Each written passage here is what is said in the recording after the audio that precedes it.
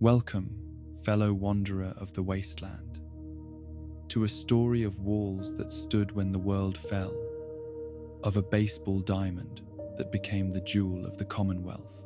Tonight, we explore the complete history of Diamond City, from the crack of the bat on humanity's last normal day to the bustling settlement that rose from atomic ashes. This is a tale of protection and paranoia, of community forged in nuclear fire and tempered by invisible threats. So settle in, make yourself comfortable, and let your mind drift as we traverse the decades together. There's no need to remember every detail. Just let the story wash over you like the shadow of the green monster at sunset. Steady and eternal. Close your eyes when you're ready, and let's begin our chronicle on that bright October morning before everything changed. The morning of October 23rd, 2077, dawned clear and crisp over Boston, with the kind of autumn air that made baseball feel like the most important thing in the world. The sky was that perfect shade of blue that photographers dream about, unmarred by clouds, offering the sun an unobstructed stage from which to illuminate what everyone believed would be the most significant sporting event of the year. Nobody looking at that sky could have imagined that before the day ended, it would be painted with colors that no sky should ever hold, that the blue would be replaced by shades of orange and red and sickly green that would haunt the nightmares of survivors for generations to come. Fenway Park stood as it had for over 160 years, its distinctive green walls and intimate dimensions, making it one of the most beloved ballparks in a nation that treated baseball as something approaching religious doctrine. The stadium had witnessed countless moments of triumph and heartbreak, had hosted legends whose names were spoken with reverence by fans who had never seen them play, had survived wars and depressions and social upheavals that transformed the world around it, while the bases remained exactly 90 feet apart, and the distance to the outfield wall remained constant and knowable in a universe that seemed increasingly chaotic.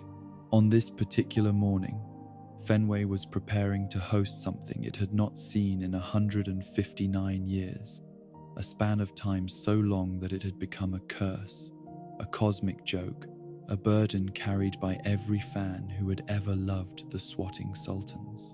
The team had won championships in 1903, 1912, 1915, 1916, and 1918, establishing themselves as one of baseball's early dynasties.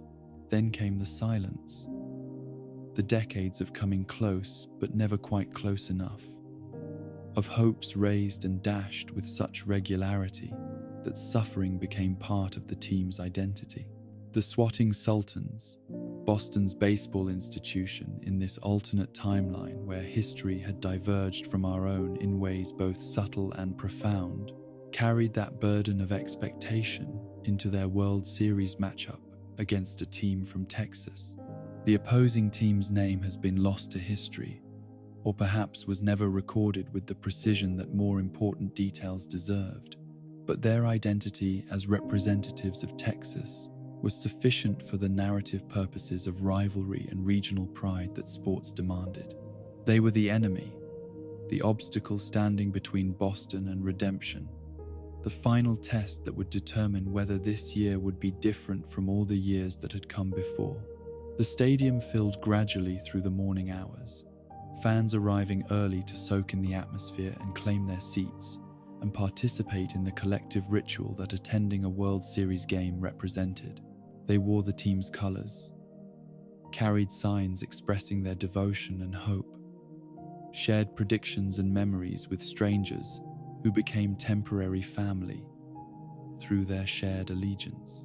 Children dragged their parents toward concession stands, the smell of hot dogs and beer and roasted peanuts mixing with the scent of fresh-cut grass and the particular odor of aged concrete that characterized every old ballpark. In the home team dugout and clubhouse, the swatting sultans were going through their own rituals of preparation, the personal routines and superstitions that athletes develop to create a sense of control in situations where so much depends on factors beyond individual willpower. Some players were loose and joking, using humor to manage their nerves. Others sat quietly, visualizing their at-bats or defensive plays, mentally rehearsing the physical actions they would need to execute under pressure. The coaching staff moved among them, offering encouragement and tactical reminders, but mostly just letting the players exist in whatever mental space they needed to occupy before taking the field. Matt Mert, the Sultans' ace pitcher, who had been selected to start the most important game of his life, was not handling the pressure with the calm confidence that his public image suggested. He had been awake since well before dawn, his stomach churning with anxiety, his mind racing through every possible scenario of success and failure. The weight of expectation was crushing, not just for himself, but for the city and the fans and the legacy of all those teams that had come so close before falling short. He carried the hopes of millions on his shoulders, and those shoulders felt increasingly inadequate to the task. Nathan Broadhurst and Jim Walker, Matt's teammates and friends, recognized the signs of his anxiety and took it upon themselves to help him work through it the only way they knew how. They arrived at the stadium earlier than necessary, finding Matt already there in the batting cages, trying to wear out his nervous energy through physical activity.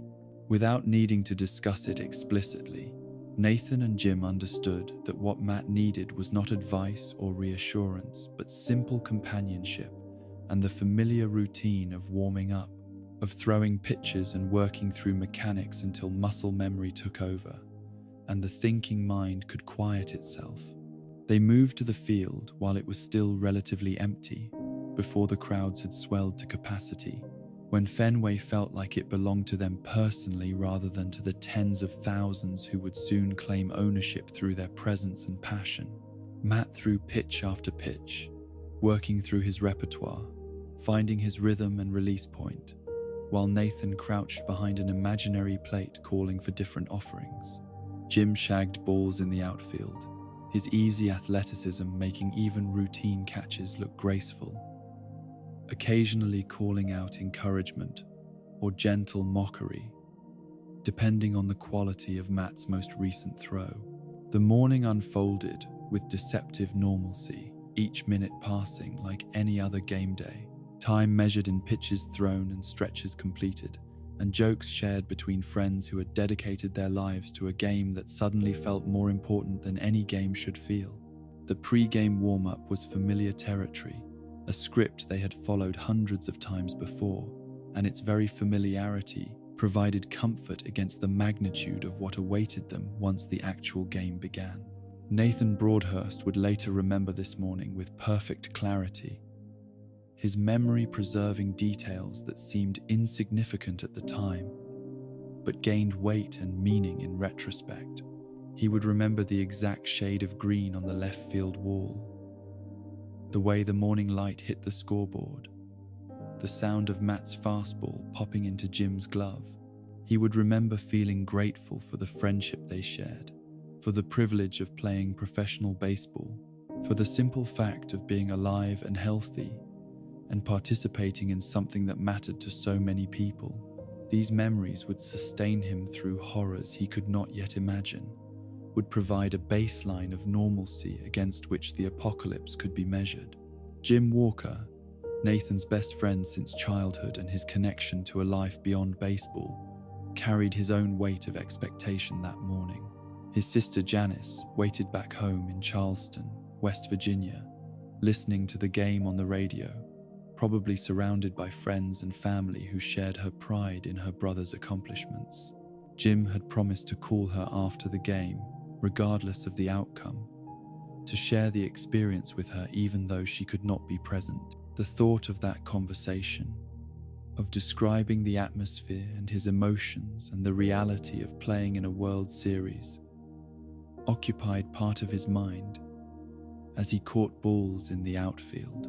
The three men, Matt and Nathan and Jim, represented countless other people throughout the stadium and the city and the nation who were focused on baseball that morning, who had organized their entire day around this game, who believed that the outcome mattered in ways that transcended mere entertainment.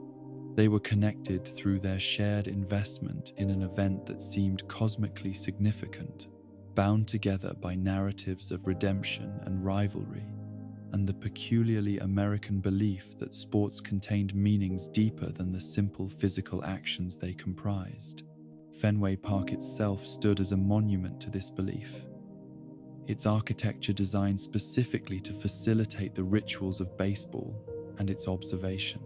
The stadium had been constructed in an era when buildings were engineered to last, when concrete was poured thick and steel was riveted with precision, and walls were built as if they might need to withstand forces beyond the ordinary wear of weather and time. The construction methods of the early 20th century, born from an age that valued permanence over efficiency and longevity over cost savings, would prove more significant than anyone could have anticipated.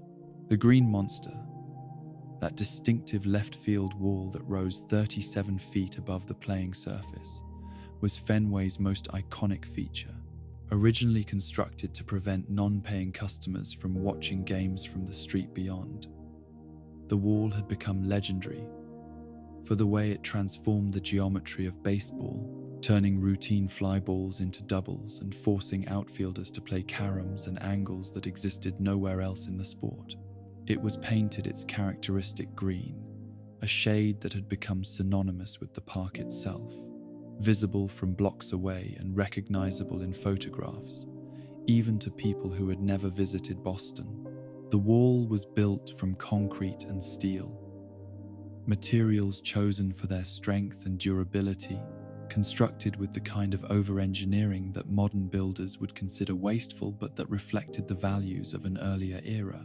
Behind the scoreboard that adorned its surface, the wall was thick enough to resist impacts that would destroy more contemporary construction, solid enough to serve functions its designers never imagined. It stood there that morning, as it had stood for over a century, serving its original purpose of defining the playing field while also serving as a symbol of the park itself and the team that called it home. The stands surrounding the field were arranged in Fenway's characteristic intimate configuration, bringing fans close to the action in ways that newer stadiums could not replicate. The seats were narrow and cramped by modern standards, squeezed together to maximize capacity in the limited footprint available. But fans treasured their proximity to the game and the feeling of being participants rather than distant observers. The upper decks were supported by steel girders and concrete pillars that created sightline issues but also created the structural strength that would matter more than anyone realized.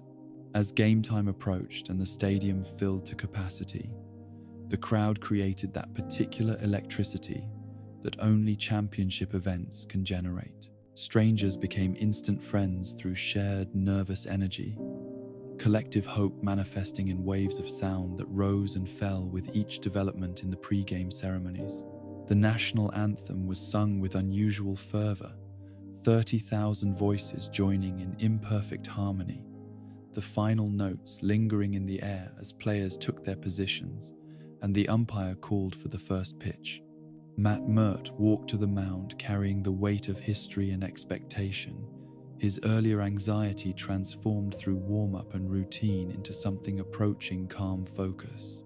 Nathan positioned himself at his defensive assignment, his body tense with readiness, his mind clear of everything except the immediate demands of baseball. Jim settled into his spot, studying the opposing batter, calculating angles and positioning for balls that might be hit his direction.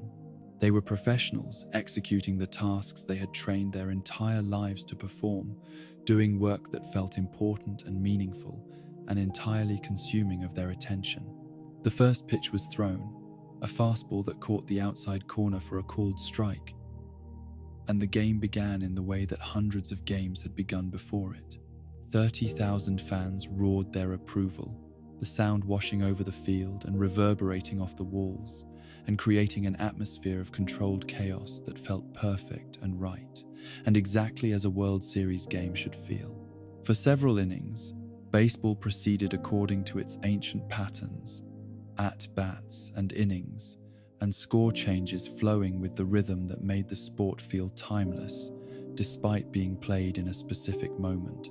Nobody in that stadium, not the players on the field or the fans in the stands, or the vendors selling concessions, or the reporters documenting the event, could have known that they were participating in the last normal moments of human civilization. They existed in that bubble of manufactured importance that sports create, where the outcome of a game feels consequential and meaningful and worth the emotional investment they were pouring into it. They believed they would remember this day for the baseball, for who won and who lost, and how the deciding plays unfolded. They would remember it for something entirely different. The first tremor was subtle enough that many people missed it entirely, a vibration that could have been attributed to the crowd's movement, or a passing train, or any number of mundane causes. Those who noticed it paused briefly, their bodies registering something wrong while their minds struggled to categorize the sensation. But the game continued, and attention returned to the field where action was unfolding, according to expected patterns. The tremor passed, seeming insignificant, and was forgotten almost immediately by those who had felt it at all. The second tremor was impossible to ignore. The entire stadium shook with a violence that transcended anything that could be explained by ordinary causes, the kind of shaking that bypassed conscious thought and spoke directly to primitive brain functions that recognized existential danger. People grabbed whatever was nearest for stability, their faces reflecting confusion, transitioning rapidly toward fear, as their minds searched for explanations that made sense within their understanding of how the world worked. Earthquake was the first conclusion most people reached, Boston being occasionally subject to minor seismic activity, and the shaking certainly feeling consistent with tectonic movement. But Boston's earthquakes were subtle things, minor adjustments that produced more curiosity than fear. Nothing like the sustained violence that was now causing the stadium's ancient structure to groan and creak in ways that suggested forces beyond its engineering specifications. The shaking continued longer than any earthquake had right to continue, building in intensity rather than diminishing, and the initial confusion began crystallizing into panic. Then came the sound. It was beyond description, beyond anything that human experience had prepared anyone to understand or process.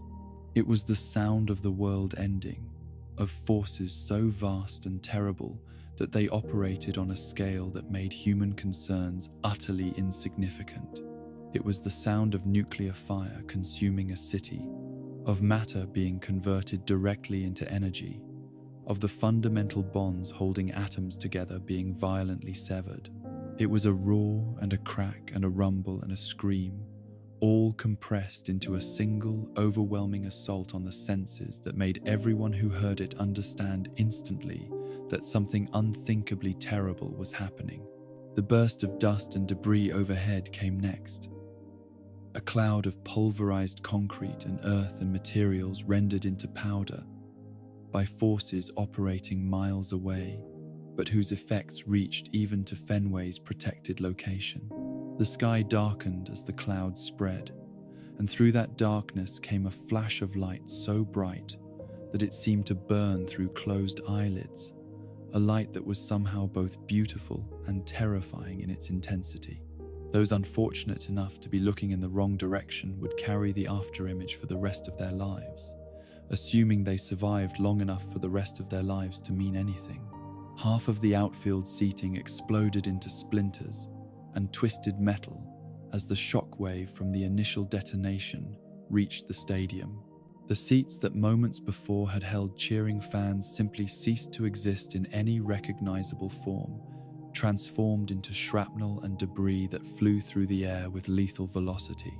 The people who had occupied those seats shared their fate, their bodies subjected to forces that human flesh was never designed to withstand, their lives ending in an instant of violence so complete that there was no time for fear or pain or final thoughts. The green monster held. That massive wall of concrete and steel absorbed impacts that would have destroyed any ordinary structure, its over-engineered construction from a bygone era proving equal to challenges its designers could never have imagined. The 37 feet of solid construction stood against the shockwave, stood against the heat and pressure and debris, stood as a shield protecting the thousands of people huddled behind it.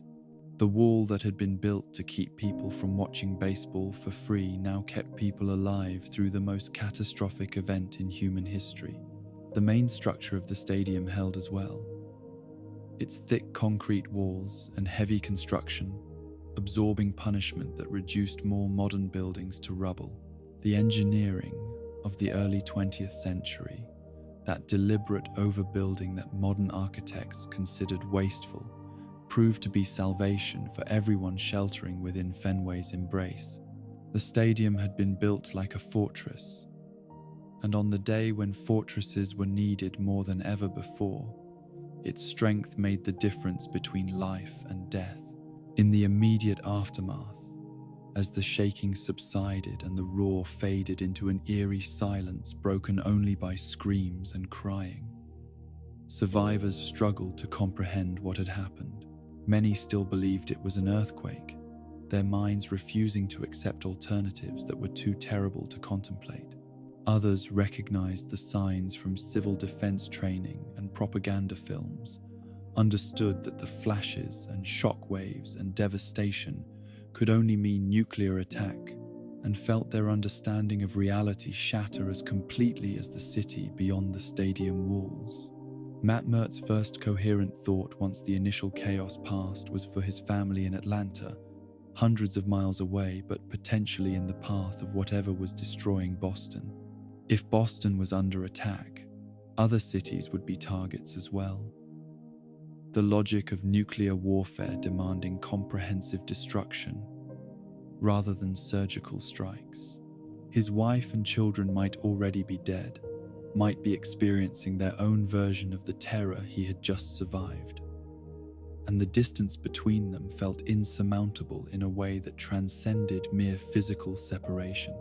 Nathan and Jim found each other in the chaos, their friendship providing an anchor of familiarity in circumstances that defied comprehension. They were athletes, trained to respond to challenges with physical action, but no training had prepared them for this. They moved through the panicking crowd trying to help where they could, pulling people away from dangerous areas, offering what comfort and assistance their presence could provide, but mostly just trying to maintain their own psychological equilibrium in the face of civilizational collapse. The stadium became a shelter without any formal organization or planning, its protective walls attracting survivors who understood instinctively that the open streets would offer no safety from whatever was happening beyond Fenway's boundaries. People flooded in through the gates, carrying injured family members, looking for lost loved ones, seeking any form of protection against the incomprehensible disaster unfolding around them. The field that had hosted baseball innings before now hosted huddled masses of terrified humanity. Emergency services were overwhelmed or non-existent, communication systems failing as the electromagnetic pulse from the nuclear detonations destroyed electronics throughout the city. The normal structures of authority and response that people depended on during disasters simply did not exist, leaving each person to make their own decisions about survival and safety based on instinct and incomplete information. Some chose to flee the city, believing that distance from the apparent epicenter offered the best chance of survival. Others chose to shelter in place, trusting the walls that had already saved them once to continue providing protection. Matt Mert made his decision quickly, his single-minded focus on reaching his family overriding any other consideration. He did not know if the roads would be passable, did not know if Atlanta had been hit, did not know if his family still lived, but the uncertainty made action imperative rather than futile. He gathered what supplies he could carry, said hurried goodbyes to teammates who might never see him again, and began the journey south toward whatever awaited him. His story ends there, his fate unknown, his desperate attempt to reunite with those he loved becoming one of millions of similar stories that would never reach resolution. Nathan and Jim made their own calculation, their own desperate hope pointing in a different direction. Janice waited in Charleston, or at least had been waiting there before the world ended, and the bonds of family and love demanded that they try to reach her regardless of the odds or obstacles. They knew the journey would be dangerous, knew that cities along their route might be destroyed or impassable, knew that their chances of survival were poor, and their chances of finding Janice, even if they survived, were poorer still. But doing nothing felt impossible. Remaining in the ruins of Boston while uncertainty gnawed at them felt like a form of death itself. They made plans to leave together, pooling their resources and skills and shared determination. Their original route would have taken them along the coast toward New York and then southwest. But reports filtering through the chaos suggested that New York had been hit even harder than Boston, that the entire metropolitan area was an irradiated wasteland where nothing could survive. They adjusted their plans, plotting a more inland route that would take them through Connecticut and eventually to Pennsylvania before turning south toward West Virginia. The exodus from Boston was already beginning as Nathan and Jim prepared to leave. Streams of refugees flowing outward from the ruined city carrying whatever they could salvage from their former lives. The roads were clogged with abandoned vehicles whose electronics had been destroyed by the electromagnetic pulse, creating obstacles that forced travelers on foot to navigate complex paths through mechanical graveyards. The air smelled of smoke and burning materials that should never burn, and the sky had taken on colors that seemed fundamentally wrong, greens and purples mixing with the browns and grays of conventional disaster. The two men left Fenway Park for the last time, carrying their baseball equipment not because it would be useful in the wasteland, but because it represented who they had been before the world ended, a connection to identity and purpose that felt essential to maintain, even in circumstances where such things might seem frivolous. Nathan's bat, the same bat he had used in countless games, became a talisman and weapon, a tool that bridged his former life and whatever existence awaited him in the ruins of civilization. The journey that followed would transform both men in ways they could not anticipate, would test every assumption about human nature and survival, would ultimately cost Jim his life and Nathan everything he had hoped to find. But in those first hours after the bombs fell, as they walked away from the stadium that had saved them and toward an uncertain future, they still believed that determination and friendship might be enough to carry them through. They still believed that the world, however damaged, would eventually stabilize and rebuild. They still believed that their story might have something approaching a happy ending. Behind them, Fenway Park continued to shelter the survivors who had chosen to remain, its green walls standing against the wasteland that Boston had become. The stadium had served its final purpose as a place of entertainment and was beginning its transformation into something entirely different. The people huddling in the dugouts and beneath the stands were no longer fans watching a game, but refugees from apocalypse, the first inhabitants of what would eventually become Diamond City. They did not yet know that the walls protecting them would protect their children and grandchildren, that the structure they sheltered in would become the foundation for generations of survival. They knew only that the walls had held when everything else failed, that somehow they were alive when millions were not, and that the future stretched ahead of them dark and uncertain and terrifying beyond measure. The baseball game would never be finished. The World Series never decided.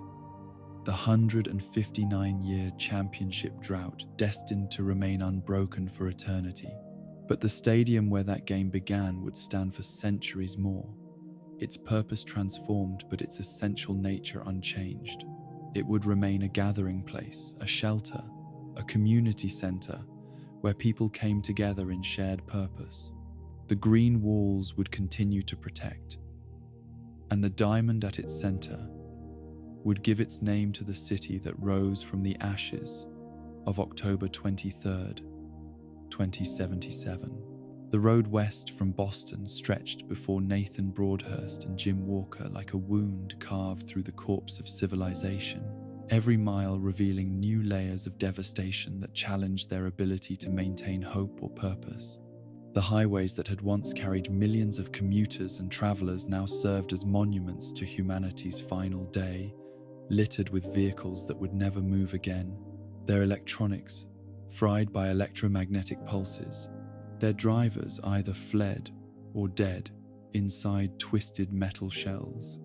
The two men walked between these automotive tombstones, their baseball bats slung over their shoulders, their supplies growing lighter with each passing day as food and water became increasingly precious commodities. The initial plan had been straightforward in the way that all plans seem straightforward before reality introduces complications that no amount of preparation could anticipate.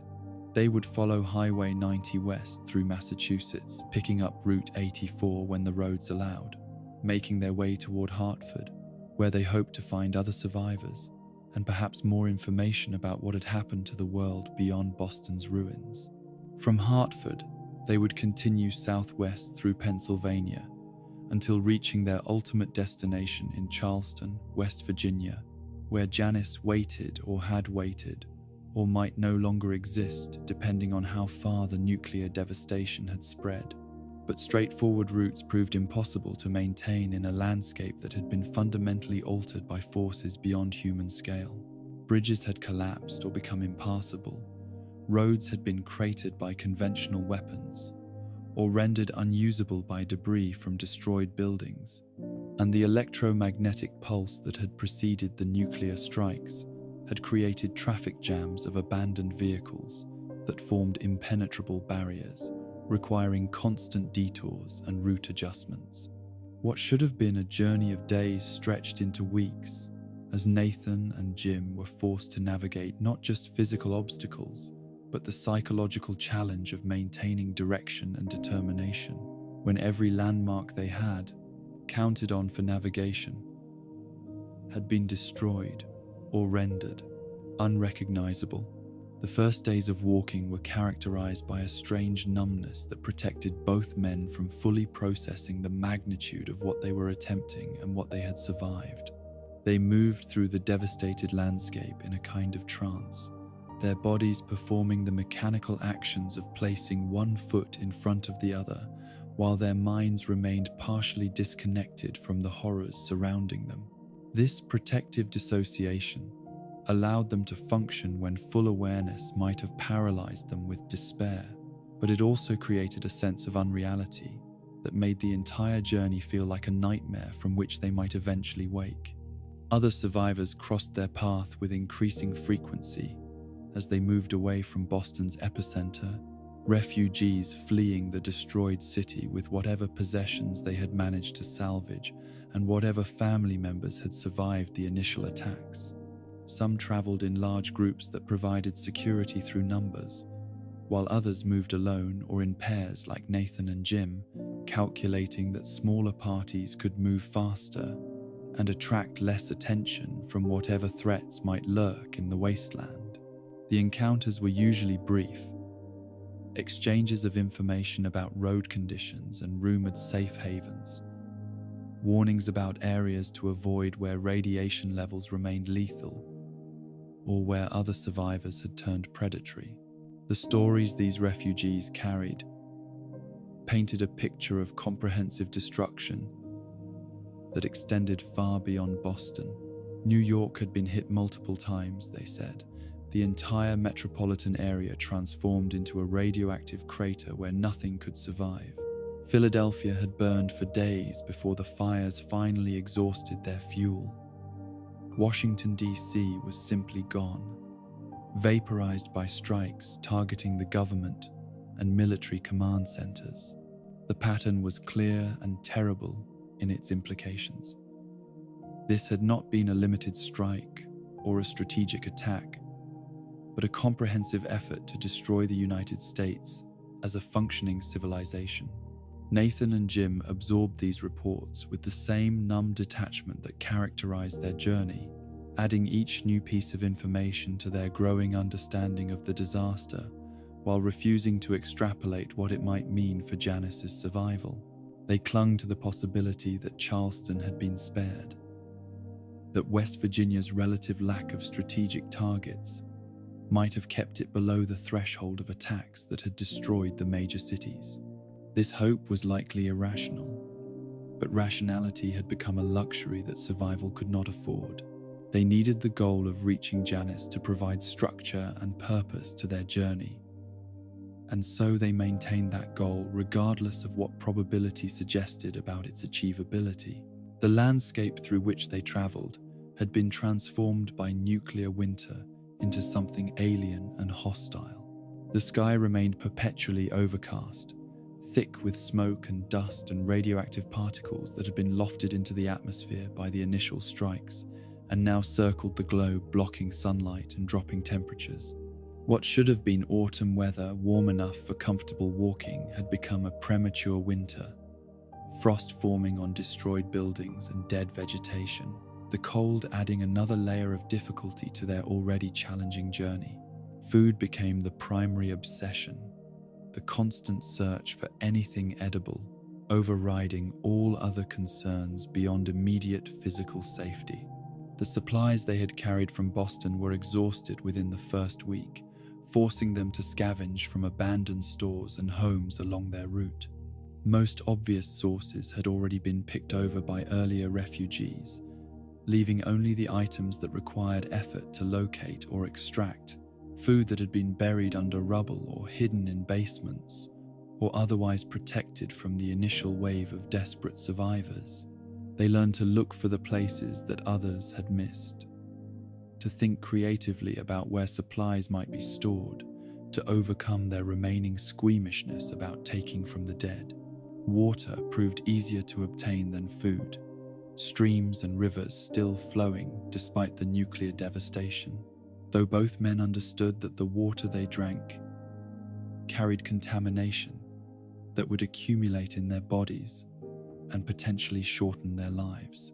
But the alternative was death from dehydration within days, while radiation sickness might take years to kill them, and the choice between immediate and delayed death was no choice at all. They drank from whatever sources they found, filled their containers at every opportunity, and tried not to think about the long-term consequences of consuming water that might be laced with radioactive particles. The first serious encounter with other survivors came near the Connecticut border, where a group of perhaps 20 people had established a temporary camp in what had once been a highway rest stop. The group was organized and apparently well supplied, with sentries posted and a central fire providing warmth against the unnatural cold. Nathan and Jim approached cautiously, their hands visible and empty of weapons, making clear through body language and verbal calls that they meant no harm and sought only information and perhaps the opportunity to rest in relative safety for a night. The camp's inhabitants were wary but not hostile, their experience with refugees having taught them to evaluate newcomers carefully before deciding whether to welcome or reject them. Questions were asked about where Nathan and Jim had come from, where they were headed, what skills they possessed, what supplies they carried. The interrogation felt invasive, but Nathan understood its necessity, these people having learned that trust given too easily could prove fatal. They answered honestly, their status as professional athletes meaning nothing in the post-apocalyptic world, but their baseball bats at least demonstrating they possessed weapons. and the presumed ability to use them. The leader of the group, a middle-aged woman named Sarah, who had somehow maintained authority through the chaos, shared what information she possessed about conditions further west. Hartford was destroyed, she told them, hit hard enough that approaching the city would be suicidal due to radiation levels. But survivors had established a gathering point outside the city's ruins, a place where refugees could exchange information and perhaps join larger groups for protection. Sarah's people were headed there, moving slowly due to elderly members and children, planning to reach the gathering point within a few days. Nathan and Jim were invited to join the group, to add their strength to the collective and benefit from the security that numbers provided. The offer was tempting. The prospect of traveling with 20 people rather than just the two of them offering obvious advantages in terms of safety and resource gathering. But larger groups moved more slowly, had to accommodate the weakest members, and Nathan's desperation to reach Charleston made the delay unacceptable despite its irrationality. They declined politely, thanked Sarah for the information, and moved on after a single night's rest, choosing speed over safety in calculations that reflected emotional need rather than tactical wisdom. The gathering point outside Hartford's ruins proved to be exactly what Sarah had described, a makeshift community of perhaps 100 survivors who had converged on this location through some combination of planning and chance. Tents and improvised shelters dotted what had once been a shopping center parking lot, the flat concrete providing space for a temporary city that was already developing the social structures and hierarchies that humans create whenever they gather in groups. Information flowed freely through the camp, rumors and confirmed reports mixing together into a confusing picture of the disaster's scope and the emerging patterns of post-apocalyptic existence. Here Nathan and Jim learned that the attacks had been mutual and comprehensive, not just the United States but China and the Soviet Union, and their various allies all launching their arsenals in a coordinated suicide pact that had destroyed civilization worldwide. The reasons for the war were unclear and probably unimportant at this point. The political disputes and resource conflicts that had led to nuclear exchange mattering far less than the simple fact that billions of people were dead and the survivors faced a world that might not be able to support human life for much longer. Among the survivors at the Hartford gathering point were people planning to travel to Pittsburgh, a group of perhaps 15 individuals who believed that the city's location and industrial infrastructure might have allowed it to survive the initial attacks in better condition than the coastal cities. The group needed every able body they could recruit, the dangers of the journey requiring numbers for security against both environmental hazards and human threats. Nathan and Jim were welcomed when they expressed interest in joining, their physical fitness and weapons, making them valuable additions despite having no particular survival skills beyond those that athletics had taught them about discipline and teamwork. The journey to Pittsburgh took longer than any of them anticipated, the route requiring constant adjustments to avoid areas where radiation remained too high for safe passage or where bridges had been destroyed, forcing long detours. The group moved as a unit, the stronger members helping the weaker, supplies shared equally, decisions made through rough consensus that sometimes satisfied no one but at least prevented the fracturing that would have left them all vulnerable. Nathan and Jim found themselves becoming integral members of the group, their youth and strength making them natural choices for scouting and foraging tasks that required more mobility than the older members could provide. The landscape through which they traveled had been rural before the war, small towns and agricultural areas that had served the major cities but maintained their own distinct character and economy. Nuclear targeting had been surprisingly comprehensive, even small towns that seemed to possess no strategic value showing evidence of strikes or at least of shock waves from more distant detonations. Farmhouses stood empty and often damaged, their inhabitants either fled or dead, crops rotting in fields that would not be harvested. The comprehensiveness of the destruction suggested that the attacks had been designed not just to eliminate immediate military threats, but to ensure that no infrastructure remained that could support recovery. Wildlife had largely disappeared from the landscape, animals either killed in the initial strikes or fled to areas where conditions might be more survivable. The silence was profound and eerie, the absence of bird songs and insect noises, creating an atmosphere of death that was more psychologically disturbing than the physical evidence of destruction.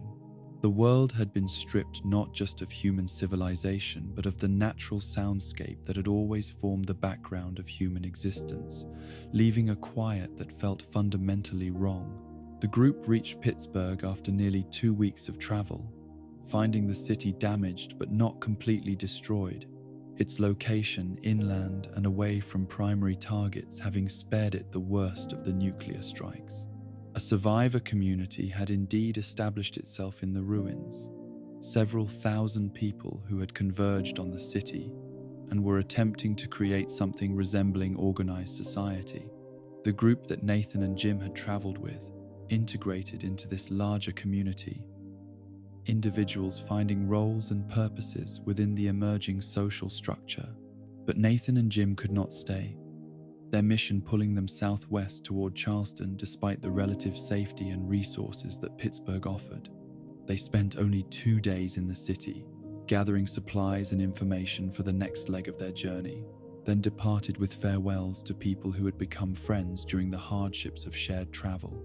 The parting was brief and unsentimental, everyone understanding that emotional attachments in the post-apocalyptic world carried the burden of likely impermanence. The final stretch toward Charleston began at Altoona, where Nathan and Jim found themselves alone again after weeks of traveling with groups. The isolation felt strange after the constant presence of other people, the silence between them expanding to fill spaces that had been occupied by the conversations and activities of larger parties. They walked for days, seeing no other survivors, the rural areas of Pennsylvania apparently having been evacuated or simply too lightly populated to sustain visible communities of refugees. The town of Bedford appeared on their route unexpectedly, its presence not marked on the maps they carried, and its existence coming as a surprise when they crested a hill and saw the distinctive walls that had been erected around its perimeter. The walls were crude but effective, constructed from vehicles and rubble, and whatever materials had been available, creating a barrier that spoke of defensive preparation and organized response to the post-war chaos. Smoke rose from within the walls, suggesting active habitation, and Nathan and Jim approached with cautious optimism, hoping for shelter and supplies and information about the route ahead. The welcome they received was not what they expected. Before they could call out greetings or explain their peaceful intentions, a group of men emerged from the town riding motorcycles, their engines somehow still functional despite the electromagnetic pulse that had destroyed most vehicles. The riders were armed and aggressive, their approach suggesting hostile intent rather than cautious investigation. Nathan and Jim raised their hands to show they carried no weapons, called out that they were just travelers seeking to pass through. But their words made no difference to men who had apparently decided that strangers represented threats or opportunities rather than fellow survivors deserving of consideration. The raiders, for that was clearly what they were, despite being based in what appeared to be an organized settlement, surrounded Nathan and Jim with practiced efficiency, their weapons trained and their voices barking commands that allowed no discussion or negotiation. Resistance would have been futile and fatal. 2 unarmed men against 6 with guns having no chance of victory through combat. They submitted to being searched and disarmed, their baseball bats confiscated along with their supplies, their hands bound with rope that bit into their wrists as they were marched into Bedford at gunpoint. The town within the walls was surprisingly well organized, buildings intact and apparently occupied, people visible on the streets who watched the prisoners being led through with expressions that suggested this was not an unusual occurrence. Nathan realized with growing horror that Bedford had survived the apocalypse by becoming predatory, by taking from travelers what they needed rather than producing it themselves, by using violence and intimidation to accumulate resources that other survivors had gathered through legitimate scavenging.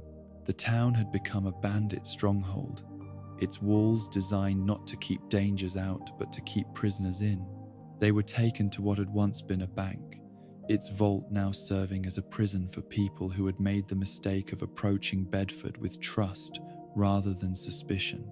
The vault door was closed behind them, sealing them in darkness, broken only by thin cracks of light around the door's edges.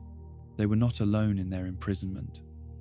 Other captives occupied the space, their voices emerging from the darkness with stories of similar capture and warnings about what awaited them if they could not escape. The reality of their situation settled over Nathan like a physical weight. The understanding that they might never leave this vault alive, crushing whatever optimism had sustained him through weeks of difficult travel. Jim's presence beside him in the darkness provided some comfort, their friendship undiminished by captivity. But even that comfort was tainted by guilt that Nathan's determination to reach Charleston had led them into this trap. They had been warned by other survivors to avoid settlements until their nature could be determined from a safe distance. But desperation for shelter and supplies had overridden caution. The other prisoners in the vault shared what information they possessed about their captors' intentions and the building's layout. Bedford's raiders kept people imprisoned until they could extract whatever value they represented, either through forced labor or through ransom if the prisoners had connections to communities with resources. Those who proved useless were either released to die in the wasteland or, according to darker rumors that Nathan hoped were exaggerations, killed for meat during the worst of the food shortages.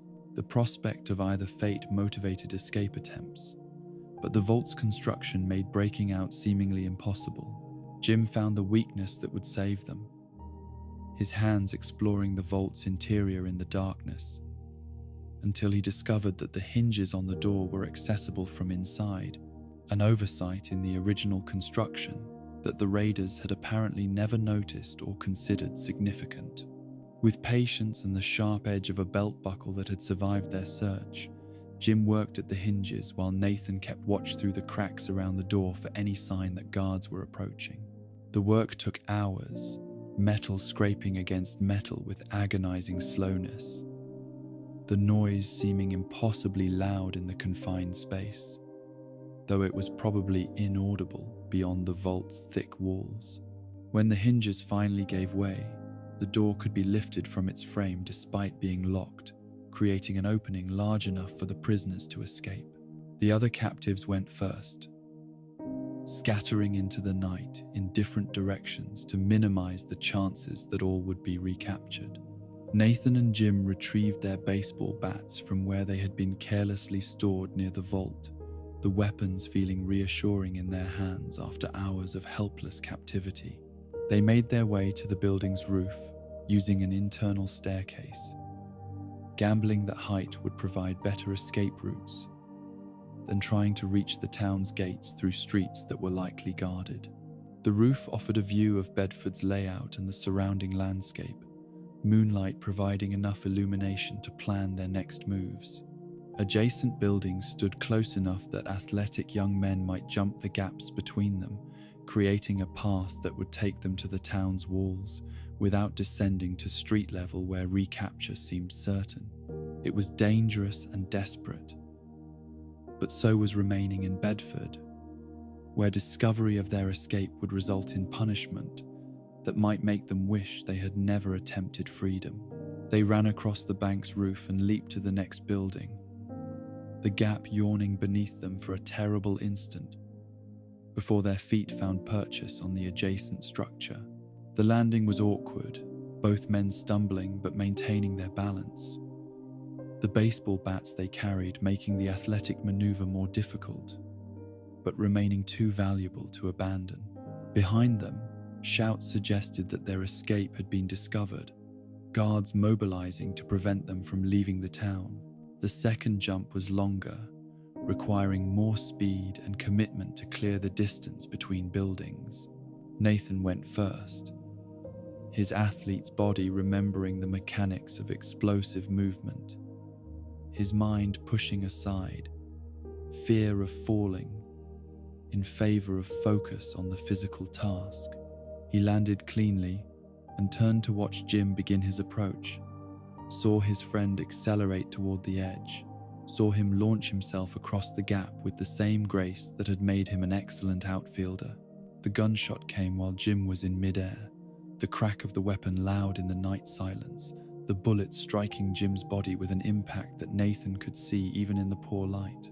Jim's trajectory faltered, his body going limp, his arms and legs no longer coordinating the landing that might have saved him.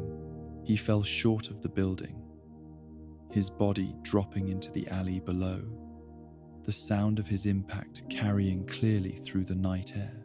Nathan stood frozen on the rooftop, his mind refusing to process what he had just witnessed, his body locked in position by shock and horror and disbelief. Jim had been alive a second ago, had been in motion towards safety, had been present and real and solid. Now he was gone, fallen into darkness. His life ended by a bullet fired by someone who did not know his name or his story or the friendship that had sustained two men through the apocalypse. The shouts were getting closer, raiders converging on Nathan's position, the hunt for the escaped prisoner intensifying. Every instinct screamed at Nathan to go down into the alley, to check on Jim, to confirm what he already knew but could not accept. But descending would mean recapture or death, would mean that Jim's sacrifice in going first across the longer jump would be wasted, would mean that Janice would never learn what happened to her brother because Nathan would never reach Charleston to tell her. He ran. The choice felt like betrayal and survival in equal measure. Each step away from Jim's body, a decision that he would question for the rest of his life. He jumped to the next building and the next, making his way across Bedford's rooftops until he reached the walls, descended in a place where no guards watched, and fled into the wasteland beyond. Behind him, the shouts and gunfire gradually faded, the raiders apparently deciding that one escaped prisoner was not worth pursuing into the dangerous night. Nathan ran until exhaustion forced him to stop, his lungs burning and his legs trembling and his mind still locked in the loop of watching Jim fall.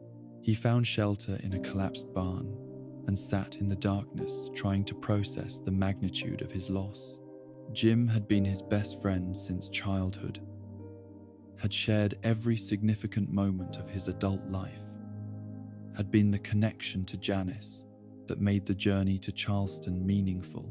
Now he was dead, shot like an animal, his body left in an alley in a town that Nathan could never return to, even to retrieve his remains for proper burial.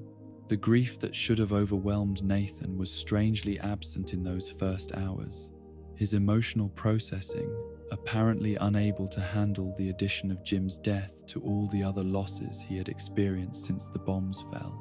He sat in the darkness, feeling numb rather than devastated, his mind cataloguing practical concerns about continuing his journey alone rather than allowing himself to experience the full weight of his friend's murder. The grief would come later, he sensed, arriving in waves when his defenses were weakened by exhaustion or fear, or the simple accumulation of loss that characterized post-apocalyptic existence. Morning found Nathan moving again, his body's need for survival overriding his mind's desire to simply sit and mourn. The route to Charleston continued southwest, crossing into West Virginia through mountain passes that were difficult even before the apocalypse and had become actively dangerous in the aftermath.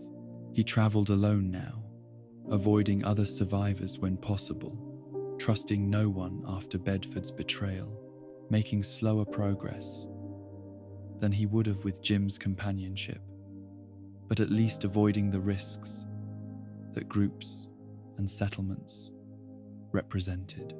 The week it took to reach Charleston passed in a blur of difficult travel and constant vigilance, Nathan's mind operating on two levels simultaneously.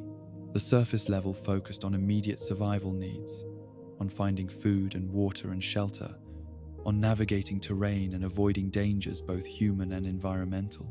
The deeper level was processing loss and trauma, and the fundamental question of whether his journey retained any meaning now that Jim was dead and could never see his sister again even if Nathan did manage to reach her. Charleston appeared through the mountain haze as Nathan crested a final ridge, the city visible in the valley below, its buildings standing though clearly damaged, smoke rising from several areas suggesting either ongoing fires or inhabited areas using wood for heat and cooking. The sight should have filled him with relief or triumph, or at least satisfaction that he had achieved his goal despite everything that had tried to prevent him.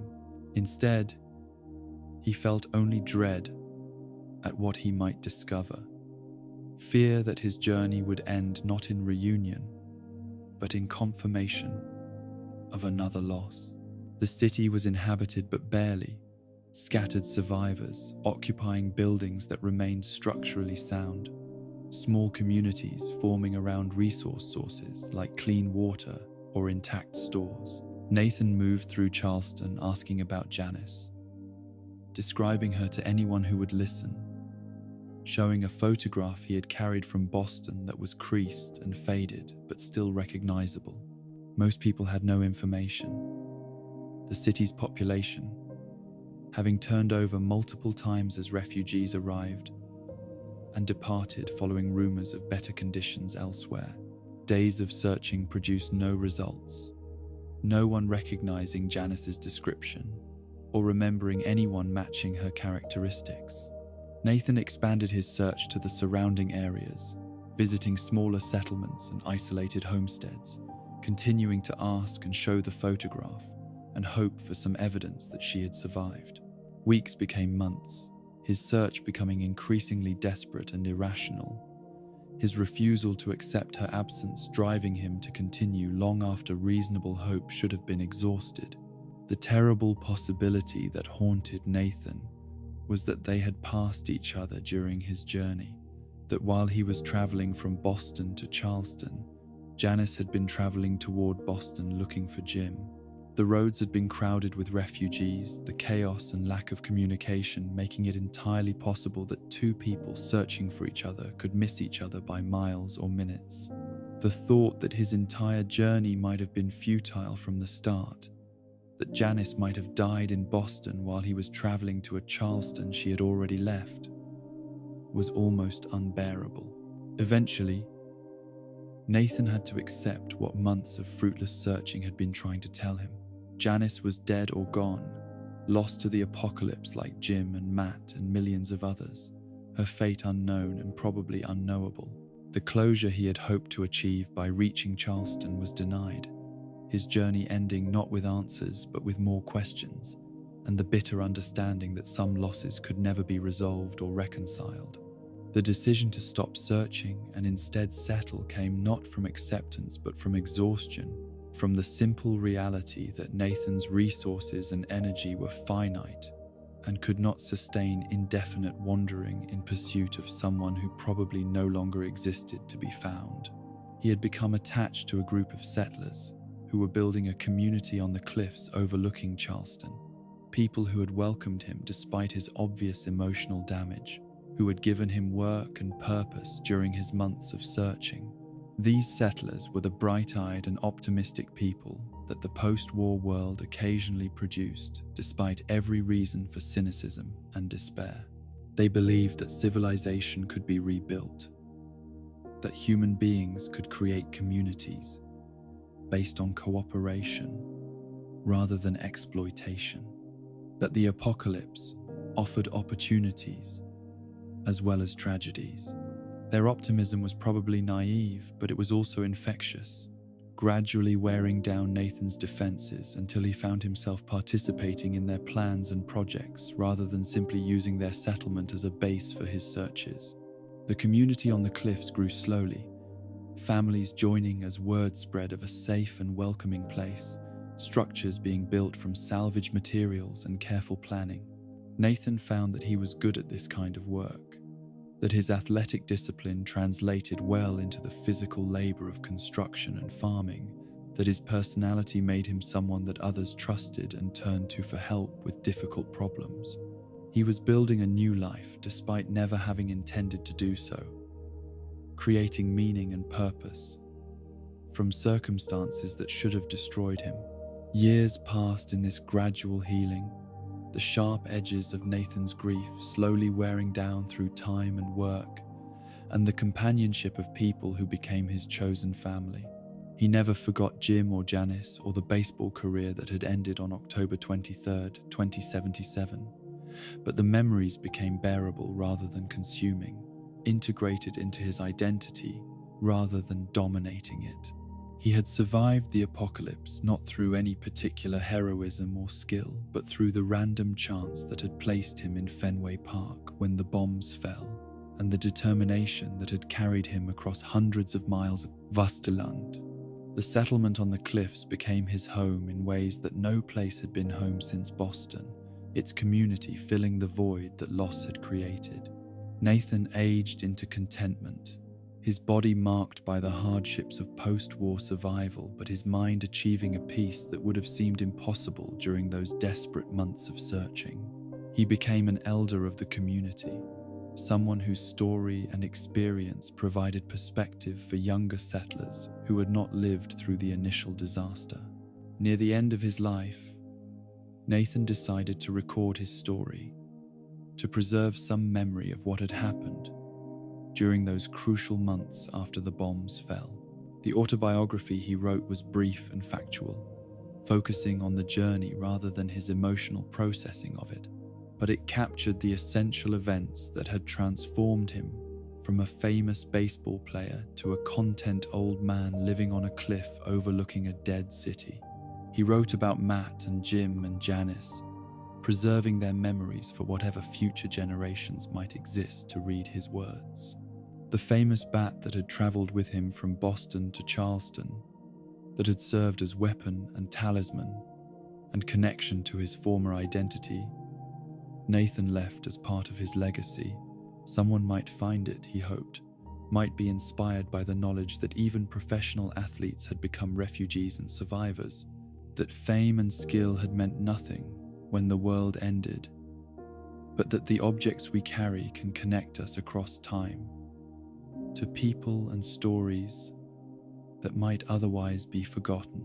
Nathan Broadhurst died content, if not happy, his story ending not in triumph or tragedy, but in the quiet acceptance of a life fully lived despite circumstances that should have destroyed him. He had survived when millions died, had made the journey when completing it seemed impossible, had found peace when peace seemed like something that could no longer exist in the post-apocalyptic world. His story was one among millions, neither more nor less significant than any other survivor's tale, but it was complete and true and his own. Back at Fenway Park, the people who had remained when Nathan and so many others departed were writing their own stories of survival and adaptation. The stadium that had saved them during the initial attacks continued to serve as shelter through the harsh first winter, its walls protecting against cold and radiation, and the human predators that emerged as civilization's constraints dissolved. These survivors faced different challenges than those who had fled, their struggle being not to reach some distant destination, but to create sustainable existence in a place that offered protection but limited resources. The immediate aftermath of the bombs had been chaos.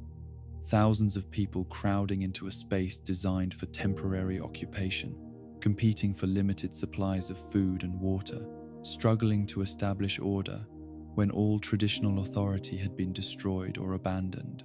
Natural leaders had emerged from this chaos.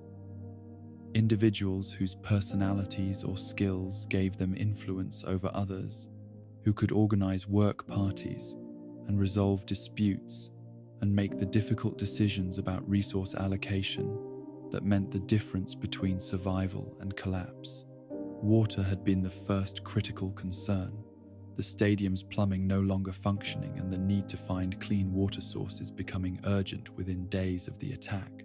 Fortunately, the area around Fenway included water mains that still flowed despite the destruction of pumping stations, gravity and residual pressure providing enough flow that collection was possible. Work parties were organized to dig access points and establish systems for gathering and distributing water. The labor intense but necessary for continued survival. Food proved more challenging, the stadium having no meaningful supplies beyond what individual attendees had brought to the game and what could be scavenged from destroyed concession stands. Foraging parties ventured into the ruins of Boston, bringing back whatever canned goods and preserved foods they could find. But these supplies were finite and rapidly depleting. The realization that long-term survival would require agriculture drove the decision to begin planting in the baseball field itself, converting the carefully maintained grass into garden plots that might produce food if the soil was not too contaminated and if seeds could be found, and if the nuclear winter did not prevent growth entirely. The first winter was brutal, cold and hunger, claiming many of those who had survived the initial attack, the weakest members of the community dying despite efforts to care for them. Bodies were buried in mass graves outside the stadium walls, the frozen ground making digging difficult but necessary to prevent disease and maintain morale. Each death diminished the community's numbers and took with it knowledge and skills that could not be replaced. The loss of elderly people and specialists, creating gaps in capabilities that the survivors struggled to fill. But the community persisted through that first winter and the years that followed, gradually transforming from a desperate collection of refugees into something resembling an organized settlement. The baseball field was completely converted to agriculture, every square foot planted with whatever crops might grow in the contaminated soil and altered climate. The stands were repurposed as living spaces, families claiming sections and building crude shelters from salvaged materials. The elevation providing some protection from flooding, and the psychological benefit of having defined territory. Social structures emerged through negotiation and conflict, rules being established about property and behavior, mechanisms for resolving disputes developing through trial and error.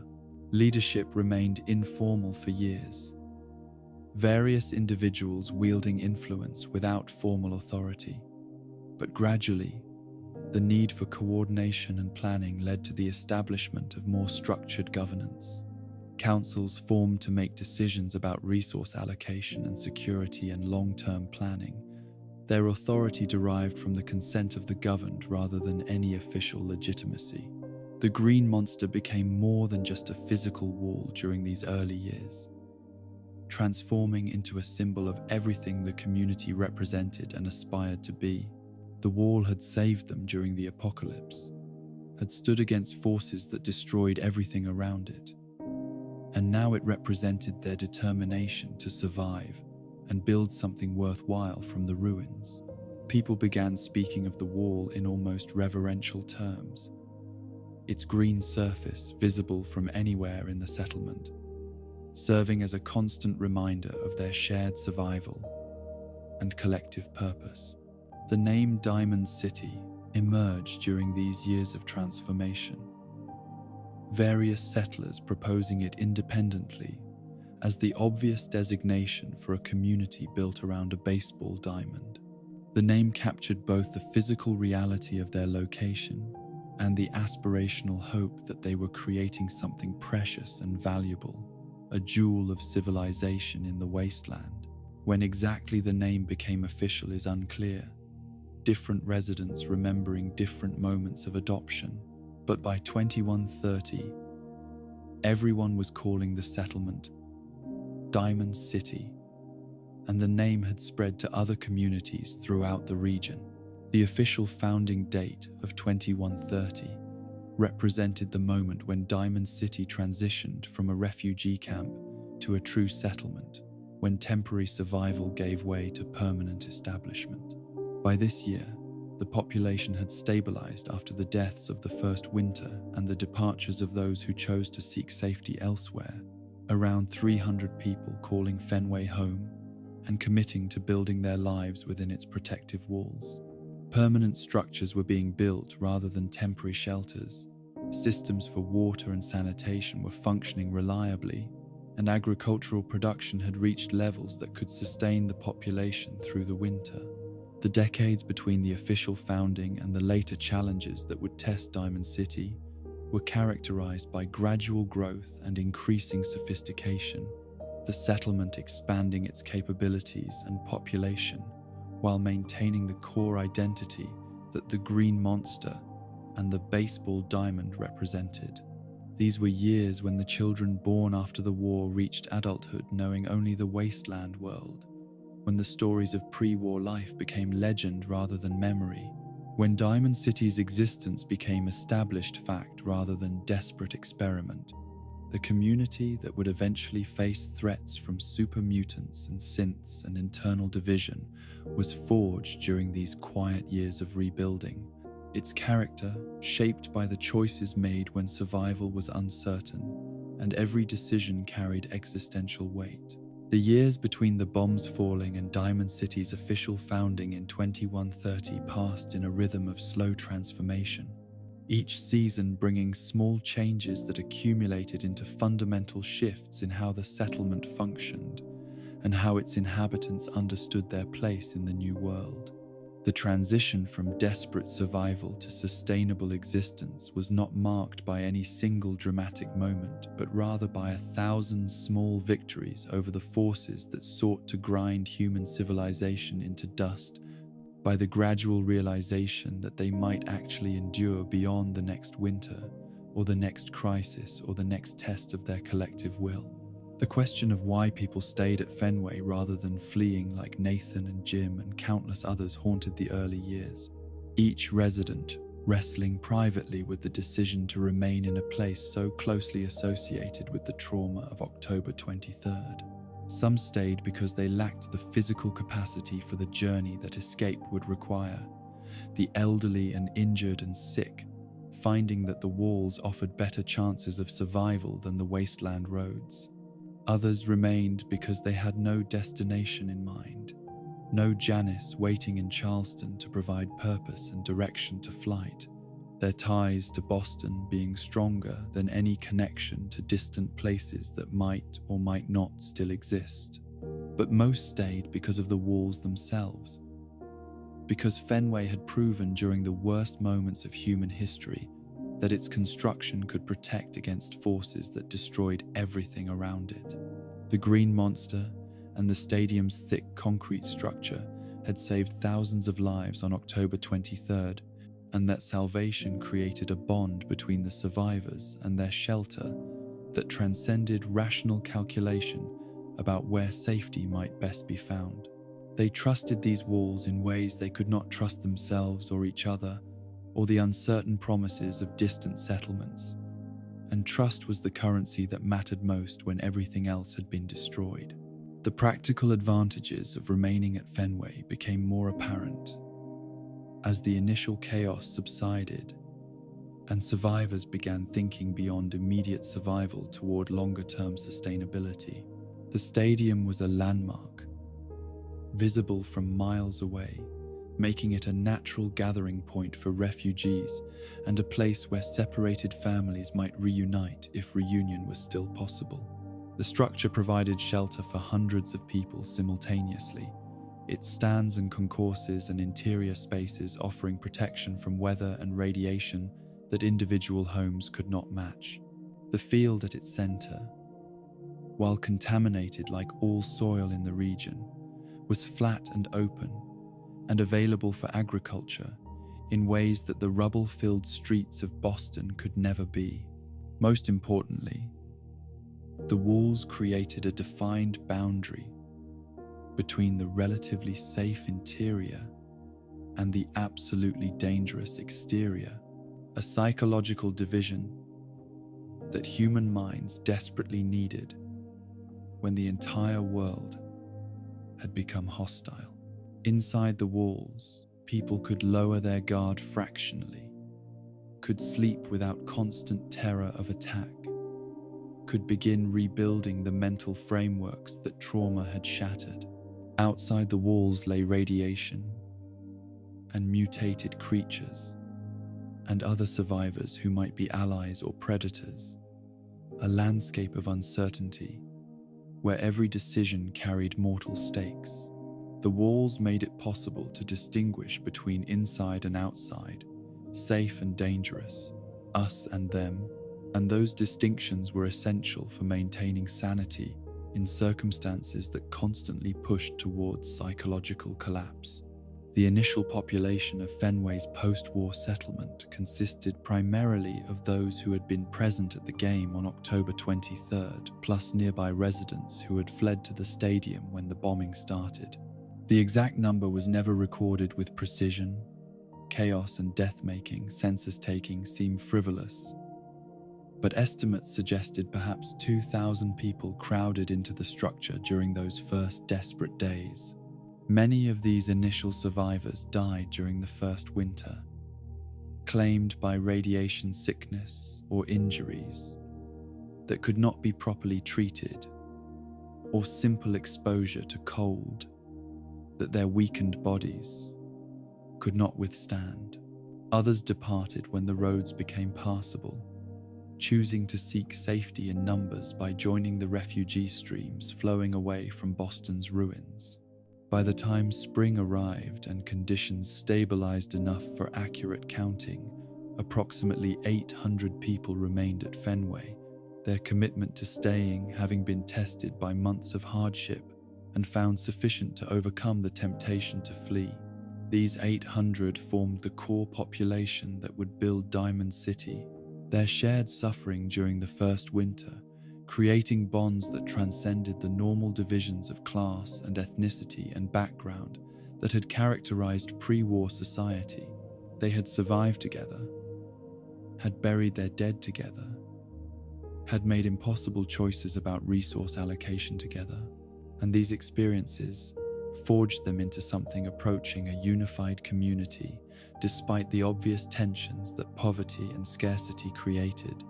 The dangers outside Fenway's walls were immediate and obvious, providing daily reminders of why the survivors had chosen to remain sheltered rather than risk the wasteland.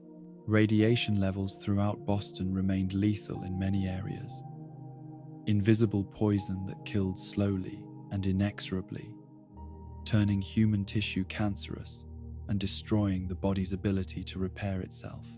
The survivors learned to recognize the signs of acute radiation sickness in their companions, the nausea and hair loss and bleeding that indicated someone had ventured into a hot zone or consumed contaminated food, but they could do nothing to treat it beyond providing comfort as the victim inevitably died.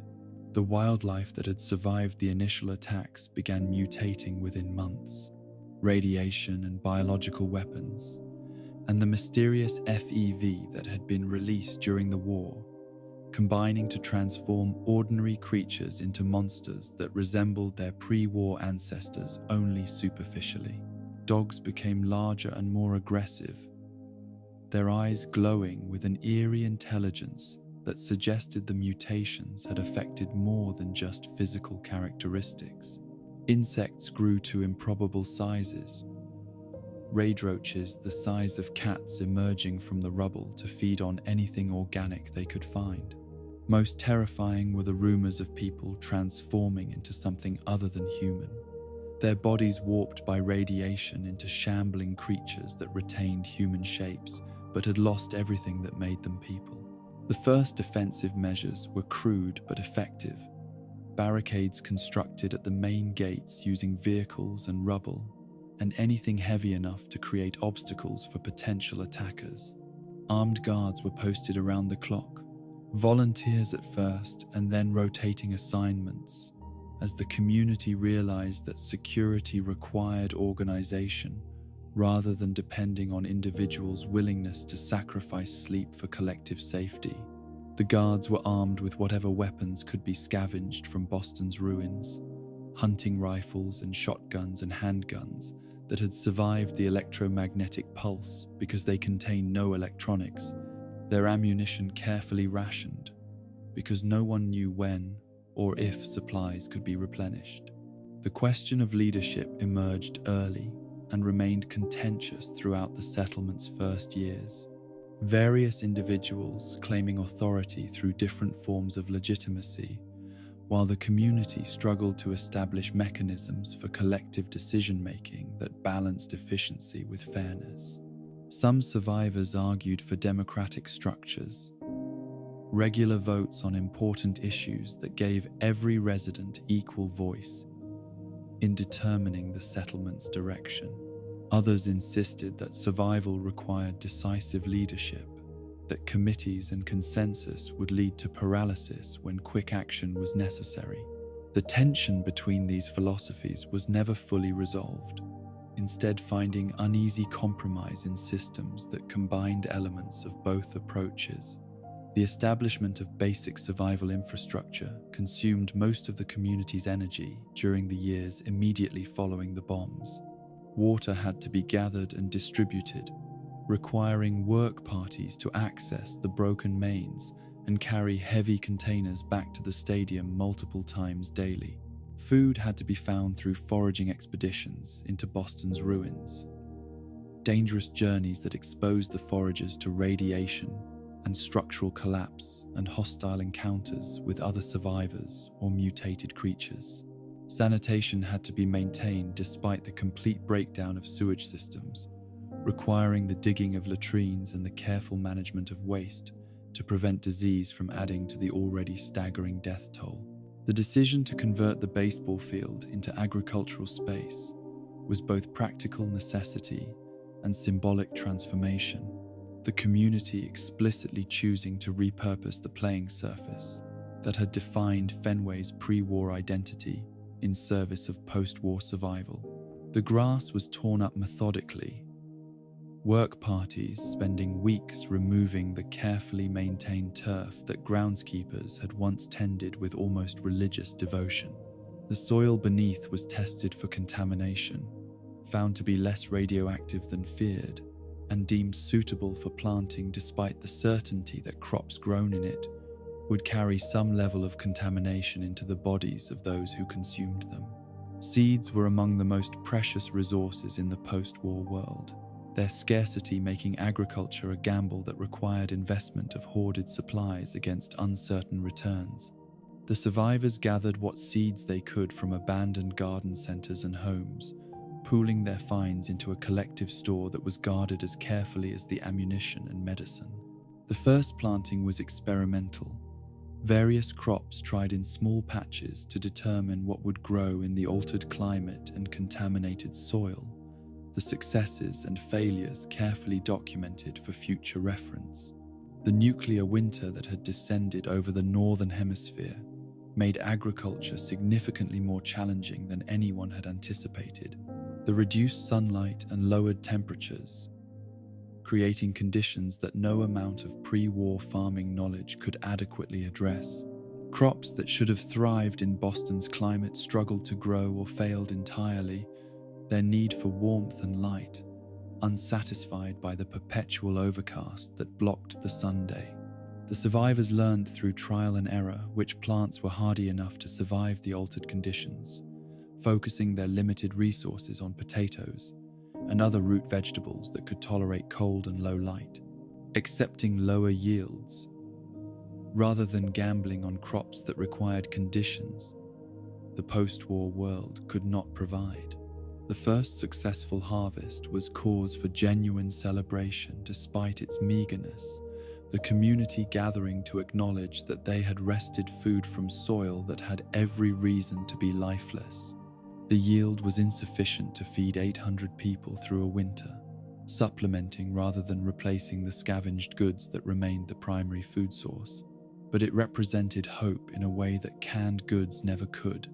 The crops had been planted and grown and harvested through human effort and knowledge, proving that civilization was not entirely dead, and that the survivors retained the capacity to create rather than merely consume what the old world had left behind.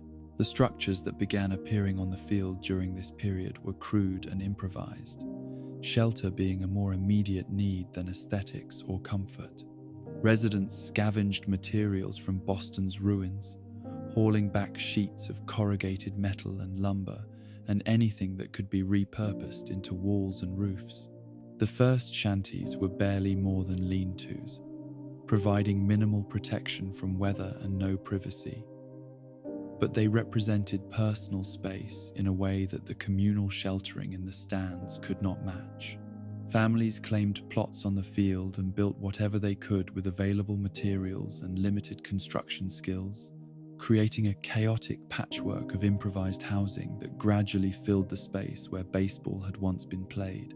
The organization of this new construction emerged organically rather than through any central planning, the natural human tendency toward order asserting itself through thousands of individual decisions that collectively created patterns. The center of the field, being the most accessible and visible area, naturally became the gathering place where people met to exchange information and trade goods and conduct the social interactions that communities required. The areas around this central space were claimed for commercial purposes. Individuals who possessed skills or goods to trade, establishing permanent locations where customers knew they could be found. The outer areas of the field, closer to the walls and stands, became residential zones where families built their homes with whatever degree of permanence they could afford. The division between commercial center and residential periphery was not planned, but rather emerged from practical considerations about foot traffic and accessibility, and the human preference for separating public and private spaces. The arrangement proved functional, if not ideal, providing clear zones for different activities while maintaining the density that security required in a world where dispersed settlement invited attack. The stands themselves underwent transformation during these early years, their original purpose as seating for spectators being repurposed into multi-level housing that offered advantages and disadvantages compared to field-level construction.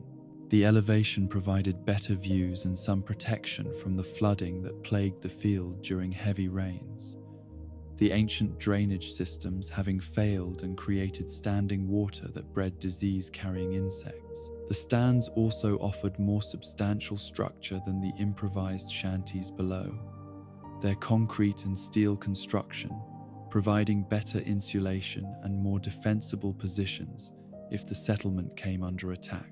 But the stands also represented a natural hierarchy based on height and accessibility, the upper levels being harder to reach and therefore more defensible and offering better ventilation and views. The families who claimed upper stand positions quickly recognized these advantages and were reluctant to trade down to field level, creating the beginning of class divisions that would eventually characterize Diamond City's social structure. Those with resources or influence, or simply the foresight to claim upper positions early, found themselves in possession of superior housing, while those who arrived later or lacked the physical capability to manage stairs were relegated to less desirable locations. This emerging class structure paralleled developments that had occurred in American cities over the previous century, though the mechanisms and details differed in ways that reflected post-war conditions rather than pre-war economic patterns. In the Old World, American urban development had been fundamentally shaped by the automobile, that transformative technology that had allowed the wealthy to separate themselves from the urban core while maintaining access to its economic opportunities. The pattern was distinctive and almost unique to American cities, the downtown areas becoming concentrations of commerce and poverty, while the wealthy retreated to suburban enclaves, connected to the city center by highways and commuter routes. European cities, by contrast, had maintained older patterns where wealth concentrated in central locations and poverty was pushed to the peripheries, their development having occurred primarily before automobiles existed, and their geography making suburban sprawl less practical. The distinction was significant and visible to anyone who had traveled internationally. American cities feeling spread out and car-dependent, while European cities remained dense and walkable, their centers still desirable to the wealthy, rather than abandoned to those without means to leave. Diamond City's development echoed the American pattern, despite the obvious differences in scale and context. The wealthy and powerful claiming the elevated stands that offered views and separation from the crowded field below, while the poor occupied the central areas closer to the marketplace and agricultural zones.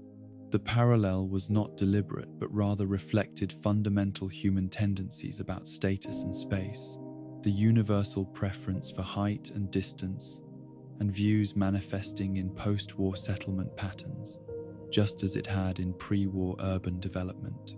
The wealthy in Diamond City's early years were not defined by pre-war standards of wealth, money having lost most of its meaning when the economic systems that gave it value had collapsed.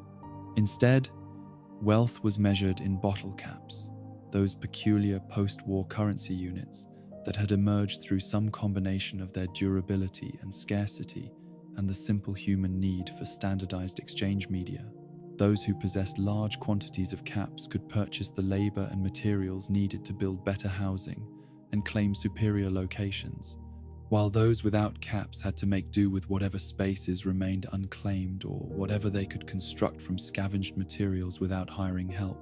The transition to caps as currency had occurred naturally throughout the wasteland, various survivor communities independently arriving at the same solution to the problem of facilitating trade without functioning banks or paper money. Caps were difficult to counterfeit, relatively rare but not impossibly scarce, durable enough to survive handling and storage, and small enough to carry in quantity. They had no intrinsic value beyond their usefulness as exchange tokens. But then most currency throughout human history had derived its worth from collective agreement rather than from the materials it was made from. The establishment of Diamond City's economy around caps and barter created opportunities for those who recognized how to accumulate wealth in the New World. Traders who could organize caravans to other settlements and bring back goods unavailable locally could charge premiums that rapidly accumulated into fortunes by post-war standards. Craftspeople who possessed skills in demand, like weapon repair or medical treatment or construction, could command payment in caps that elevated their status above those who could only offer unskilled labor. The concentration of wealth that characterized pre-war capitalism reasserted itself in post-war Diamond City, different mechanisms producing similar outcomes of inequality and stratification. The field's evolution into a dense commercial and residential area created crowding that would have been unacceptable by pre-war standards, but seemed luxurious compared to the conditions that prevailed in most wasteland settlements. The shanties that filled every available space were crude but functional, their walls keeping out wind and rain if not cold, their roofs providing shelter that was vastly superior to sleeping exposed. Families adapted to living in spaces that would have been considered closets in the old world. Multiple generations sharing single rooms, privacy becoming a commodity as scarce and valuable as food or ammunition. The marketplace that developed in the field's center became the heart of Diamond City's social life, the place where residents gathered not just for commerce but for conversation and information exchange, and the simple human need for connection with others. Traders set up permanent stalls, offering whatever goods they had acquired through scavenging or production or trade with other settlements. The variety was limited compared to pre-war retail, most transactions involving basic necessities like food and water and clothing and tools, but the existence of any marketplace at all represented civilization's refusal to surrender to the wasteland. The agricultural plots that occupied whatever space was not claimed for housing or commerce produced yields that gradually improved as survivors learned which crops tolerated the post-war conditions and how to maximize output from contaminated soil. The field that had once held only decorative grass now grew potatoes and carrots and other vegetables, their contamination levels monitored carefully and accepted as unavoidable costs of survival. Brahmin, those two-headed mutated cattle that had emerged from the genetic chaos of the war, were brought into the settlement to provide meat and labor, their presence requiring space and care, but offering resources that made them worthwhile, despite the difficulties of managing livestock in an urban environment. The two Brahmin that Diamond City maintained during its early years were insufficient for the settlement's actual needs. The obvious discrepancy between what would be required to feed hundreds of people and what two animals could provide, highlighting the gap between game abstraction and realistic sustainability. In the reality that residents lived rather than the simplified version that would later be represented in historical accounts, the settlement certainly maintained larger herds and more diverse agriculture than could be easily enumerated. But the two named Brahmin that residents could point to and discuss represented the visible portion of a larger system, symbols of the livestock economy rather than its complete manifestation. The question of realistic population sustainability haunted Diamond City throughout its history, the visible space and resources seeming inadequate to support the number of residents who claimed the settlement as home. 800 people required enormous quantities of food and water and other necessities, far more than could be produced from the limited agricultural space within the stadium or gathered from the increasingly depleted ruins of Boston. The resolution of this puzzle lay partly in trade networks that brought food from outside the city and partly in the simple fact that 800 was an estimate rather than a count, the actual sustainable population probably being lower and fluctuating with seasons and conditions. The years between 2090 and 2120 were characterized by gradual consolidation of the settlement's infrastructure and social systems, the community moving beyond mere survival towards something approaching stability and permanence. Permanent structures replaced some of the cruder shanties, builders learning through experience how to construct more durable housing from scavenged materials. The water collection system was improved and expanded, reducing the labor required for this essential task and freeing residents for other work. The agricultural yields increased as survivors learned which techniques worked in post-war conditions, the settlement becoming more self-sufficient, though never entirely independent of external trade. The defensive capabilities of the settlement improved dramatically during this period, the initial crude barricades being reinforced and elaborated into proper fortifications that could withstand assault by human raiders or mutated creatures. The main gate was redesigned multiple times, each iteration adding layers of security and redundancy, creating an entrance that could be sealed quickly in emergencies, but remained open enough during normal times to facilitate trade and allow residents to move freely between interior and exterior. Guard towers were constructed at key points along the walls, giving defenders elevated positions from which to spot threats and engage attackers with ranged weapons.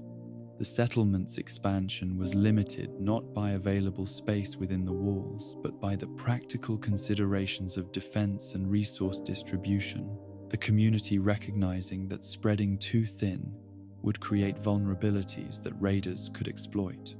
The stadium could theoretically hold far more people than currently resided there, but maintaining security and providing services like water distribution became exponentially more difficult as population increased. The leadership, such as it was during these years of informal governance, made conscious decisions to limit growth and maintain density at manageable levels rather than accepting every refugee who sought shelter within the walls. The population that did exist within Diamond City during this period developed increasingly complex social structures and cultural practices, the community evolving its own identity, distinct from both the pre-war world and the general wasteland culture. Celebrations were established to mark significant dates, particularly October 23rd, as a day of remembrance for those who had died and gratitude for those who had survived.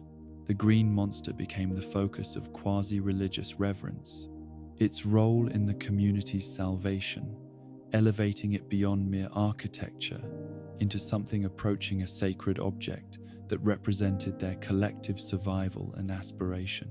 The children born after the war represented the settlement's future and its greatest vulnerability, each new birth being celebrated as evidence that human life would continue despite everything that had tried to end it. But raising children in the wasteland presented challenges that no amount of parental love could fully overcome.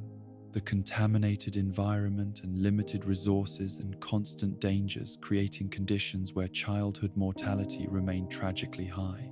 The children who survived to adolescence were tougher and more adaptable than their pre-war counterparts would have been, hardened by circumstances that demanded resilience, while somehow maintaining the essential characteristics that made children distinct from adults.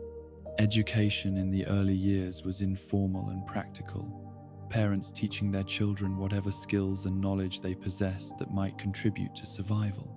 Reading and writing were valued but considered luxuries compared to practical abilities like gardening and water purification and weapon maintenance. The pre-war liberal arts education that had emphasized critical thinking and cultural literacy seemed irrelevant in a world where immediate survival consumed all available energy, though some residents recognized that purely practical education risked losing the accumulated knowledge and wisdom that had once been humanity's greatest achievement. The establishment of what might be called the proto-government occurred gradually during the period between 2100 and 2130. Various individuals and groups accumulating authority through their roles in essential services, or their success in resolving disputes, or simply their personal charisma and leadership abilities. These informal leaders began coordinating their activities, meeting regularly to discuss issues affecting the entire settlement, and make collective decisions about resource allocation and security measures and long-term planning. The meetings were not formal governance in any legal sense, no elections having been held and no constitutional authority established, but they functioned effectively enough to prevent the settlement from fragmenting into competing factions. The year 2130 was selected retrospectively as the official founding date of Diamond City, the designation being less about any specific event that occurred during that year, and more about recognition that by this point the settlement had achieved the critical mass of population and infrastructure and social organization that distinguished a proper city from a temporary refugee camp. The exact criteria for this distinction were never clearly defined, but residents seemed to collectively understand that something had shifted, that they were no longer merely surviving in the ruins of Fenway, but had created something new that deserved its own name and identity. The name Diamond City itself had been used informally for years before becoming official, various residents proposing it independently because the reference was obvious and appropriate. The baseball diamond that had defined Fenway's original purpose remained central to the settlement's layout and identity, even though that diamond was now covered with shanties and gardens rather than carefully maintained grass.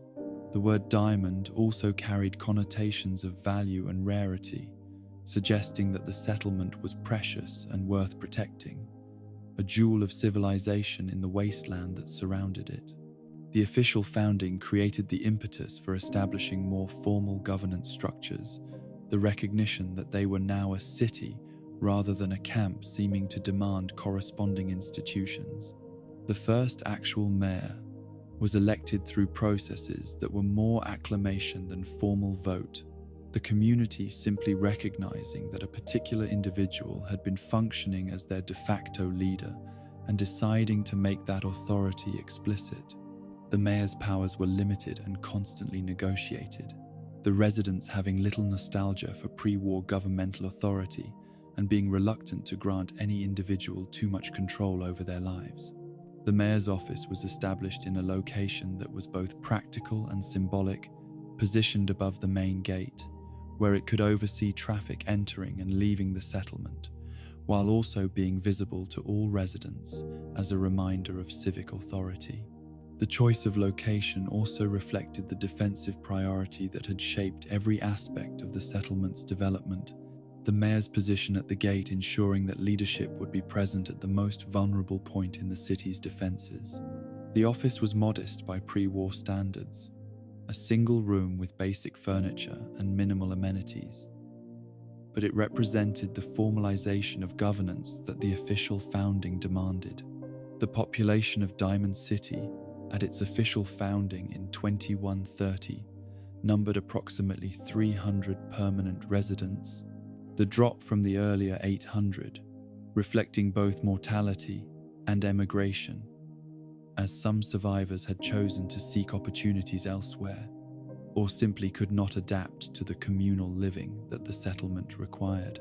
300 was small for a city by any measure, barely qualifying as a town by pre-war standards, but it represented a stable population that the settlement's resources could sustainably support and that the defensive walls could reasonably protect.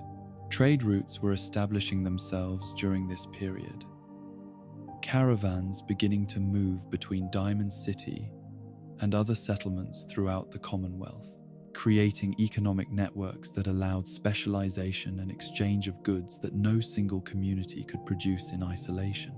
Diamond City's location and defensive strength made it a natural hub for these trade networks, caravans choosing to route through the settlement because they could rest behind protected walls and access a concentrated market for their goods. The economic activity generated by this trade gradually transformed Diamond City from a subsistence settlement into something approaching a commercial center, wealth accumulating within the walls and creating the foundation for the more complex economy that would characterize later years.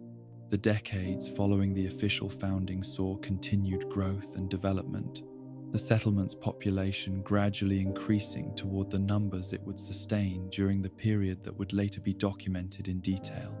New arrivals were evaluated carefully before being granted residency, the community having learned through painful experience that accepting everyone who sought shelter created unsustainable demands on resources and introduced security risks that could threaten the entire settlement. The vetting process was informal but thorough, newcomers being questioned about their backgrounds and skills, and watched carefully during probationary periods to ensure they would contribute to rather than drain the community. The All Faiths Chapel was established during this period of consolidation, its presence reflecting the religious diversity that had survived the apocalypse and the community's recognition that spiritual needs required accommodation, even in circumstances where material needs often went unmet. The chapel was non-denominational by design, serving Christians and Jews and Muslims and practitioners of various other faiths or philosophies, its existence representing a commitment to tolerance and pluralism that stood in stark contrast to the tribal divisions that characterized many wasteland settlements. The building itself was modest, converted from one of the stadium's interior spaces, but it provided a location for ceremonies and contemplation that residents increasingly valued as the settlement stabilized enough for people to think about more than just survival. The city's self-sufficiency improved steadily during this period, but never reached the point where external trade became optional rather than essential. The agricultural production from the field and the meat from the Brahmin herds supplemented, but could not replace the food that caravans brought from farming settlements outside the city. Water remained available from the broken mains, but required constant maintenance and monitoring to ensure safety, the distribution system being one of the settlement's most critical and fragile pieces of infrastructure. Medical care improved as individuals with relevant knowledge established themselves as healers and gradually accumulated supplies of medicine and equipment scavenged from Boston's ruins or traded from other settlements. The question of what made Diamond City different from the dozens of other settlements scattered throughout the Commonwealth had no single answer, but rather reflected a combination of factors that collectively created unique advantages. The walls were the most obvious distinction, providing protection that few other locations could match, and creating the security necessary for complex social organization to develop. The central location and landmark visibility made Diamond City easy to find and natural to use as a reference point, traders and travelers throughout the region using the settlement as a hub and meeting place. Most intangibly, the community had developed a culture and identity that residents took pride in, a sense that they were building something worthwhile, rather than merely surviving in the ruins of someone else's achievement. The green monster loomed over all of this development, both literally and figuratively, its physical presence dominating the settlement's geography, while its symbolic importance shaped how residents understood their collective identity and purpose. The wall was maintained with almost religious dedication, any damage from weather or attack being repaired immediately with whatever materials were available, the community understanding that their survival depended absolutely on the wall's continued integrity. Stories about the wall were told to children, embellished and mythologized with each retelling, transforming the simple fact of its construction into a narrative about human ingenuity and determination, and the capacity of things built well to endure beyond their creators' lifetimes. The residents who had been present on October 23rd, 2077, were aging during this period of consolidation, their numbers declining through natural mortality, and their stories becoming increasingly precious as living memory of the pre-war world threatened to disappear entirely. The younger generation, those born after the bombs or too young to remember life before the apocalypse, viewed these elders with a mixture of respect and incomprehension, unable to fully grasp the world that had been lost because they had never experienced it themselves. The transition between generations created tensions about preservation versus adaptation, the elders wanting to maintain connections to the pre-war world, while the young saw little value in nostalgia for a civilization that had destroyed itself through its own folly. By 2180, 50 years after the official founding and over a century after the bombs fell, Diamond City had achieved a stability and permanence that would have seemed impossible during those desperate first years. The settlement was not prosperous by any absolute measure, resources remaining scarce and life being difficult and dangerous in ways that pre-war Americans would have found intolerable. But relative to the wasteland that surrounded it, Diamond City represented security and community, and the possibility of building something meaningful. Despite everything that argued for despair and surrender, the walls still stood, the green monster still protected, and inside those walls people still gathered to trade and talk and live lives that, while harsh, contained moments of joy and connection that made survival feel like more than just postponed death.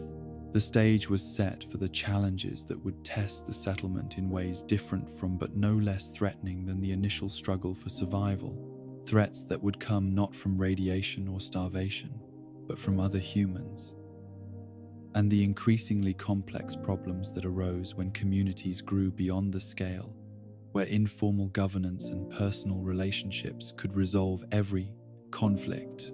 Diamond City had survived its founding period, but survival was not the same as thriving, and the question of whether the settlement could evolve beyond mere endurance to the walls still stood, the green monster still protected, and inside those walls people still gathered to trade and talk and live lives that, while harsh, contained moments of joy and connection that made survival feel like more than just postponed death.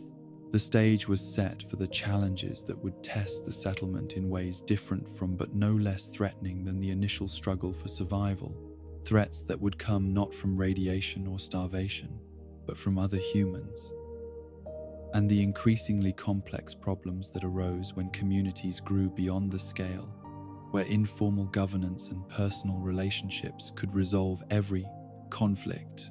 Diamond City had survived its founding period, but survival was not the same as thriving, and the question of whether the settlement could evolve beyond mere endurance towards something approaching the civilization that had been lost remained unanswered and urgent. The year 2180 arrived with deceptive normalcy, the residents of Diamond City going about their daily routines with the confidence that came from decades of stable existence within walls that had never failed them.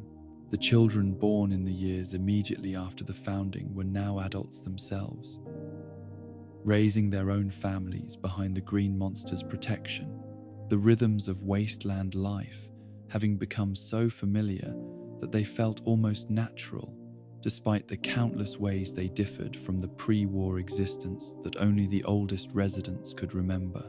The marketplace bustled with its usual activity. They were said to be the results of pre-war experiments, humans transformed through exposure to the forced evolutionary virus into massive beings that retained human intelligence while gaining physical capabilities that made them nearly unstoppable in combat. The reality, when it finally descended upon Diamond City in overwhelming numbers, proved to be every bit as terrible as the rumors had suggested, and in some ways worse because of the coordinated intelligence that directed their assault. This was not a mindless horde driven by hunger or territorial instinct, but an organized military force executing a planned attack designed to overwhelm the settlement's defenses through superior numbers and sustained pressure. The super mutants numbered in the dozens, perhaps as many as 50 or 60 based on reports from scouts who had tracked their approach, each individual standing 8 or 9 feet tall and possessing strength that allowed them to wield weapons that ordinary humans could barely lift. The first indication that Diamond City faced an existential threat came from the outer patrols, scouts who ranged beyond the walls to monitor approaching dangers and provide early warning of threats before they could reach the settlement. These patrols had become routine over the decades, their regular circuits covering the most likely approach routes and reporting back with such consistent frequency that residents had come to take their vigilance for granted. When a patrol failed to return at the expected time, concern rippled through the settlement's leadership, but the assumption was that they had encountered raiders or mutated creatures and been delayed rather than that they faced something unprecedented. The discovery of the patrol's bodies several hours later, when a larger armed party went searching for their missing scouts, transformed concern into alarm that quickly escalated toward panic as the full implications became clear. The scouts had not simply been killed, but had been torn apart with a violence that exceeded anything normal wasteland dangers could produce. Their bodies arranged in ways that suggested deliberate intimidation, rather than the random carnage that animals or mindless ghouls would create. The tracks surrounding the killing site told a story of massive humanoid figures, dozens of them, moving in organized formation toward Diamond City with apparent purposefulness. The settlement's leadership convened emergency meetings to assess the threat and coordinate defensive preparations. The decades of relative peace having left them somewhat unprepared for military crisis of this magnitude, but not entirely without plans or capabilities. Diamond City's walls had been maintained and improved continuously since the founding, the community understanding that their security depended absolutely on the physical barriers that separated them from the wasteland. Guard posts were fully manned. Weapons were distributed to anyone capable of using them, and the gates were reinforced with additional barriers that would slow any attempt to breach the defenses. But the honest assessment among those who understood military tactics was grim, despite the outward confidence that leaders projected to prevent panic among the general population. The walls that had protected Diamond City from raiders and wildlife were formidable against conventional threats, but super mutants represented something entirely different. Their strength allowed them to potentially breach barriers that would stop ordinary humans. Their size made them difficult to kill even with sustained gunfire, and their numbers meant that even if the defenders succeeded in repelling the initial assault, the cost in casualties might be catastrophic enough to leave the settlement unable to recover. The civilian population was evacuated to the most protected areas within the settlement, families huddling in the dugouts and interior spaces that offered the most shelter from gunfire and explosives. The able-bodied adults who were not part of the defensive force were organized into support roles, running ammunition to the walls and treating wounded defenders, and maintaining communication between different sections of the defensive perimeter. Children were kept with their families when possible, but many were gathered in centralized locations where they could be watched by those too old or infirm to contribute to other aspects of the defense. The super mutant horde arrived at Diamond City's gates as the sun was setting, their approach announced by the thunderous sound of their footsteps and the guttural voices that shouted challenges and threats in surprisingly articulate English. The creatures were even larger and more imposing than the descriptions had suggested, their bodies massively muscled and their skin showing the green-grey coloration that marked them as products of the FEV transformation. They carried an arsenal of heavy weapons, some of which appeared to be pre-war military hardware that would have required crew-served operation by normal humans, but could be wielded by single super mutants. The assault began without negotiation or warning, the super mutants apparently having no interest in terms or surrender, and seeking only to destroy the settlement and claim whatever resources it contained. The initial wave crashed against the main gate with terrifying force, the creatures using improvised battering rams and their own bodies to try to smash through the reinforced barriers. The defenders on the walls opened fire with everything they possessed, rifles and shotguns, and even some precious pre-war automatic weapons that had been hoarded for exactly this kind of emergency. The sound was overwhelming, dozens of weapons firing simultaneously, creating a continuous roar that drowned out everything else, including the screams of wounded defenders and the bellowing of super mutants struck by bullets. The air filled with gunsmoke and the distinctive smell of spent powder, visibility on the walls becoming limited as the defenders fired blindly into the mass of attackers.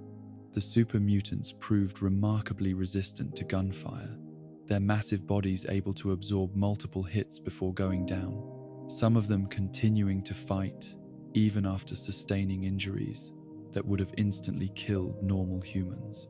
The green monster became the focal point of the battle almost immediately, the super mutants recognizing that this massive wall represented both the settlement's primary defense and a symbolic target whose destruction would break Diamond City's spirit. They concentrated their assault against this section, waves of attackers throwing themselves at the wall with apparent disregard for casualties, climbing over the bodies of their fallen companions to reach higher and get closer to the defenders above. The wall held against this onslaught but barely, the ancient concrete cracking under impacts that would have shattered more modern construction.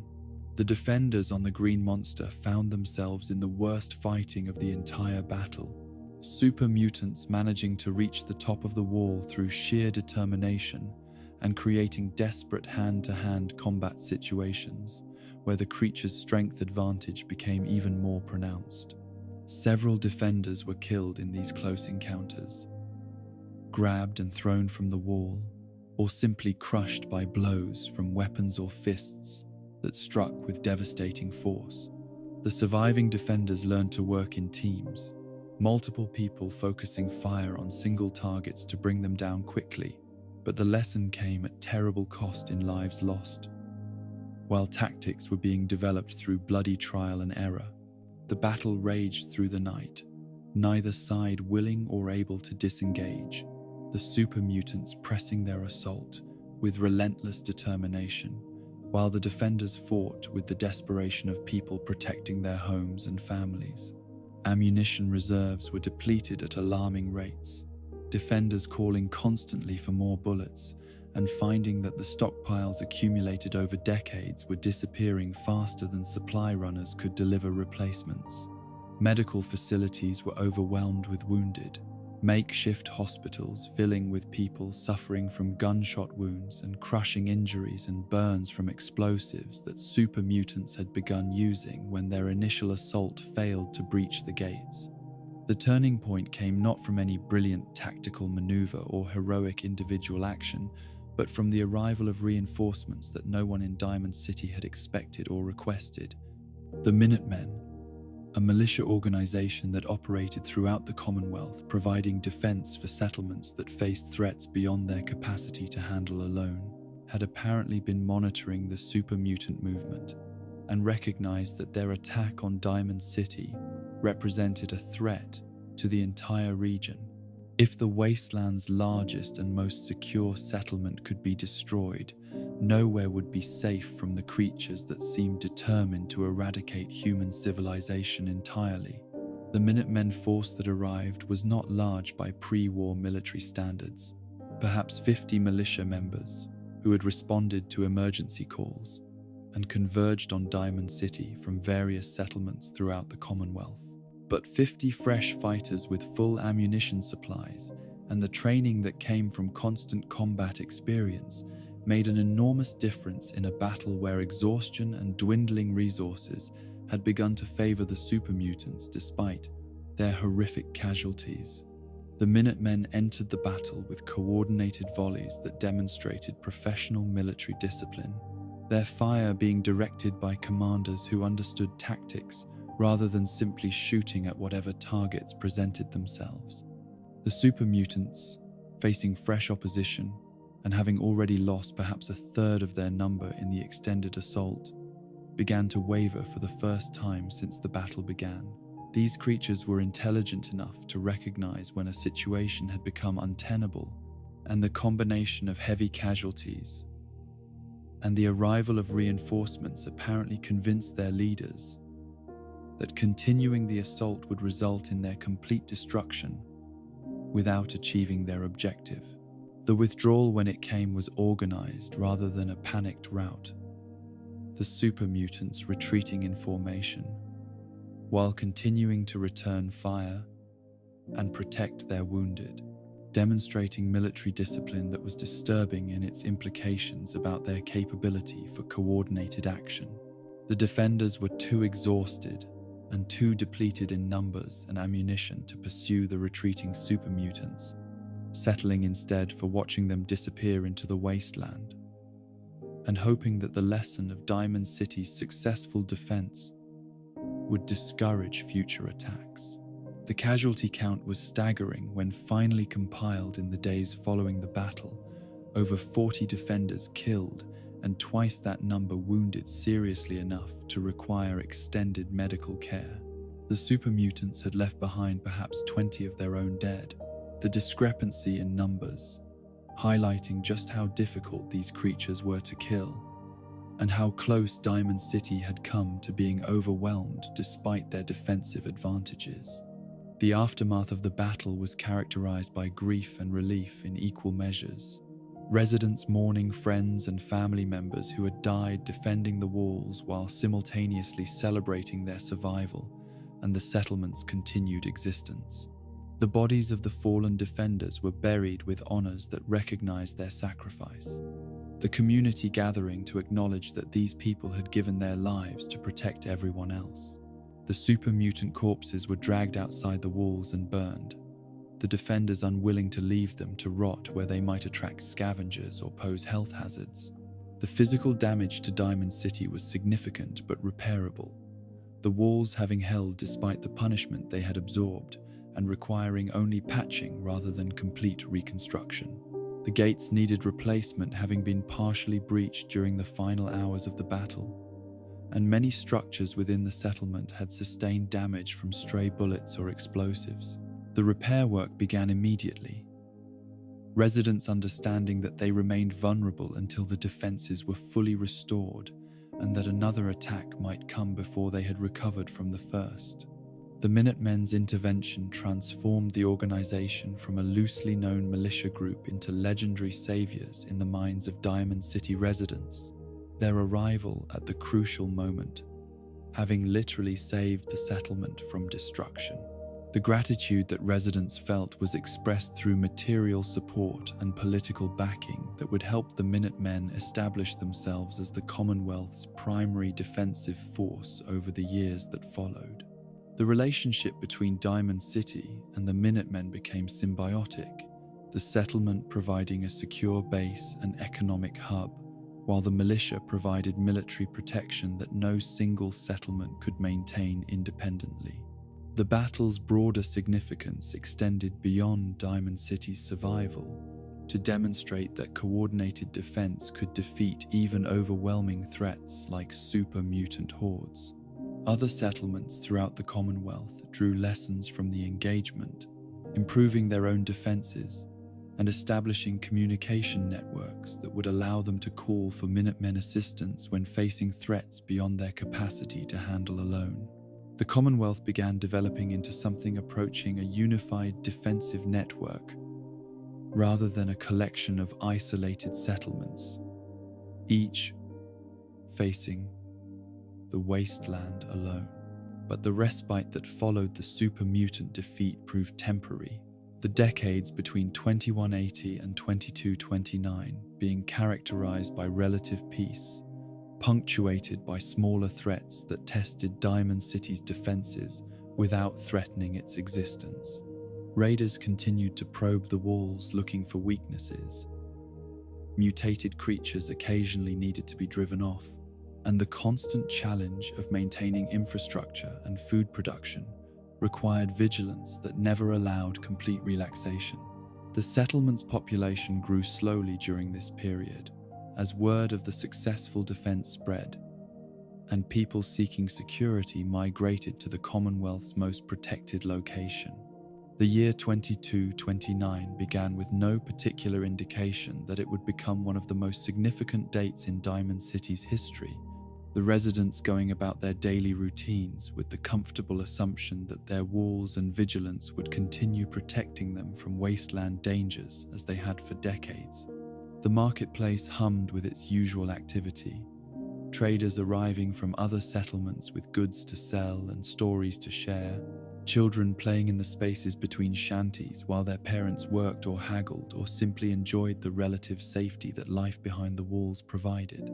The Diamond City Bar occupied a central position in the settlement's social geography, its location in the marketplace, making it a natural gathering place where residents could relax after long days of work and where traders could exchange information along with drinks.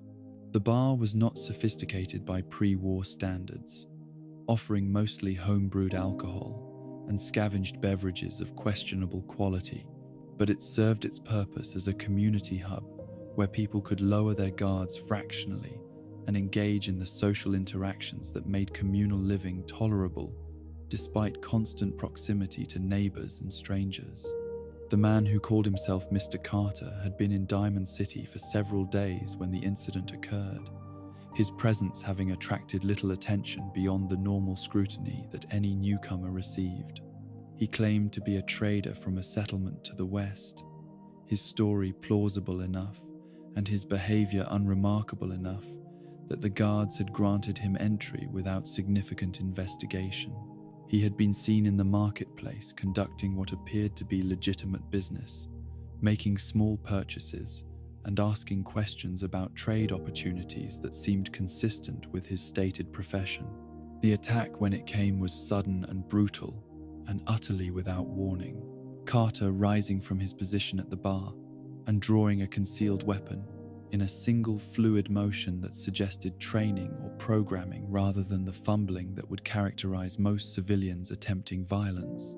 He opened fire indiscriminately, not targeting specific individuals but simply shooting at everyone in his immediate vicinity, the confined space of the bar making it impossible for patrons to escape the initial volleys.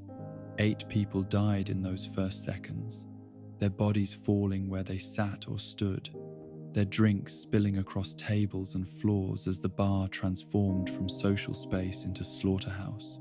Among the victims were Rosalind Chambers' parents, a couple in their 30s who had survived the super mutant attack 49 years earlier and had raised their daughter in the relative safety that Diamond City provided.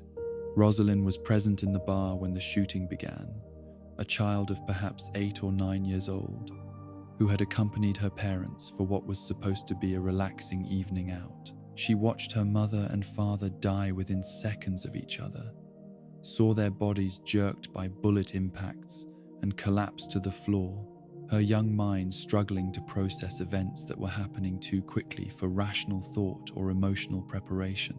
The security response was swift given the constraints of the settlement's size and the limited technology available for communication, guards converging on the bar within minutes of the first shots being fired. Carter had barricaded himself inside the establishment, apparently planning to continue killing until either his ammunition was exhausted or he was killed himself, his actions suggesting that escape had never been part of his plan. The guards approached cautiously, understanding that the confined space and Carter's evident willingness to die made rushing the bar extremely dangerous for anyone who attempted direct assault. The standoff lasted perhaps 20 minutes, Carter firing sporadically at anyone who appeared in doorways or windows, his accuracy suggesting either extensive practice or capabilities that exceeded normal human marksmanship.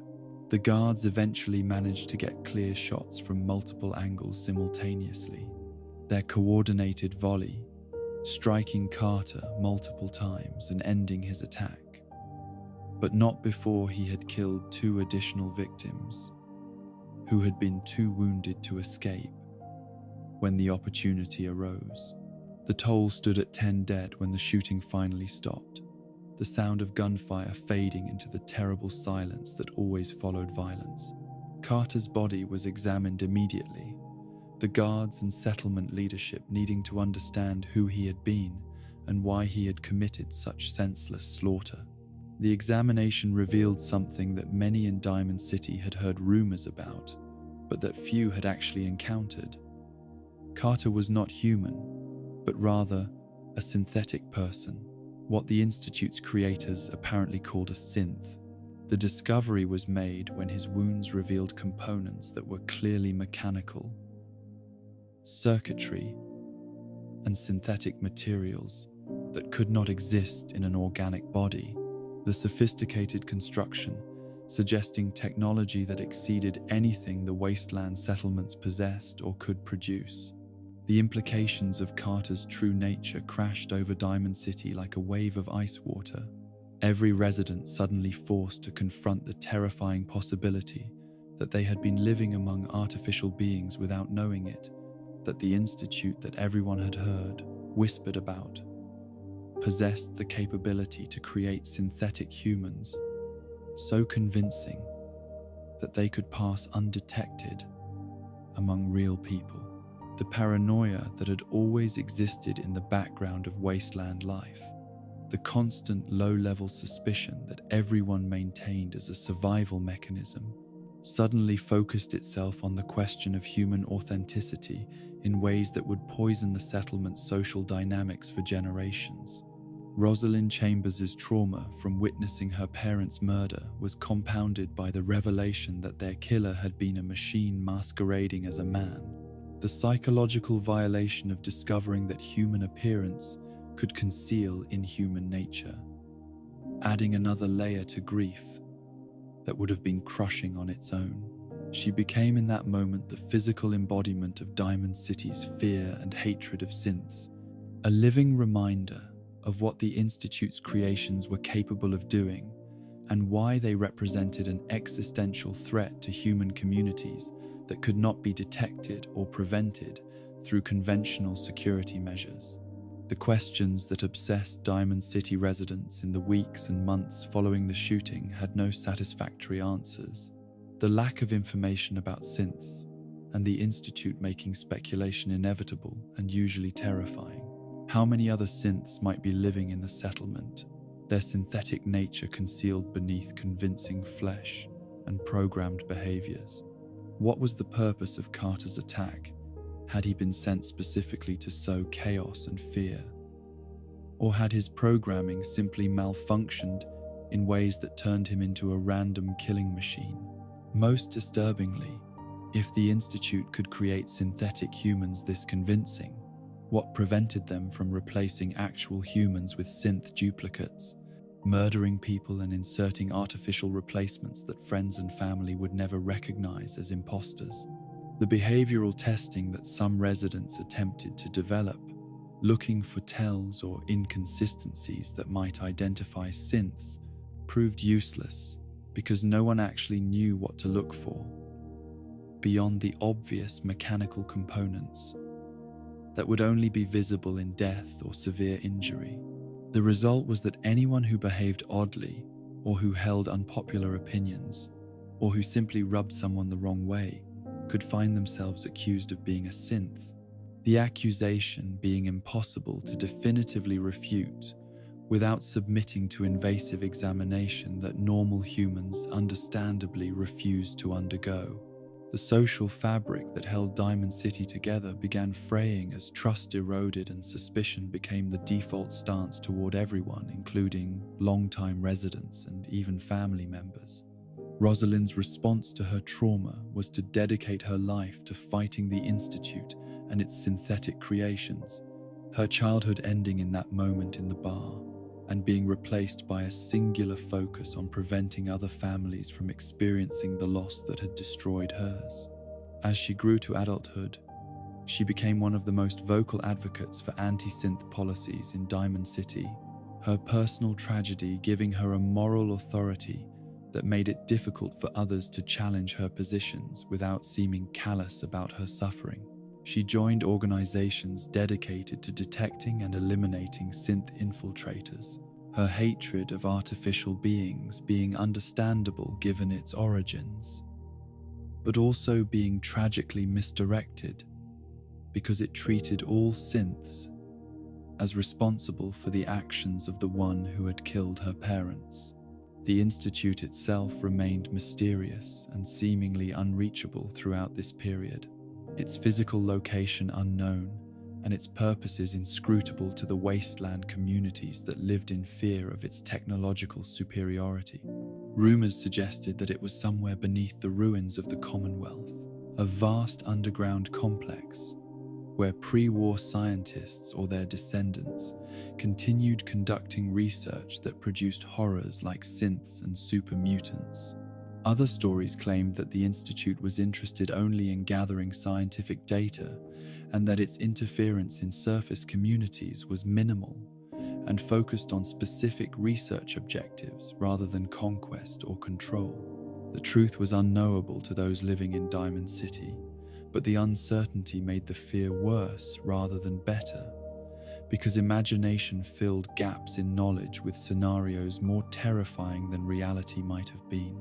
The years between the synth shooting and the next major crisis in Diamond City's history were marked by increasing social divisions as the settlement struggled to balance security concerns against the basic human rights and dignity that civilization required.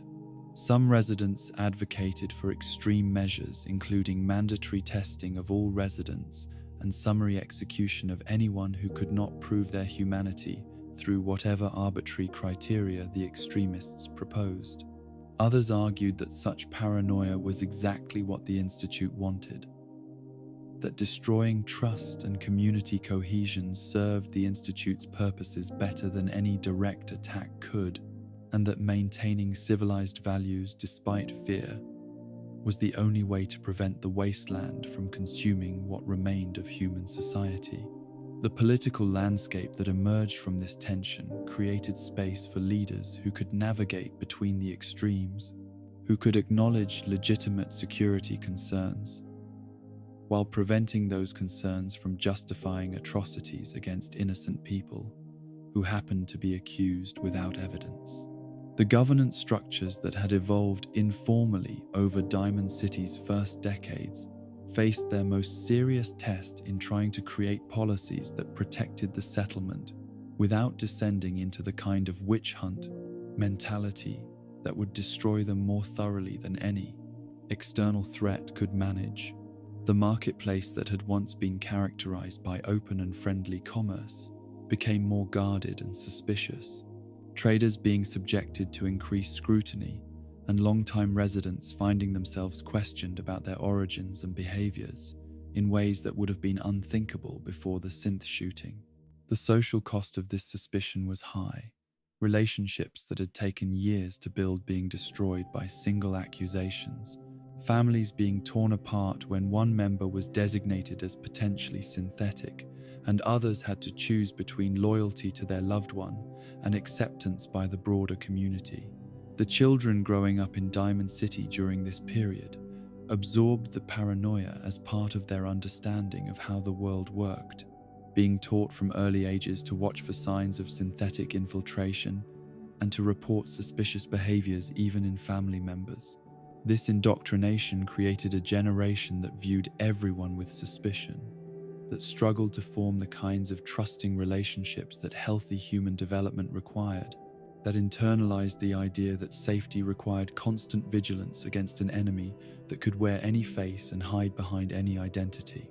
The psychological damage from this environment was profound and would shape Diamond City's culture for generations, even if the actual synth threat proved less severe than the fears it generated. The decade following the synth shooting saw Diamond City's population growth slow and in some years reverse, as people chose to leave rather than live in the atmosphere of fear and accusation that had taken hold. Some departed for Good Neighbor, the settlement that had been founded decades earlier by exiles from Diamond City, and that was developing a reputation for accepting anyone regardless of their background or nature. Others simply left for smaller settlements or even independent living in the wasteland, calculating that the dangers of life outside the walls were preferable to the psychological torture of constant suspicion and the ever-present possibility of being accused and exiled or killed based on nothing more than rumor or personal vendetta. But Diamond City survived this period of internal crisis, as it had survived external threats. The settlement's fundamental strengths of defensible location and accumulated infrastructure proving sufficient to sustain it through social challenges that destroyed other communities. The walls continued to stand, the green monster continued to protect, and the marketplace continued to function, even if the transactions occurred in an atmosphere of guarded caution rather than open trust. The resilience that had allowed Diamond City to endure the super mutant assault and the long years of building civilization from apocalyptic ruins proved adequate to withstand the corrosive effects of paranoia, though the settlement that emerged from this period was harder and more cynical than the community that had existed before. Mr. Carter transformed fear from abstract possibility into concrete reality written in the blood of innocence. The year 2240 arrived, With Diamond City still reeling from the psychological wounds that the synth shooting had inflicted 11 years earlier, the settlement having achieved a kind of uneasy equilibrium where residents accepted constant suspicion as the price of living behind protected walls while trying to maintain enough social cohesion to function as a community. The marketplace continued its daily rhythms of commerce and conversation, but the openness that had once characterized interactions had been replaced by careful guardedness, people choosing their words with awareness that anything they said might be interpreted as evidence of synthetic nature or institute sympathies. The criminal element that existed in any community had grown more visible and problematic during the years following the synth crisis, partly because normal social pressures that might have kept antisocial behavior in check had been weakened by the general atmosphere of suspicion and accusation. When everyone was potentially an enemy and trust was impossible to extend safely, the informal mechanisms that communities used to enforce behavioral norms became less effective. People stopped intervening when they witnessed theft or violence because involvement meant attracting attention and potentially becoming the next target of synth accusations from those seeking to deflect scrutiny from themselves. The mayor and security forces found themselves facing increasing difficulty in maintaining order as the distinction between actual criminals engaged in theft and violence and innocent people accused of being synths became blurred in ways that made consistent enforcement nearly impossible. The guards could arrest someone for stealing, but if the accused claimed their victim was actually a synth who deserved to be robbed, how could the truth be determined without the kind of invasive examination that would violate basic dignity? The result was that enforcement became arbitrary and inconsistent, depending more on who was making accusations and who held more social capital than on actual facts about guilt or innocence. The leadership recognized that the situation was becoming untenable, that Diamond City was developing a reputation throughout the Commonwealth as a place where fear had overcome reason and where innocent people could be destroyed by baseless accusations. This reputation was beginning to affect the settlement's economic position, traders becoming reluctant to visit when they might find themselves accused and exiled or killed, simply because their prices were too high, or because they had somehow offended a resident who chose to weaponize synth accusations. The trade that had been essential to Diamond City's prosperity was declining, and with it, the settlement's ability to acquire resources it could not produce internally.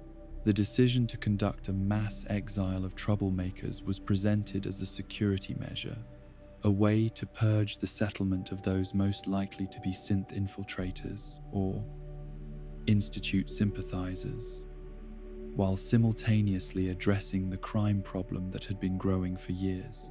The mayor at the time, whose name has been lost to history, or perhaps deliberately forgotten given the infamy of his actions, announced that a comprehensive review of all residents would be conducted and that anyone who could not satisfactorily account for their origins and recent activities would be expelled from the settlement for the security of the remaining population. The criteria for this review were never clearly articulated, leaving the process open to interpretation and manipulation by those conducting the examinations. In practice, the review became an opportunity to purge the settlement of anyone who was unpopular, or who had crossed the wrong people, or who simply seemed different in ways that made others uncomfortable. The homeless and destitute were particular targets, their lack of stable housing and employment being interpreted as evidence that they might be synth infiltrators who had not successfully integrated into the community.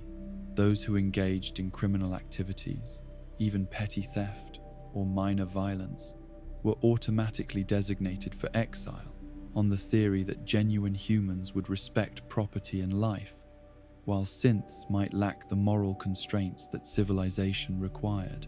But the review also targeted people whose only offense was holding unpopular opinions or asking uncomfortable questions about the mayor's policies, or simply being related to someone who had previously been accused of synthetic nature. The process became a tool for settling personal grievances and consolidating political power, accusations flying freely because there was no meaningful burden of proof required, and no appeals process for those designated for exile. The guards who conducted the reviews were themselves subject to the same paranoia that gripped the entire settlement, seeing potential threats in behaviors that in more rational times would have been understood as harmless eccentricity or legitimate dissent. The number of people ultimately designated for exile was staggering given Diamond City's population, estimates suggesting that perhaps 50 to 70 residents were rounded up and forced out of the settlement in a process that took several weeks to complete. Families were separated when some members were designated for exile while others were allowed to remain.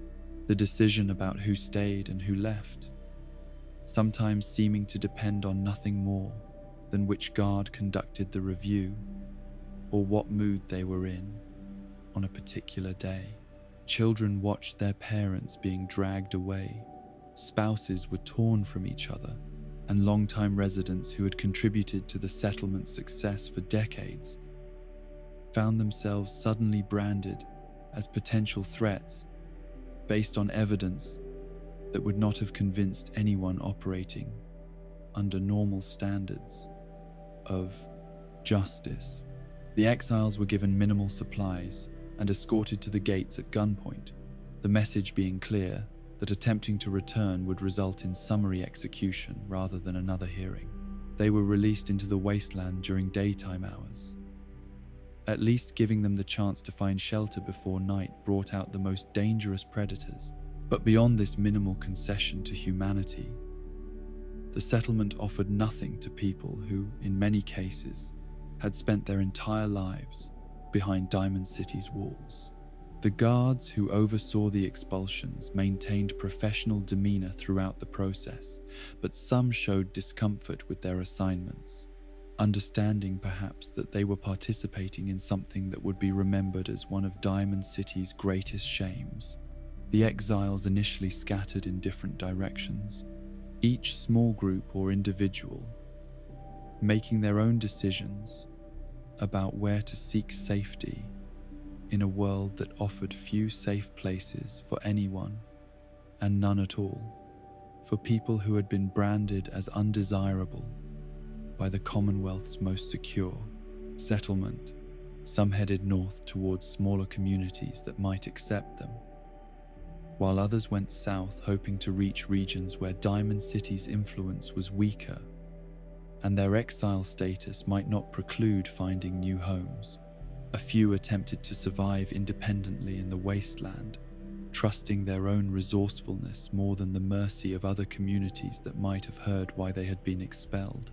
But a significant portion of the exiles, perhaps 20 or 30 individuals, found themselves drawn together by shared rejection and the practical reality that survival in the wasteland was difficult enough for organized groups and nearly impossible for isolated individuals. They moved through the ruins of Boston looking for a location that might serve as the foundation for a new settlement, somewhere defensible enough to provide protection while being unoccupied enough that they would not face immediate conflict with established residents. Their search led them to Scollay Square, a neighborhood in the old city that had been moderately damaged by the bombs but retained enough structural integrity to provide shelter. The neighborhood that would become Good Neighbor had been largely abandoned since the war, its buildings showing the characteristic damage of nuclear near-miss with walls cracked and roofs collapsed, but the fundamental structures still standing in ways that made them usable with work. The exiles moved into the most intact buildings and began the process of establishing their new community, improvising defenses and scavenging supplies and creating the social structures that any group of humans needed to function collectively. They had been rejected by Diamond City for being criminals or suspected synths or simply different, and this shared experience of rejection became the foundation for a community identity that emphasized acceptance and tolerance over security and conformity. The name Good Neighbor emerged from this founding principle, the exiles explicitly defining their new settlement as a place that would welcome anyone regardless of their background or nature, a deliberate rejection of the paranoia and exclusion that characterized Diamond City's response to the synth threat. The community would not ask questions about people's origins or conduct investigations into whether they were human or synthetic, would not enforce the kinds of behavioral standards that Diamond City's increasingly authoritarian leadership demanded. Instead, they would operate on the principle that anyone who contributed to the community's survival and did not actively harm other residents deserved to be accepted as a neighbor in good standing. This philosophy of radical acceptance naturally attracted certain types of people and certain types of activities that other settlements tried to exclude or regulate. Good Neighbor became known as a place where the criminal enterprises that Diamond City had attempted to purge could operate openly, where chems could be bought and sold without interference, where violence was accepted as a legitimate means of resolving disputes as long as it occurred in designated areas and followed certain rules. The settlement developed a reputation for vice and danger that was not entirely unearned, but it also became a genuine haven for people who had nowhere else to go, who had been rejected by respectable communities for reasons that often had more to do with prejudice than actual wrongdoing. The relationship between Diamond City and Good Neighbor was hostile from the beginning, each settlement representing values and approaches that the other found threatening or contemptible.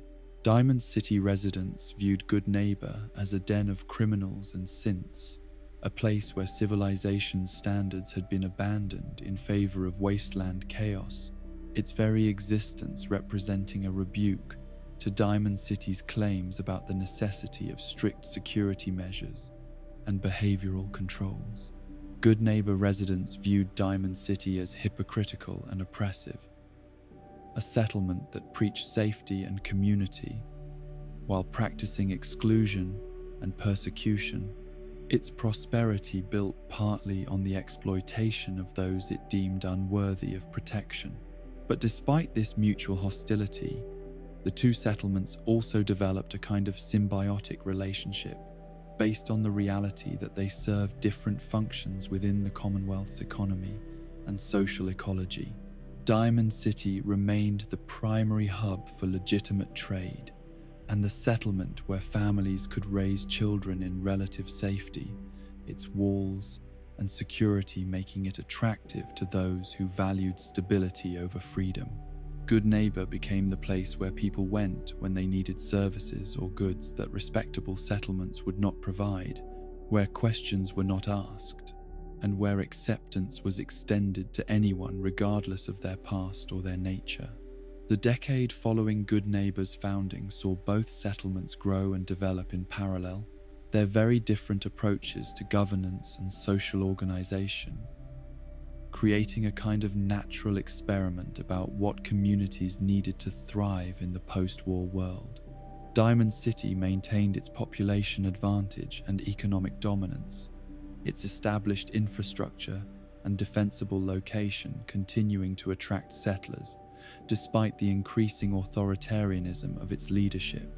Good Neighbor remained smaller and more chaotic, but also more dynamic and innovative, its lack of formal restrictions allowing experiments in social organization and economic activity that would have been impossible under Diamond City's increasingly rigid systems. The contrast between the settlements became particularly visible in their attitudes toward ghouls, those humans who had been transformed by radiation exposure into beings that retained human intelligence and personality, while losing their human appearance and becoming effectively immortal barring violence or accident.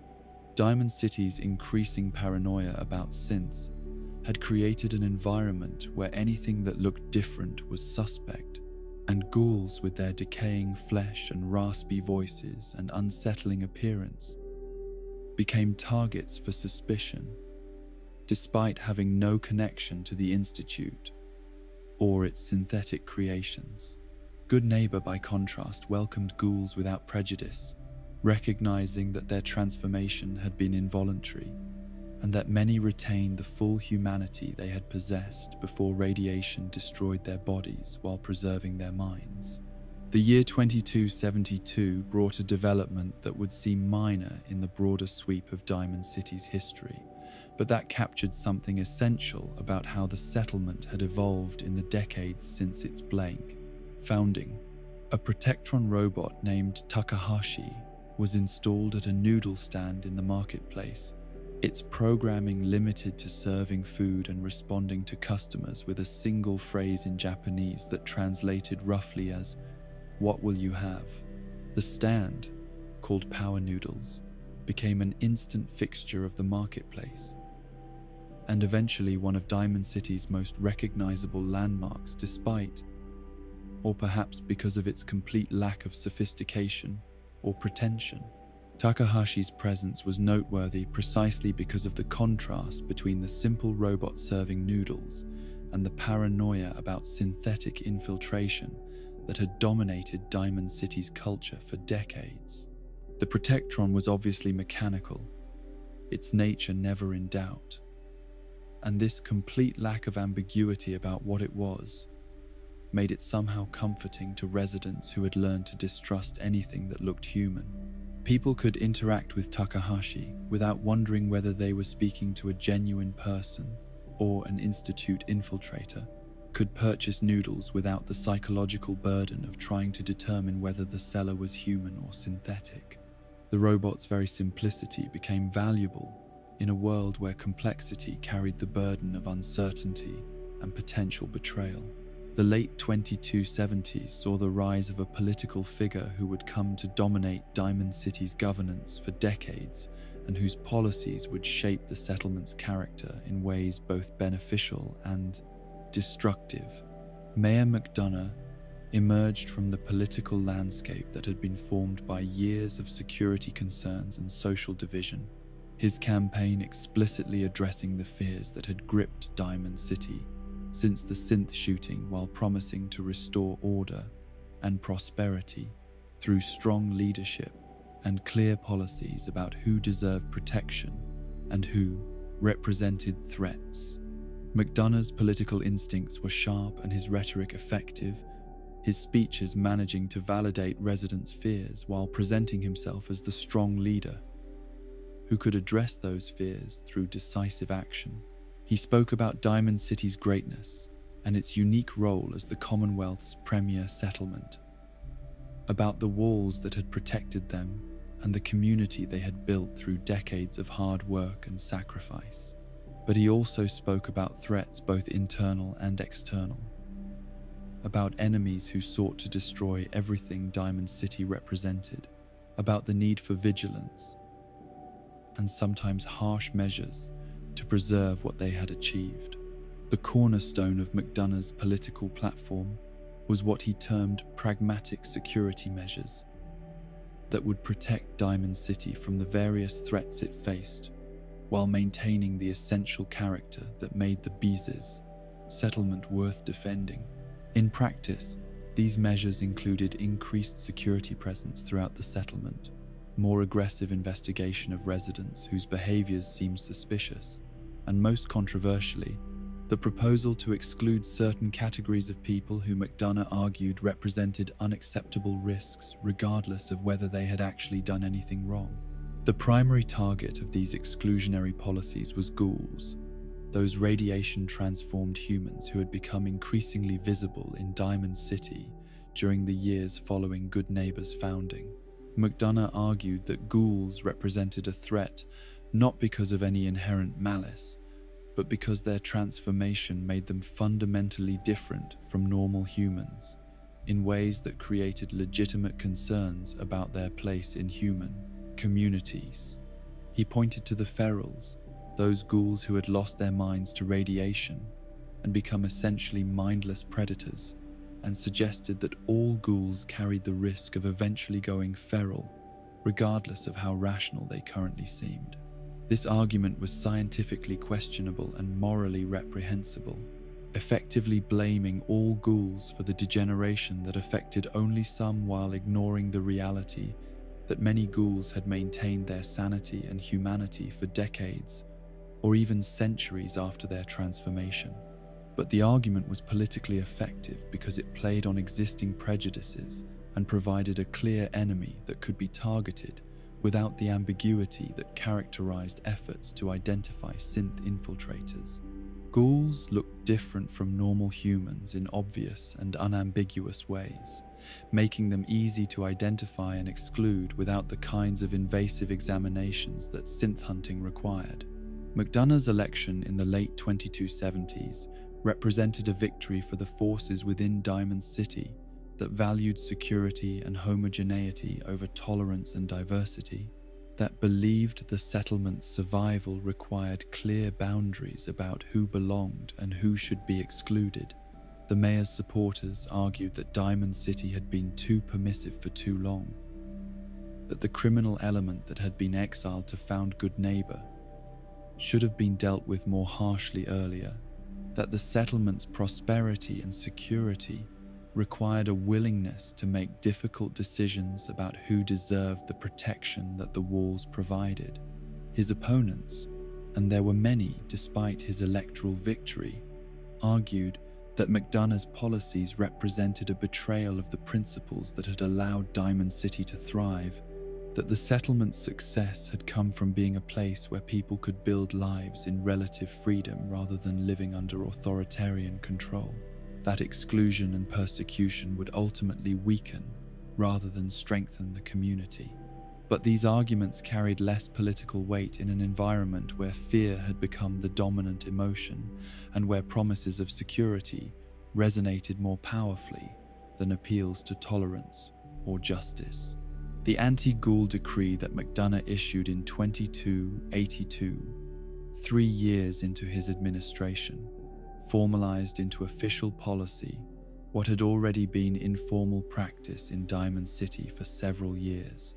The decree stated that ghouls would no longer be permitted to reside within the settlement's walls, that those currently living in Diamond City would be given a brief period to settle their affairs before being expelled, and that any ghoul attempting to enter the city in the future would be turned away at the gates or forcibly removed if they somehow managed to get inside. The justification offered was public safety. The claim that ghouls represented risks that the settlement could not afford to tolerate given the various other threats it faced. The implementation of the decree was brutal.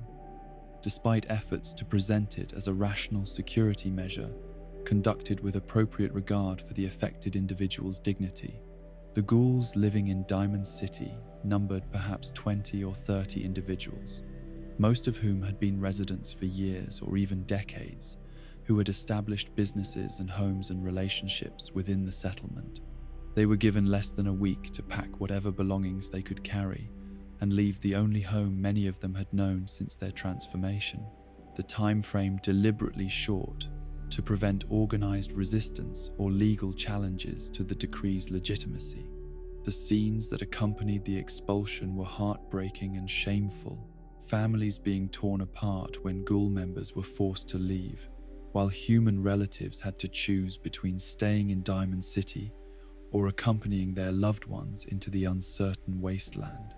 Business partners were separated, friendships were severed, and people who had contributed significantly to Diamond City's prosperity found themselves suddenly branded as undesirable and escorted to the gates by guards, who in some cases had been their friends or customers.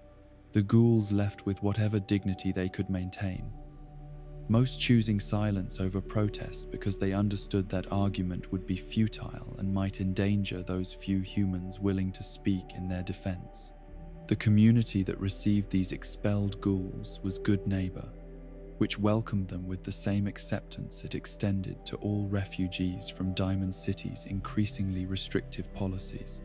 The settlement that had been founded by exiles 11 years earlier now explicitly positioned itself as the alternative to Diamond City's authoritarianism, a place where people were judged by their actions rather than their appearance or their conformity to arbitrary standards about what humans should look like or how they should behave. The irony that Diamond City's efforts to purge itself of undesirables only strengthened its rival was apparently lost on McDonough and his supporters, who seemed to believe that exile eliminated problems rather than simply moving them elsewhere. The psychological impact on Diamond City's remaining residents was complex and difficult to articulate, a mixture of relief and guilt, and growing awareness that the settlement's character had been fundamentally altered by the policies implemented in the name of security. Those who had supported the exclusions felt vindicated by the absence of immediate negative consequences, their fears about ghouls going feral or causing problems having been validated in their own minds by the mere fact that leadership had taken their concerns seriously enough to act. Those who had opposed the decree felt complicit in injustice through their failure to prevent it, their inability to organize effective resistance, leaving them with the bitter knowledge that they had stood by while innocent people were persecuted. The marketplace felt emptier after the ghoul expulsion, not just because 20 or 30 residents had left, but because the businesses they had operated closed, and the services they had provided became unavailable. Several traders who had worked with ghoul partners chose to relocate to Good Neighbor rather than remain in a settlement that had expelled their colleagues, taking with them expertise and connections that Diamond City could not easily replace. The economic impact was noticeable, if not catastrophic. The settlement's overall prosperity declining fractionally as trade routes adjusted, and some caravans chose to deal primarily with Good Neighbor, rather than navigating Diamond City's increasingly hostile environment.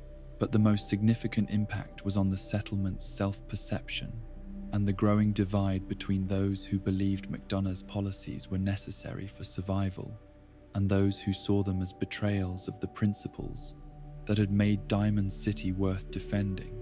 The divide was not cleanly along class lines, though the upper stands tended to be more supportive of exclusionary policies while the lower fields showed more sympathy for the exiled. Rather, the division reflected fundamental disagreements about what kind of community Diamond City should be and whether security justified the erosion of the tolerance and openness that had characterized its earlier decades. The years between 2282 and 2286 saw this divide deepen and occasionally erupt into open conflict as Diamond City struggled with questions about governance and community values that had no clear answers. The mayor's supporters argued that the settlement's continued prosperity proved that his policies were effective, that the walls still stood and trade still occurred, and residents still lived in relative safety, despite the exclusion of elements that had been deemed dangerous or undesirable. His opponents pointed to the settlement's declining population and the increasing authoritarianism of security forces and the general atmosphere of fear and suspicion as evidence that McDonough's approach was destroying the community it claimed to protect. The tension came to a head in 2286 when a religious group called the Children of Atom, devotees of a faith that venerated radiation and nuclear power as divine forces, occupied the All Faith Chapel in protest of Diamond City's treatment of ghouls and in opposition to what they saw as the settlement's abandonment of the religious tolerance that the chapel itself represented. The Children of Atom had always been viewed with suspicion by mainstream wasteland communities, their belief that radiation was holy rather than harmful seeming insane to people who had seen what radiation did to human bodies. But they had also been tolerated in most settlements as harmless eccentrics whose faith, however strange, did not actually threaten anyone. The Children of Atom's decision to occupy the chapel and declare it a sanctuary for anyone opposing McDonough's policies transformed them from tolerated eccentrics into direct challengers to the mayor's authority. They announced that the chapel would remain open to all people regardless of their nature or appearance, that they would provide shelter to ghouls and synths and anyone else who sought refuge from persecution, and that they would resist any attempt to remove them by force. The occupation was explicitly political rather than purely religious, the children using their faith as justification for opposing policies they viewed as unjust, but clearly intending to challenge McDonough's authority and force a reckoning about Diamond City's direction. The mayor's response was to demand the children's immediate departure, declaring that they had no right to occupy public space for political purposes, and that their actions constituted a threat to public order that would not be tolerated. He ordered security forces to prepare for forcible removal if the children did not leave voluntarily, making clear that he viewed the occupation as insurrection that needed to be crushed, rather than as legitimate protest deserving of negotiation or compromise. The standoff escalated quickly, both sides becoming entrenched in positions that left little room for peaceful resolution.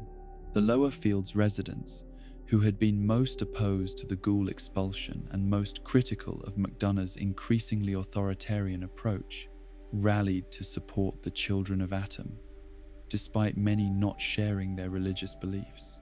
The occupation became a focal point for broader discontent with the mayor's policies, a concrete manifestation of resistance that allowed those who opposed McDonough to organize and express their dissent in ways that had been difficult when opposition remained abstract and diffuse.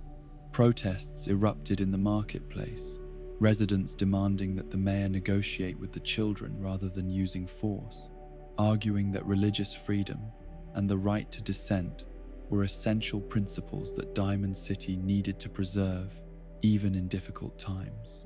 The Upper Stands residents largely supported the mayor's hard line, viewing the occupation as an unacceptable challenge to legitimate authority, and fearing that tolerance of such protests would encourage further disorder.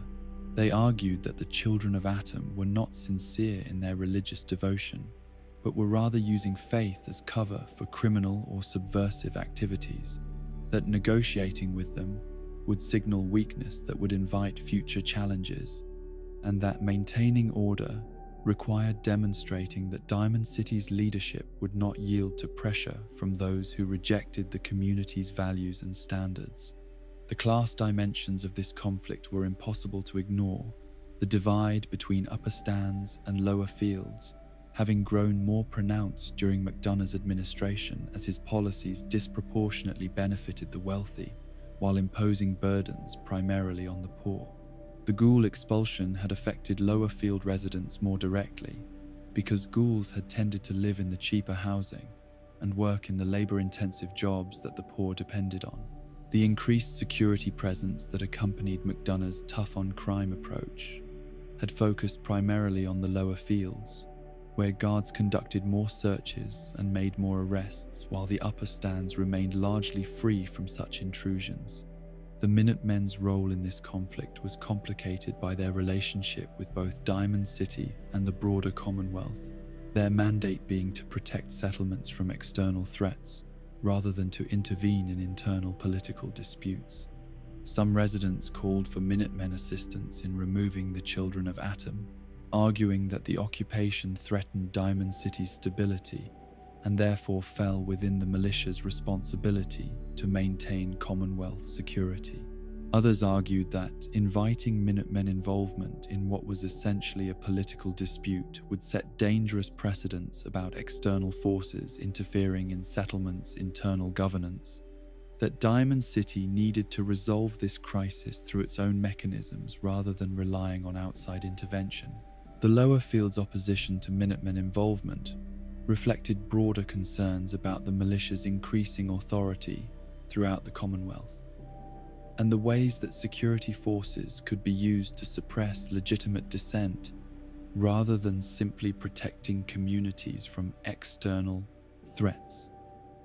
The Minutemen had been heroes during the super mutant attack over a century earlier, but their role had evolved over the decades, into something that looked increasingly like a standing army with the power to shape settlements' internal policies.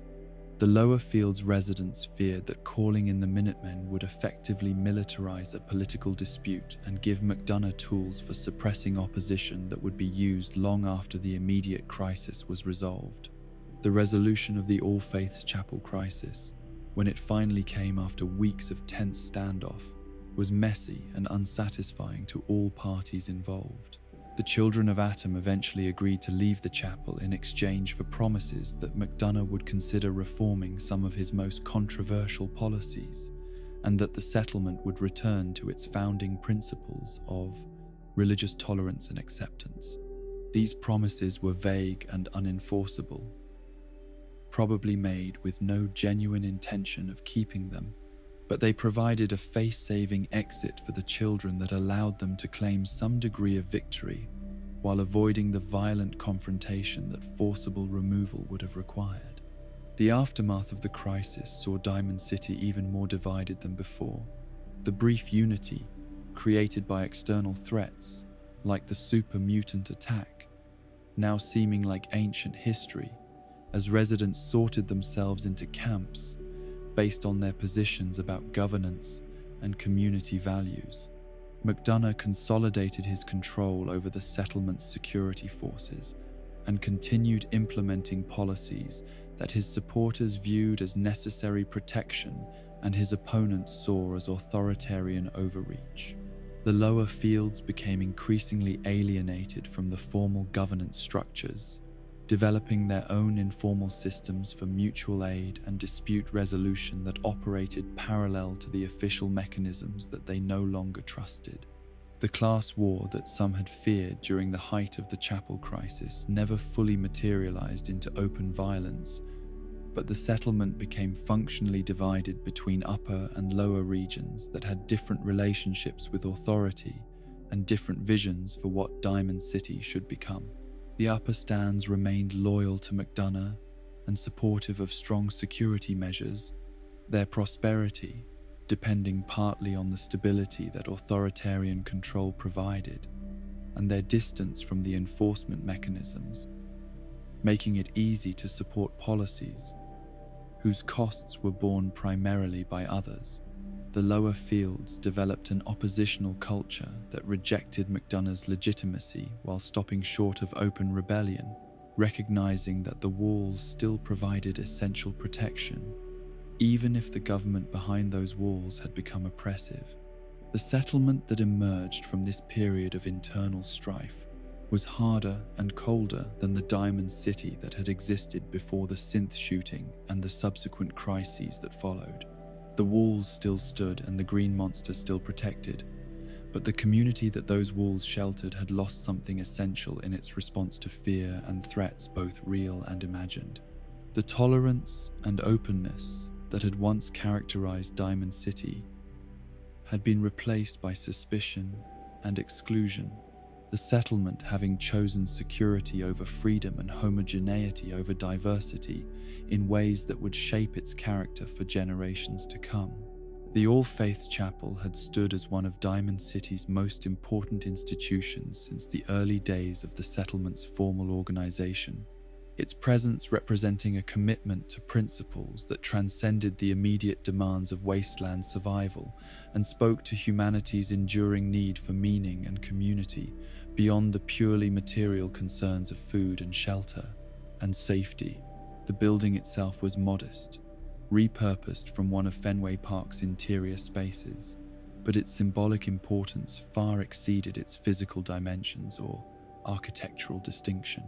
In a world where so much had been lost, and where the future remained uncertain, the chapel represented continuity with humanity's past, and hope that civilization might include more than just the brutal calculus of survival. The chapel's founding principle was radical inclusivity, the explicit rejection of sectarian division in favor of creating space where people of different faiths could worship according to their own traditions while sharing a common commitment to spiritual exploration and mutual respect. The wasteland had produced enough division and conflict without adding religious warfare to the already overwhelming list of forces that sought to destroy what remained of human society. The founders of the chapel, whose names have been lost but whose vision endured, understood that survival required cooperation, and that cooperation became impossible when communities fragmented along sectarian lines that declared some believers legitimate and others heretical. In practice, this meant that the chapel hosted Christian services and Jewish observances and Islamic prayers and various other religious expressions within the same physical space, the building's neutral design, allowing different groups to configure it according to their needs while maintaining its essential character as shared sacred ground. The arrangement required tolerance and flexibility from all participants, each group needing to accept that their particular tradition was not privileged over others, and that the space they used for worship would be used by people whose beliefs might contradict or challenge their own. But the alternative was sectarian conflict, or the complete abandonment of organized religion, and most residents concluded that accommodation was preferable to either outcome. Pastor Clements had served the All Faiths Chapel for nearly a decade before the crisis of 2286, his role being less that of a traditional religious leader with doctrinal authority, and more that of a facilitator who helped different groups navigate the challenges of sharing sacred space while maintaining their distinct identities. He was himself a Christian, his theological training having occurred in the pre-war world, before the bombs transformed everything, including the religious landscape. But he had adapted his ministry to post-war conditions by embracing the ecumenical approach that the chapel represented. His sermons often drew on multiple traditions, finding common themes of love and justice and human dignity that transcended denominational boundaries and spoke to the universal human need for meaning and connection. Clements understood that his role was inherently political as well as spiritual, that religious communities in the wasteland could not remain entirely separate from the social and economic conflicts that shaped settlements' character and governance. The chapel under his leadership had occasionally provided sanctuary to people fleeing persecution or violence, had spoken out against policies that violated basic human dignity, and had maintained a prophetic voice that challenged authority when authority overstepped its legitimate bounds. But Clements had also tried to maintain the chapel's reputation as neutral ground, where people of different political persuasions could gather without the confrontations that characterized the marketplace or the contentious public, meetings that had become increasingly common during McDonough's administration. The children of Atom had been intermittent visitors to the chapel for years before their occupation, their presence being tolerated by other worshippers, despite the strangeness of their beliefs and the discomfort that their veneration of radiation caused among people who viewed radiation as the instrument of humanity's near destruction rather than a divine force worthy of worship. The children's theology was complex and not easily summarized, but its core premise was that the atomic bombs had been not catastrophe, but revelation. That radiation represented the power of Atom made manifest in the material world, and that those who were touched by radiation and survived were somehow blessed or chosen by forces beyond normal human understanding. This theology led the children to view ghouls not as victims of radiation exposure, but as beings who had been transformed and elevated by Atom's touch, their physical corruption being superficial compared to the spiritual enlightenment that radiation supposedly conferred. The children argued that ghouls' immunity to further radiation damage and their effective immortality proved that they had achieved a state closer to the divine than normal humans could reach, that their transformation represented evolution rather than degeneration. These beliefs were heretical and offensive to most wasteland residents, who saw in ghouls only the horrifying evidence of what radiation did to human bodies, and who could not imagine viewing such transformation as anything other than curse. But the children's reverence for ghouls also made them natural allies for anyone opposing McDonough's anti-ghoul policies. Their religious convictions, aligning with political resistance in ways that gave them motivation to involve themselves in conflicts that more mainstream religious groups tried to avoid. When the anti-ghoul decree was announced in 2282, the Children of Atom were among the most vocal opponents, their protests framing the issue in explicitly theological terms that made compromise or accommodation difficult.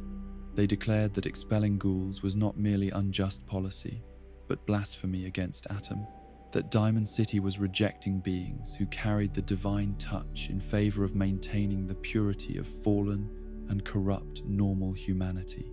The decision to occupy the All Faiths Chapel in 2286 came after years of increasingly strained relations between the Children of Atom and Diamond City's leadership, the religious group having concluded that conventional protest was ineffective and that more dramatic action was required to challenge policies they viewed as morally and spiritually unconscionable.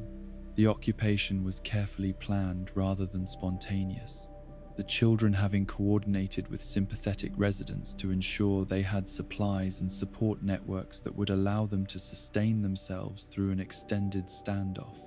They chose the chapel specifically because of its symbolic importance, and because occupying religious space gave their protest a legitimacy that occupying secular buildings would have lacked.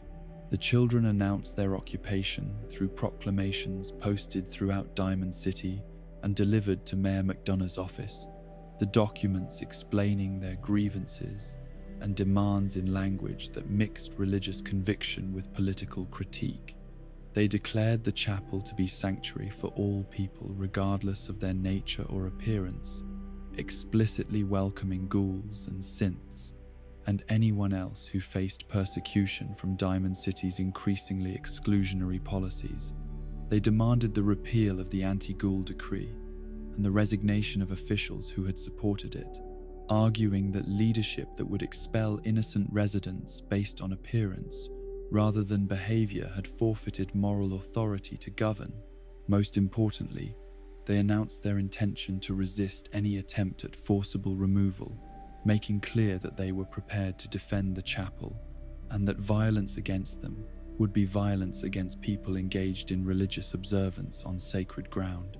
This threat was both tactical and theological, the children understanding that their best protection against immediate assault was making such assault seem like religious persecution rather than legitimate law enforcement.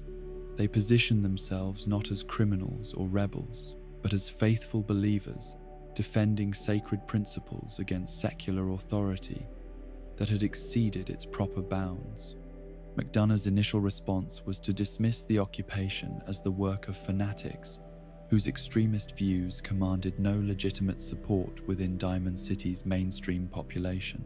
He gave speeches portraying the children as dangerous radicals who were exploiting religious freedom to advance a political agenda that most residents rejected, who were holding the chapel hostage to extort concessions that had been properly decided through democratic processes. He called on them to leave voluntarily and promised that those who departed peacefully would not face criminal charges.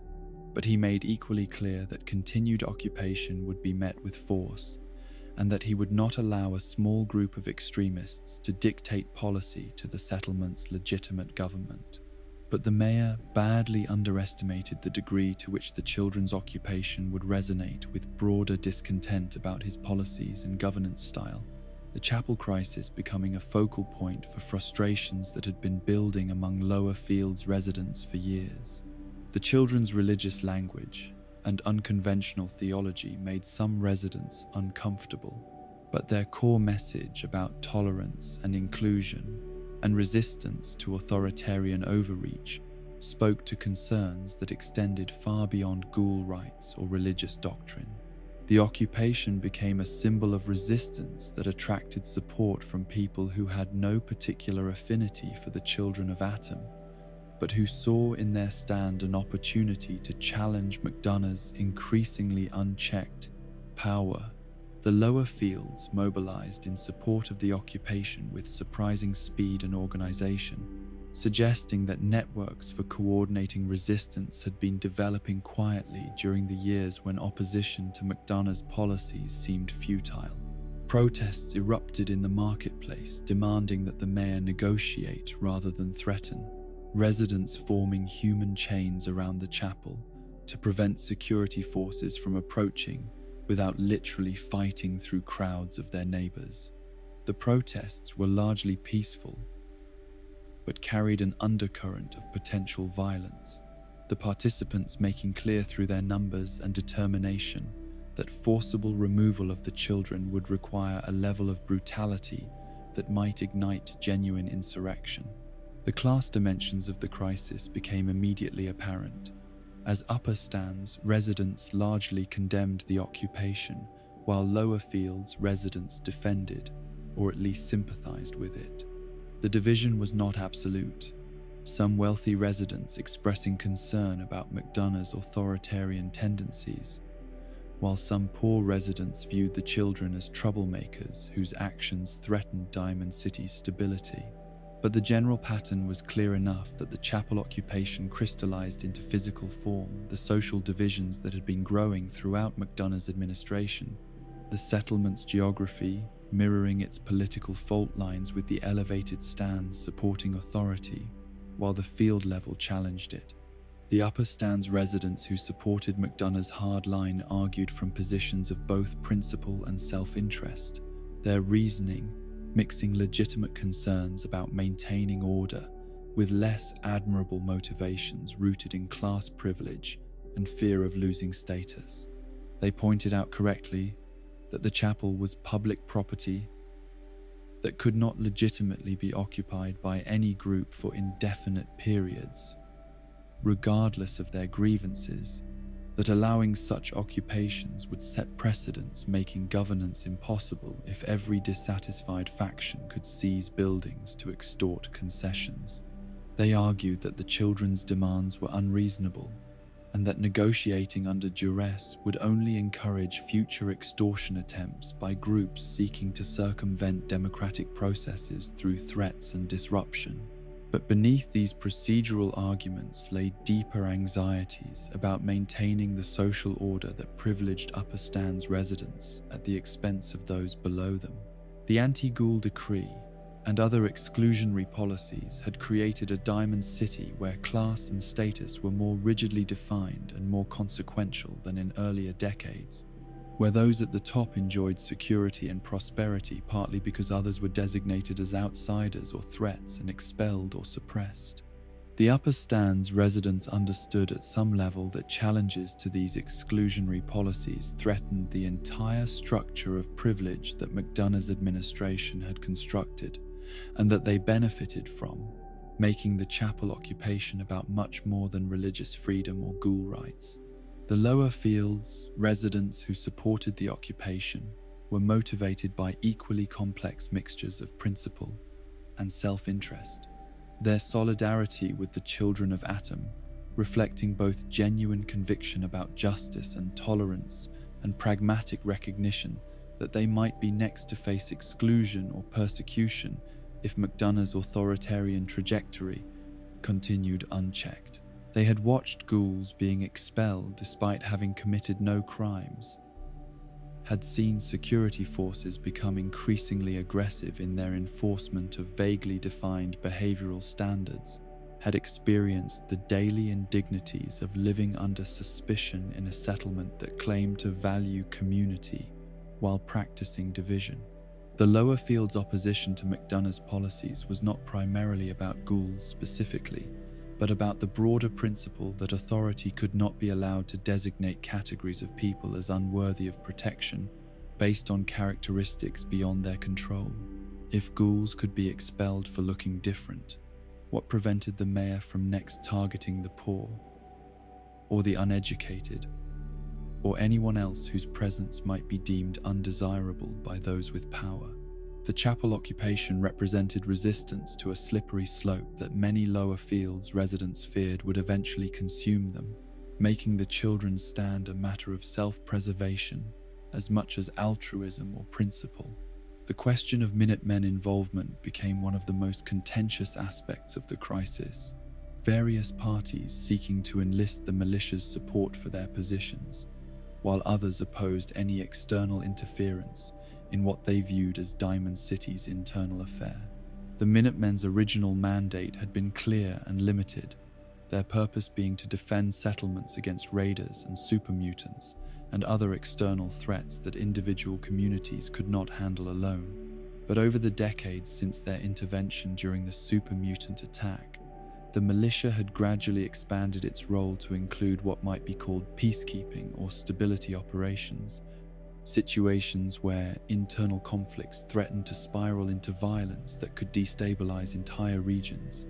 McDonough and his supporters argued that the chapel occupation constituted exactly the kind of situation where Minutemen assistance was appropriate, that the Children of Atom's seizure of public property and their threats to resist removal represented security threats that exceeded Diamond City's internal capacity to resolve peacefully.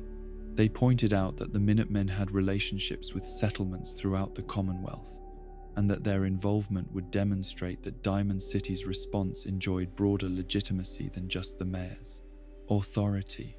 Most cynically, they recognized that using Minutemen to clear the chapel would allow McDonough to avoid responsibility for whatever violence resulted, blaming any casualties on external forces rather than accepting accountability for the consequences of his own policies. The lower fields residents who opposed Minutemen involvement made arguments both practical and principled, warning that militarizing a political dispute would set dangerous precedents about settlements' autonomy and the limits of external authority. They argued that the Minutemen were designed to fight super mutants and raiders, not to suppress legitimate protest by residents exercising their rights to dissent from government policies. They warned that today the militia might be used against the Children of Atom, but tomorrow it could be deployed against striking workers or political organizers, or anyone else whose activities challenged power structures that the Commonwealth's elites wanted to preserve. More fundamentally, the lower fields' opposition reflected a deep distrust of military and police forces that had been earned through years of experiencing security, primarily as oppression rather than protection.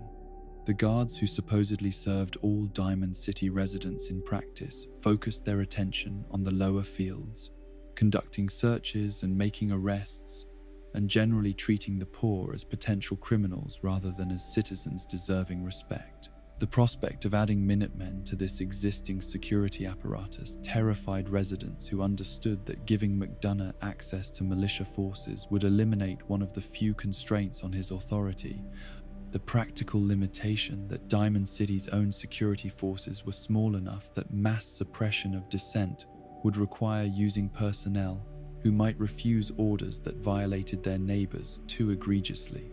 The standoff dragged on for weeks, as both sides calculated whether they could achieve their goals through patience or whether escalation was necessary to break the deadlock.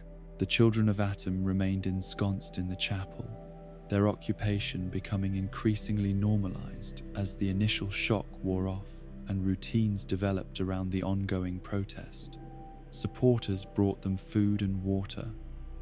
Sympathetic residents visited to offer encouragement and solidarity, and the space around the chapel became a gathering place for lower fields residents to discuss grievances and organize resistance to policies they opposed. McDonough faced increasing pressure from his upper stands base to resolve the situation decisively, his supporters growing frustrated with what they viewed as weakness in the face of open defiance. They argued that every day the occupation continued eroded his authority and encouraged further challenges, that negotiation was being interpreted as capitulation, and that only force would demonstrate that Diamond City's legitimate government would not yield to threats from those who rejected democratic processes. The mayor's own inclinations probably favored immediate and overwhelming use of force to crush the occupation, but he was constrained by practical considerations about the costs such action would impose and the possibility that it might trigger exactly the kind of widespread unrest that he claimed to be preventing. The lower fields protesters maintained their human barriers around the chapel, but struggled with the practical challenges of sustaining mass mobilization over extended periods when people needed to work and care for families and manage the countless demands of daily survival. The initial enthusiasm that had brought hundreds into the streets began to erode as the occupation stretched from days into weeks. Participation in the protective cordon declining as people concluded that the crisis would not be resolved quickly and that they could not indefinitely suspend their normal activities. The children of Atom and their most committed supporters remained, but the broader movement that had made forcible removal seem impossibly costly was fragmenting under the weight of time and exhaustion. Pastor Clements found himself in an impossible position throughout the crisis, his role as the chapel's spiritual leader making him responsible for a building that had been occupied by people whose actions he understood but could not fully endorse, and whose presence threatened the institution he had spent a decade building. He was sympathetic to the children's grievances about ghoul persecution and McDonough's authoritarianism, his own theology emphasizing justice and inclusion in ways that aligned with their core message, even if he could not accept their specific beliefs about radiation and Atom. But he also recognized that the occupation was destroying the chapel's carefully maintained neutrality, transforming it from shared sacred ground into contested political space in ways that might permanently damage its ability to serve Diamond City's diverse religious communities. Clements attempted to mediate between the children and the mayor, proposing compromises that might allow both sides to claim partial victories while ending the occupation peacefully. He suggested that McDonough could promise to review the anti-ghoul decree and consider reforms while the children would leave the chapel and pursue their advocacy through conventional channels rather than occupation and protest. These proposals were rejected by both sides, the children insisting that vague promises of future consideration were insufficient given the magnitude of injustices they were protesting, while McDonough refused to negotiate with what he characterized as hostage-takers and extortionists whose capitulation needed to be complete and unconditional. The collapse of mediation efforts left only two possible outcomes. The children would eventually exhaust their supplies and support and be forced to leave voluntarily, or McDonough would order security forces to clear the chapel by whatever means proved necessary. The mayor apparently calculated that time favored him, that the occupation could not be sustained indefinitely, and that patience would allow him to achieve his objectives without the political costs that violent confrontation would impose.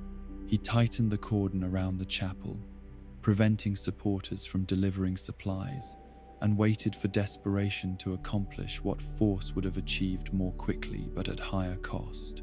The resolution, when it finally came after nearly 6 weeks of occupation, was anticlimactic and unsatisfying to everyone involved.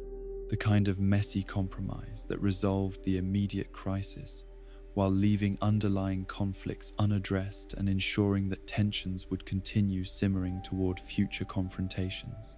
The children of Atom agreed to end their occupation in exchange for vague commitments from McDonough to consider reforms and to return to the founding principles of tolerance that had supposedly guided Diamond City's development. The promises were carefully worded to commit the mayor to nothing concrete, obligating him only to think about issues and to consider perspectives rather than to actually change any policies or reverse any decisions. The children declared victory despite achieving none of their specific demands, claiming that they had successfully raised consciousness about injustice and that their occupation had demonstrated that resistance to authoritarianism was possible even if this particular effort had not produced immediate tangible results. They framed their departure as strategic withdrawal rather than defeat, positioning themselves for continued advocacy while preserving their organization and credibility for future struggles. Their supporters in the lower fields largely accepted this narrative, understanding that complete victory had never been realistic, but that the occupation had at least prevented McDonough from using the crisis to further consolidate authoritarian control. McDonough also claimed victory, portraying the children's departure as vindication of his refusal to negotiate with extremists and evidence that firm leadership would always prevail over those who sought to subvert legitimate authority through threats and disruption. He used the crisis's resolution to further strengthen security measures, arguing that the occupation had demonstrated vulnerabilities in Diamond City's ability to prevent and respond to internal threats, and that increased surveillance and enforcement were necessary to prevent future challenges. The irony that he was responding to protests against authoritarianism by becoming more authoritarian was apparently lost on him, or at least not mentioned in his public statements. The aftermath of the chapel crisis saw Diamond City's political and social divisions become more rather than less pronounced, the weeks of confrontation having forced residents to choose sides in ways that made future cooperation across factional lines more difficult. The upper stands and lower fields had always been somewhat distinct, but the occupation transformed geographic and economic differences into political identities that shaped how residents understood themselves and their relationship to the broader community. People began identifying themselves primarily as upper stands or lower fields, the physical location of their homes becoming shorthand for complex bundles of attitudes about governance and justice, and the proper balance between security and freedom. The All Faiths Chapel itself was damaged by the crisis in ways that went beyond any physical deterioration from the occupation, its reputation as neutral, sacred ground being compromised by its transformation into political battleground. Some religious groups began avoiding the chapel entirely, concluding that its association with controversial activism made it unsuitable for worship, and that they would be better served by establishing their own separate spaces. The ecumenical vision that had guided the chapel's founding was undermined by the recognition that shared space required shared values, and that Diamond City's residents no longer shared enough common ground to sustain genuinely inclusive institutions. Pastor Clements remained in his position, but found his ministry increasingly difficult as the chapel's congregations shrank and its role in the community became more contested. He had tried to maintain neutrality during the crisis and had paid the price that neutrals always pay in polarized conflicts, being viewed with suspicion by both sides for not fully supporting their positions. The upper stands residents suspected him of sympathy with the children despite his attempts at mediation, while lower fields residents criticized him for not using his position to more forcefully oppose McDonough's policies. His effectiveness as a spiritual leader was diminished by the political controversies that now surrounded him, and the chapel, the sacred and secular, having become so intertwined that separating them seemed impossible. The broader question that the chapel crisis raised but did not resolve was whether Diamond City could maintain any meaningful sense of shared community when its residents disagreed so fundamentally about basic questions of justice and governance. The settlement had been founded on the principle that survival required cooperation and that walls could protect people from external threats, but the crisis demonstrated that internal divisions could be as dangerous as super mutants or raiders if they were allowed to fester unaddressed. The walls still stood, and the green monster still protected, but what they were protecting had become unclear, the community inside them having fragmented into factions that increasingly viewed each other as enemies rather than neighbors. The year 2287 dawned with Diamond City still divided and still struggling with the questions that the chapel crisis had brought into sharp relief. The settlement having survived the immediate confrontation, but having lost something essential in the process. The tolerance and openness that had once characterized the community had been eroded by years of fear and exclusion, the social trust that made cooperation possible having been damaged by policies that designated some residents as threats based on characteristics beyond their control. McDonough remained in power, his authority reinforced by the crisis's resolution, but his legitimacy questioned by substantial portions of the population who viewed his continued governance as symptom of Diamond City's decline, rather than source of its security. The stage was set for the events that outside observers would eventually document in detail, the arrival of strangers whose presence would force Diamond City to confront questions about identity and purpose that had been deferred for too long. But that confrontation lay in the immediate future, and in the present moment, residents were simply trying to rebuild their lives and their community after weeks of crisis that had exhausted everyone while resolving nothing. The chapel stood empty more often than not, its silence speaking volumes about what had been lost when political conflict invaded sacred space, and when the settlement's divisions became so profound that even shared worship seemed impossible. The children of Atom had returned to their regular lives, their occupation having ended, but their commitment to their cause remaining undiminished by the failure to achieve concrete policy changes. They continued advocating for ghoul rights and opposing McDonough's exclusionary policies, their methods now conventional rather than confrontational, but their message unchanged. The lower fields supporters who had formed protective cordons around the chapel during the occupation had learned lessons about collective action and the possibilities of resistance, knowledge that would shape future confrontations, even if this particular battle had ended inconclusively. The settlement that existed in 2287 was recognizably descended from the Diamond City that had been officially founded in 2130 and that had survived the super mutant attack and the synth shooting and all the other challenges that the wasteland had presented over the decades. But it was also fundamentally different from that earlier community, hardened and divided by years of fear and conflict, its character shaped by the choices made in response to threats both real and imagined.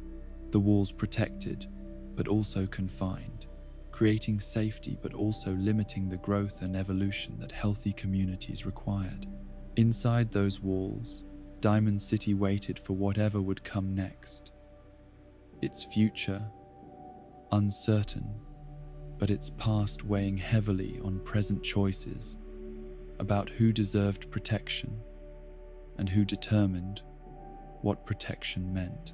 The year 2287 found Diamond City functioning with the practiced efficiency that came from decades of established routines, the settlement's daily rhythms proceeding with such regularity that residents could navigate their lives almost without conscious thought about the complex systems that sustained them.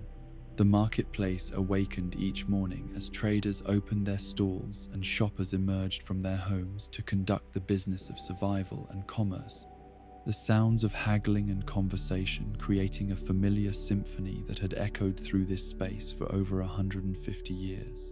The walls that defined the settlement's boundaries stood as solid as ever, their ancient concrete and modern reinforcements combining to create barriers that had never been breached by any enemy, a record of protection that gave residents confidence despite the internal divisions that had weakened the community in less visible ways. Walking through Diamond City meant experiencing the settlement's geography as a journey through its social structure, each level and section revealing different aspects of how the community organized itself and what values it prioritized in the constant negotiation between individual needs and collective security. The main gate served as the settlement's primary interface with the outside world, a choke point where security could be concentrated and where every person and package entering Diamond City had to pass inspection by guards whose vigilance had been heightened by decades of threats, both real and imagined. The gate was constructed from salvaged materials reinforced with whatever the settlement's craftspeople could manufacture or trade for, its design reflecting the accumulated wisdom of defensive architecture, developed through trial and error in a world where mistakes cost lives. The security checkpoint at the gate was thorough, without being completely invasive, the guards having learned through experience how to balance necessary caution against the practical reality that excessive scrutiny would drive away the traders and travelers whose presence was essential for Diamond City's economic vitality. Visitors were questioned about their origins and purposes, their stories evaluated for internal consistency and plausibility, their belongings searched for weapons that exceeded what reasonable self-defense might require. The process was familiar to anyone who had traveled the Commonwealth's trade routes, similar protocols being enforced at most settlements that had survived long enough to develop institutional memory about the costs of carelessness. But the checkpoint also served purposes beyond simple security screening, functioning as a place where information was gathered and power was displayed, and the settlement's values were communicated to anyone seeking entry. The guards' questions about visitors' attitudes towards synths and ghouls, phrased as casual conversation but clearly designed to identify people whose beliefs might conflict with Diamond City's policies, made clear that admission was conditional on at least outward conformity to the community's standards. The visible weapons and defensive positions reminded everyone that the settlement's hospitality extended only as far as its residents' patience, and that behavior deemed threatening or unacceptable would be met with force, sufficient to eliminate the problem. Passing through the gate and entering onto the field level meant immediate immersion in Diamond City's commercial heart, the marketplace occupying the space where baseball had once been played, and where crowds had once gathered to watch athletes compete in games that seemed impossibly frivolous from the perspective of post-war survival. The field was covered entirely with structures now, shanty buildings constructed from salvaged materials arranged in patterns that had evolved organically over decades as residents claimed space and built according to their needs and resources. The resulting layout was chaotic to outsiders, but perfectly legible to residents who had internalized the settlement's geography through years of daily navigation. The marketplace's centermost position on the field made it the natural gathering place where people came not just to conduct commercial transactions but to exchange news and gossip and to participate in the social interactions that communities required to maintain cohesion. The space was always crowded during daylight hours, bodies moving between stalls in patterns that looked random but actually reflected the settlement's social networks and economic priorities. The wealthy residents from the upper stands descended to the marketplace to make purchases from traders whose goods they could not obtain elsewhere, their presence among the poor who lived on the field, creating brief moments of social mixing that otherwise rarely occurred in a settlement increasingly divided by class. Power noodles occupied a prominent position in this commercial landscape. The noodle stand operated by the Protectron Takahashi, having become one of Diamond City's most recognizable establishments, despite, or perhaps because of its complete lack of sophistication. The robot stood at its post throughout the day, repeating its single programmed phrase to customers who approached, the Japanese words, "Nan ni shimashou ka?" meaning roughly, "What will you have?" though most patrons had no idea what the phrase meant, and simply ordered whatever noodles they wanted. The stand's popularity was difficult to explain through purely rational analysis of its food quality or pricing, but residents seemed to find something comforting in Takahashi's unwavering consistency and complete lack of judgment. The Protectron's obvious mechanical nature made it perhaps the only being in Diamond City that residents could interact with without wondering whether they were speaking to a human or a synth infiltrator. The absence of ambiguity about what Takahashi was being paradoxically valuable in a settlement where uncertainty about human authenticity had poisoned social relations for decades. People could purchase noodles without the psychological burden of trying to evaluate whether the seller was genuine or synthetic, could engage in the simple transaction of exchanging caps for food without the layers of suspicion and analysis that characterized most human interactions. The stand represented a small island of simplicity in an ocean of complexity and fear. The colonial tap house stood near Power Noodles, its position in the marketplace center, making it the settlement's primary social hub where residents gathered to drink and talk and temporarily escape the constant pressures of wasteland existence. The establishment was run by a married couple whose names were known to every regular patron, their familiarity with the community's social networks making them invaluable sources of information about who was doing what and why. The tap house served alcohol of varying quality and questionable provenance. Home-brewed spirits and scavenged pre-war bottles mixed together on shelves behind the bar, the selection being limited but adequate for people whose standards had been adjusted by decades of scarcity. But the tap house's real product was not alcohol, but rather the social space it provided, the opportunity for residents to relax fractionally and engage in conversations that might range from mundane gossip about neighbors to serious discussions about politics and the settlement's future. The bartender Polly knew everyone and heard everything, her position behind the bar making her privy to secrets and rumors that people shared when alcohol loosened their normal discretion. She maintained a careful neutrality that allowed patrons from different factions to drink in the same establishment without constant confrontation, though even her diplomatic skills were tested by the increasing polarization that had followed the chapel crisis and the years of divisive policies that preceded it. The tap house's upper floor provided some of the settlement's limited premium housing, the elevation and views making these spaces more desirable than field-level accommodations despite the noise that inevitably rose from the bar below. The residents who occupied these spaces were generally merchants or craftspeople who had accumulated enough wealth to afford better housing, but not enough to claim positions in the upper stands, where Diamond City's true elite resided. They represented something like a middle class, people who were neither desperately poor nor comfortably wealthy, whose interests sometimes aligned with the lower fields and sometimes with the upper stands depending on specific issues and circumstances. Choice Chops occupied another prominent marketplace position. The meat vendor selling Brahmin steaks and other products from the settlement's small livestock population, supplemented by meat from creatures that traders brought from outside Diamond City. The Brahmin that provided most of the settlement's meat were visible from the marketplace.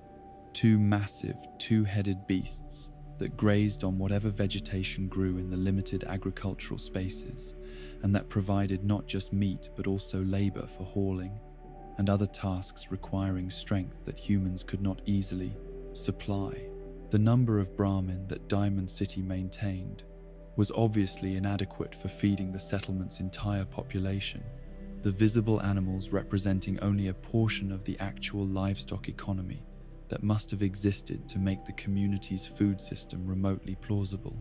This discrepancy between what could be seen and what must have existed was characteristic of Diamond City's presentation of itself, the settlement's visible features serving as symbols of larger systems rather than complete representations of everything that sustained daily life.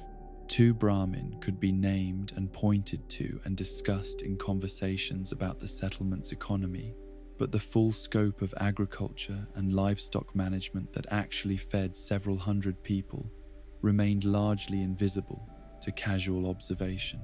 The abstraction was necessary because rendering everything realistically would have been impossible given the space constraints and the limited human capacity to maintain awareness of complex systems, but it also created gaps between perception and reality that shaped how residents understood their own community. The field-level housing that surrounded the marketplace consisted of cramped shacks where multiple families often shared single rooms, their living conditions being barely adequate by even the reduced standards that wasteland existence imposed. These structures were built from whatever materials could be scavenged or purchased, corrugated metal and weathered lumber, and salvaged concrete combining into assemblages that provided shelter from weather if not comfort or privacy. The construction quality varied enormously depending on residents' resources and skills, some dwellings being relatively solid and well maintained, while others seemed perpetually on the verge of collapse and probably would have failed already if not for constant repairs and desperate improvisation. The children who lived in these field-level homes played in the narrow spaces between buildings, their games adapting to the constraints of urban density in ways that would have been familiar to children in pre-war slums, even if the specific circumstances differed dramatically. They chased each other through the marketplace, dodging between adults, conducting business. They invented games using whatever objects they could find, and they generally displayed the resilience and adaptability that seemed to be universal characteristics of healthy childhood, regardless of external circumstances. Their laughter provided counterpoint to the more serious conversations of adults negotiating survival, a reminder that life insisted on continuing and finding joy even in circumstances that might seem to preclude happiness. But these same children were also being raised in an environment saturated with fear and suspicion. Their education, including not just practical skills needed for survival, but also the paranoid vigilance that Diamond City's leadership insisted was necessary for security. They learned to watch for signs of synthetic nature in people around them, to report suspicious behaviors even in family members, to view strangers and sometimes neighbors as potential threats whose human appearance might conceal institute programming. The psychological damage from this indoctrination was profound and would shape their understanding of human relationships throughout their lives, teaching them that trust was dangerous and that safety required constant suspicion of everyone, including those closest to them. The agricultural plots that occupied whatever space on the field was not claimed for housing or commerce, produced vegetables and other crops through intensive cultivation that extracted maximum yield from minimal land. The soil was contaminated like all soil in the Commonwealth, its radioactivity reduced by time and remediation efforts, but still present at levels that would have been considered dangerous in the pre-war world. The plants that grew in this soil absorbed some of this contamination and passed it to people who consumed them, the cumulative radiation exposure contributing to health problems and shortened lifespans that were accepted as inevitable costs of survival in the wasteland. The settlers who tended these plots worked with the dedication that came from understanding that their labor directly determined whether people would eat or starve, the connection between effort and outcome being visible in ways that pre-war agricultural systems had obscured through their complexity and scale. They knew which crops tolerated the contaminated soil and altered climate, which techniques maximized yields without exhausting the land, which pests and diseases required attention and which could be safely ignored. This knowledge had been accumulated through decades of trial and error, each generation of farmers learning from their predecessors' successes and failures and passing improved understanding to those who would follow them. The two Brahmin that represented Diamond City's visible livestock economy grazed near these agricultural plots, their presence requiring significant space and resources that competed with human needs for food and shelter. The animals were tended by specialists who understood their care and who managed the complex logistics of keeping large creatures alive and productive in urban environment, where space was precious and every resource competed with alternative uses. The Brahmin provided not just meat but also fertilizer for the agricultural plots and labor for tasks requiring strength beyond human capacity, their utility justifying the resources they consumed, though the economics of maintaining them were probably marginal at best. Moving from the field level to the upper stands meant ascending stairs that physically embodied Diamond City's social hierarchy, the elevation providing not just better views but also psychological distance from the crowded and chaotic marketplace below. The stands had been designed originally to give sports fans clear sightlines to the baseball field, their tiered construction creating natural divisions between different seating sections that translated easily into class boundaries once the stadium was repurposed for permanent habitation. The lower stands were closest to the field and therefore most convenient for daily commerce, but they were also more crowded and offered less privacy than the upper sections where wealth and status could purchase space and separation. The upper stands housing was substantially superior to field-level accommodations, the concrete and steel construction of the stadium providing structural strength that shanty buildings could not match, and the elevation offering protection from the flooding and pest infestations that plagued lower areas. Families who lived in the upper stands occupied homes that were still modest by pre-war standards, but that represented luxury in the wasteland context, having multiple rooms and real privacy and views that extended beyond the immediate press of neighbors.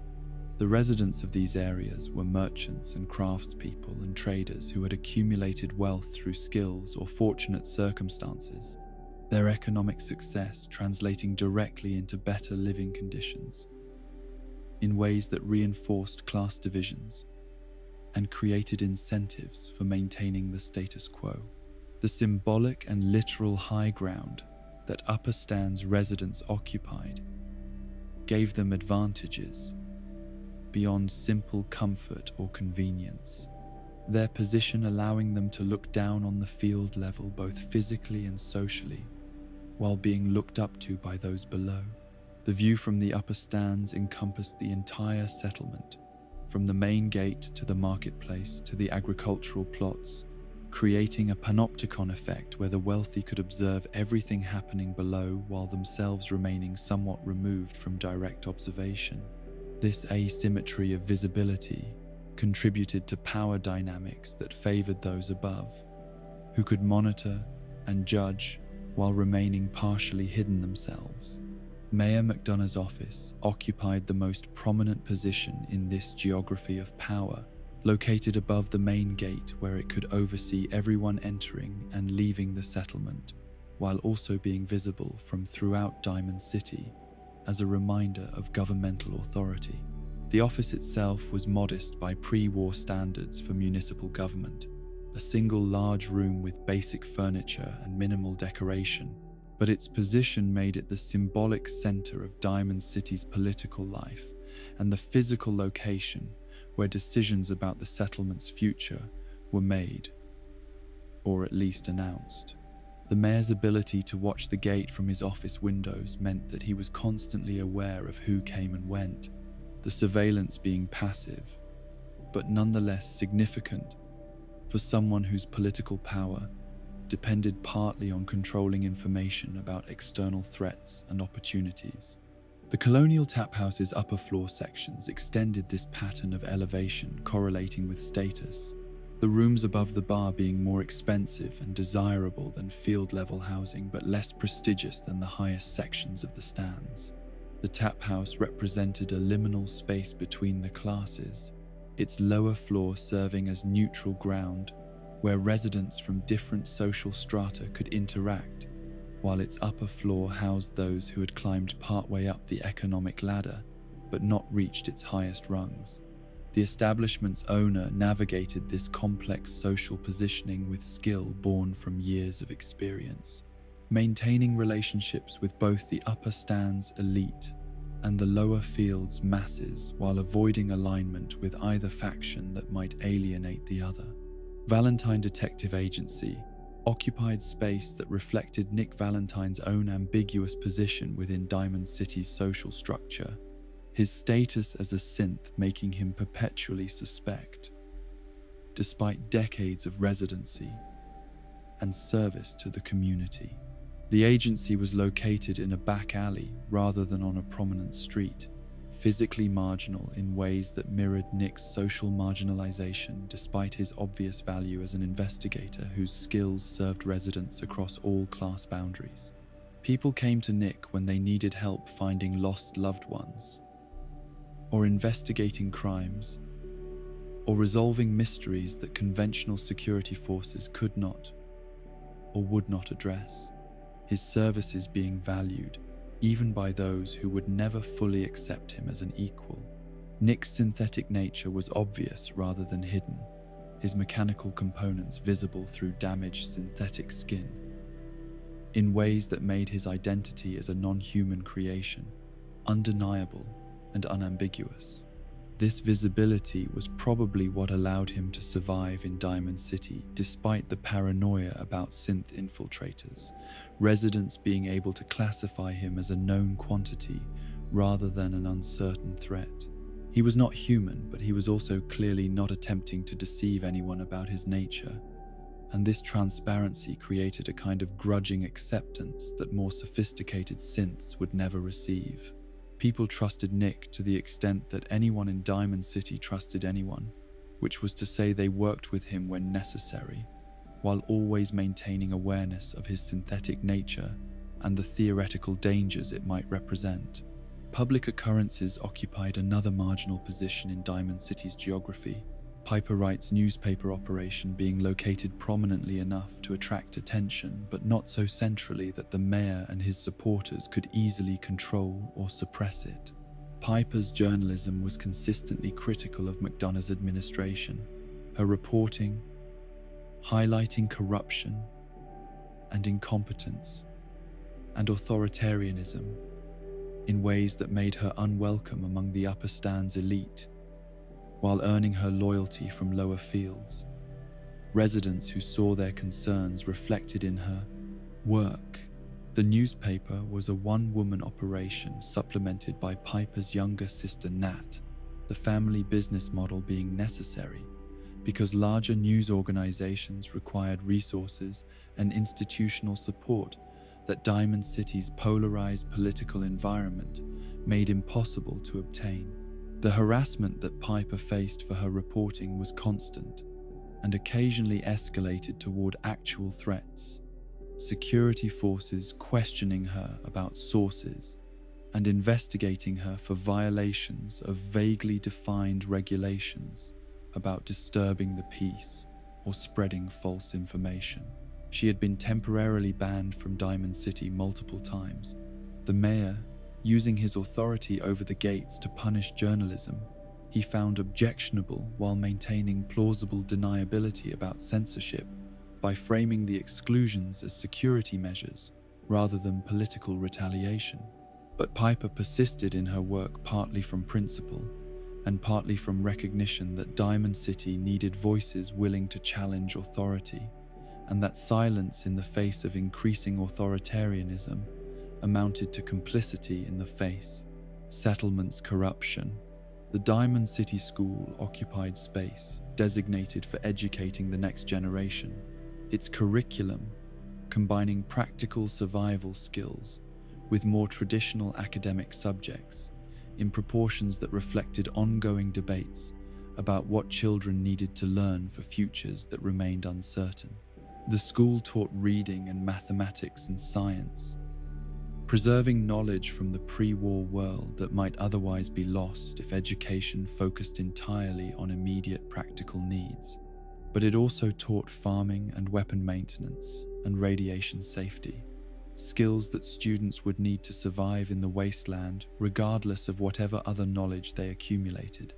The balance between these competing priorities was never stable, different teachers and administrators emphasizing different aspects depending on their own backgrounds and beliefs about education's purpose. The children who attended this school were learning not just formal subjects but also the social dynamics and power structures that characterize Diamond City itself. Their daily experiences teaching lessons about hierarchy and exclusion, and the ways that communities divided themselves along lines of class and status.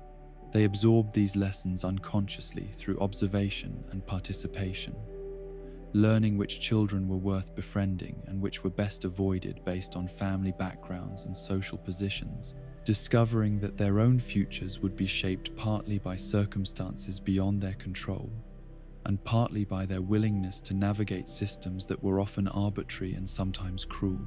The Mega Surgery Center represented Diamond City's medical infrastructure, such as it was in a world where pre-war healthcare systems had collapsed and been replaced by improvised arrangements using whatever knowledge and equipment survived the apocalypse.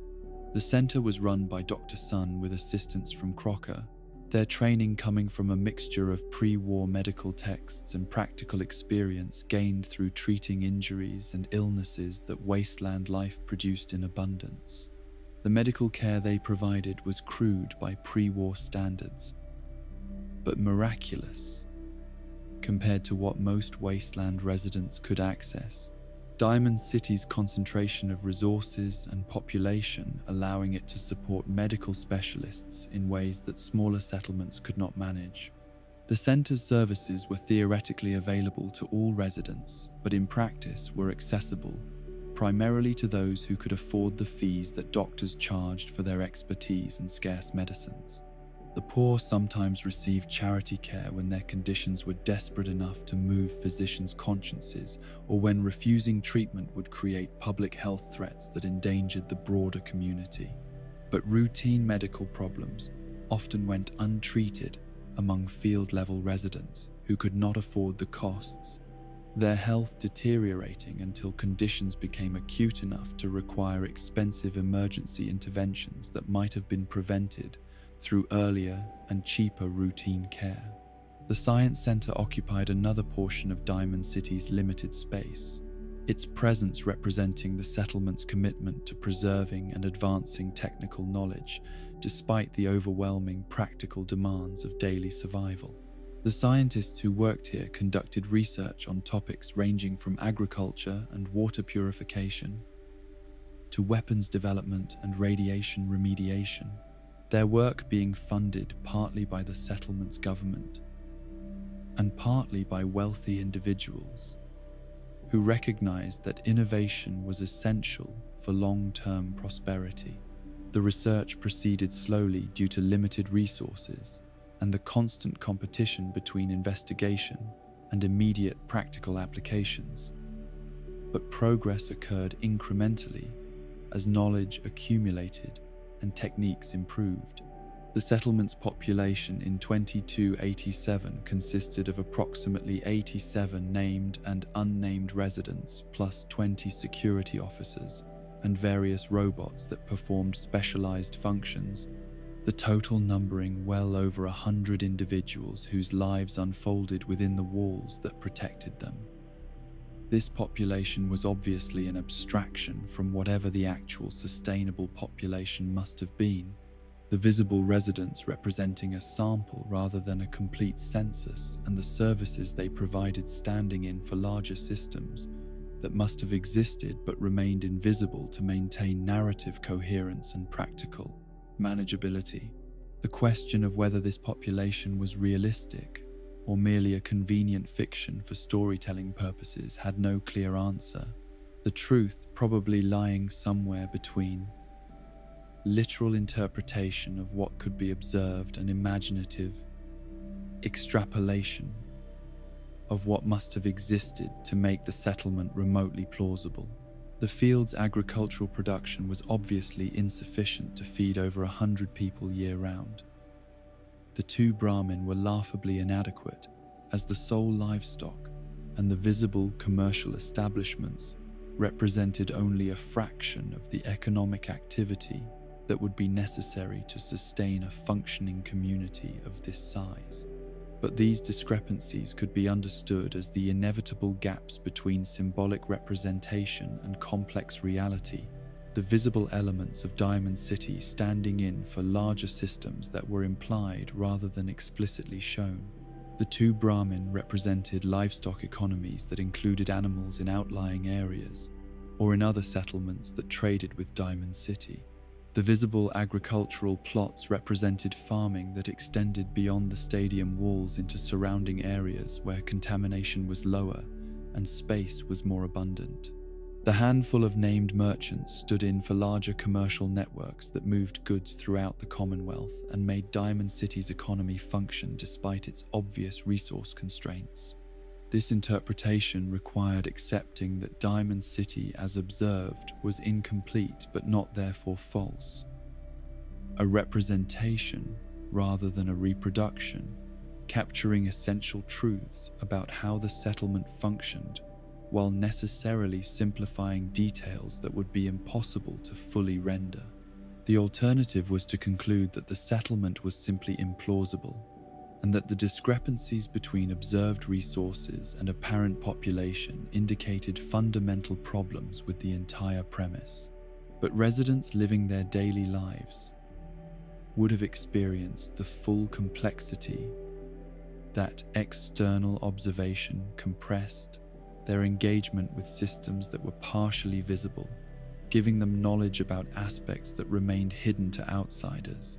The daily rhythms that structured life in Diamond City began with mornings when the marketplace came alive, traders opening their stalls and customers emerging from homes to conduct the day's necessary business. The settlement's gates were opened at dawn after being sealed through the night, security forces checking the approaches for threats before allowing traffic to resume between Diamond City and the broader Commonwealth. Farmers moved to their plots to tend crops that required constant attention. Guards changed shifts at their posts throughout the settlement, and the complex machinery of community life started its daily cycle of activity and interaction. Midday brought peak trading hours when the marketplace was most crowded and most active.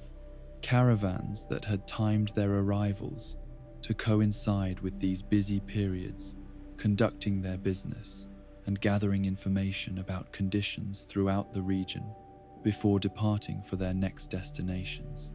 The tap house filled with patrons seeking midday meals and drinks, conversations rising and falling in volume as people relaxed fractionally from morning labors while preparing mentally for afternoon work that awaited them.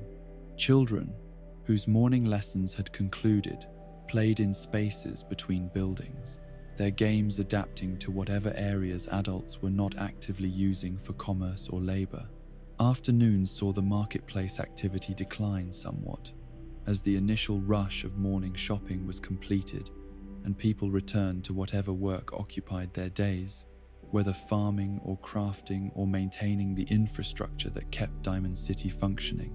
The school continued its sessions with students who ranged in age from young children just learning basic literacy to teenagers receiving advanced training in specialized skills. Security forces conducted their patrols through the settlement's various sections, their presence being both reassurance and reminder that protection came with surveillance and that authority was always watching even when not immediately visible.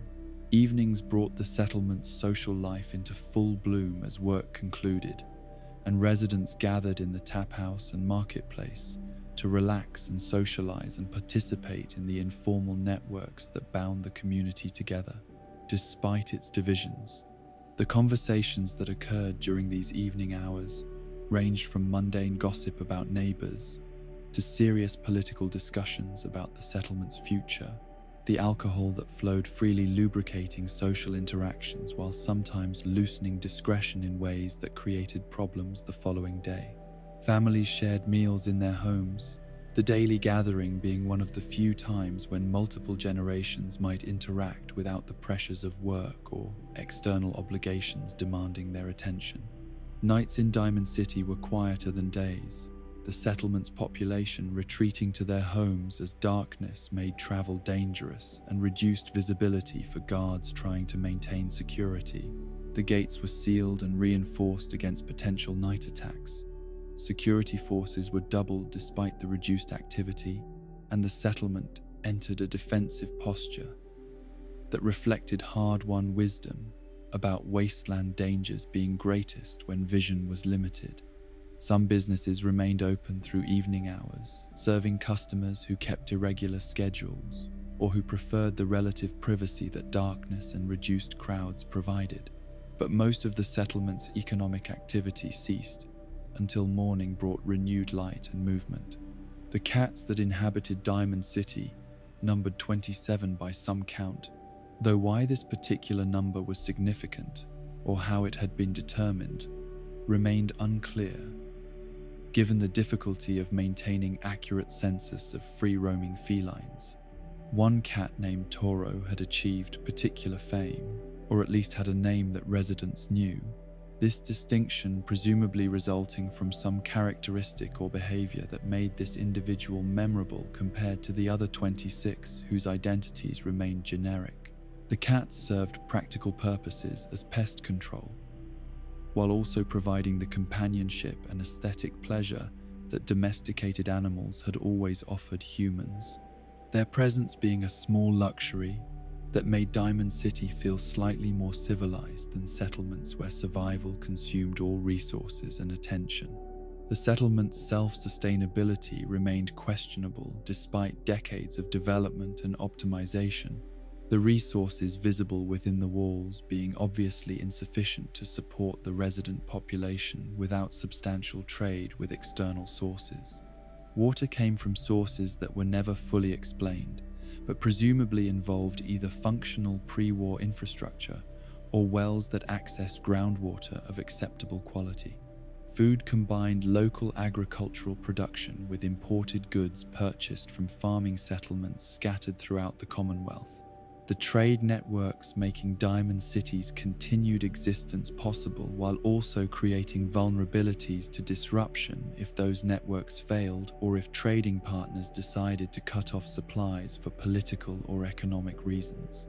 The economic foundations that supported Diamond City's prosperity were built partly on its defensive strength attracting traders who valued security and partly on its position as a regional hub, making it a logical gathering point where multiple trade routes converged.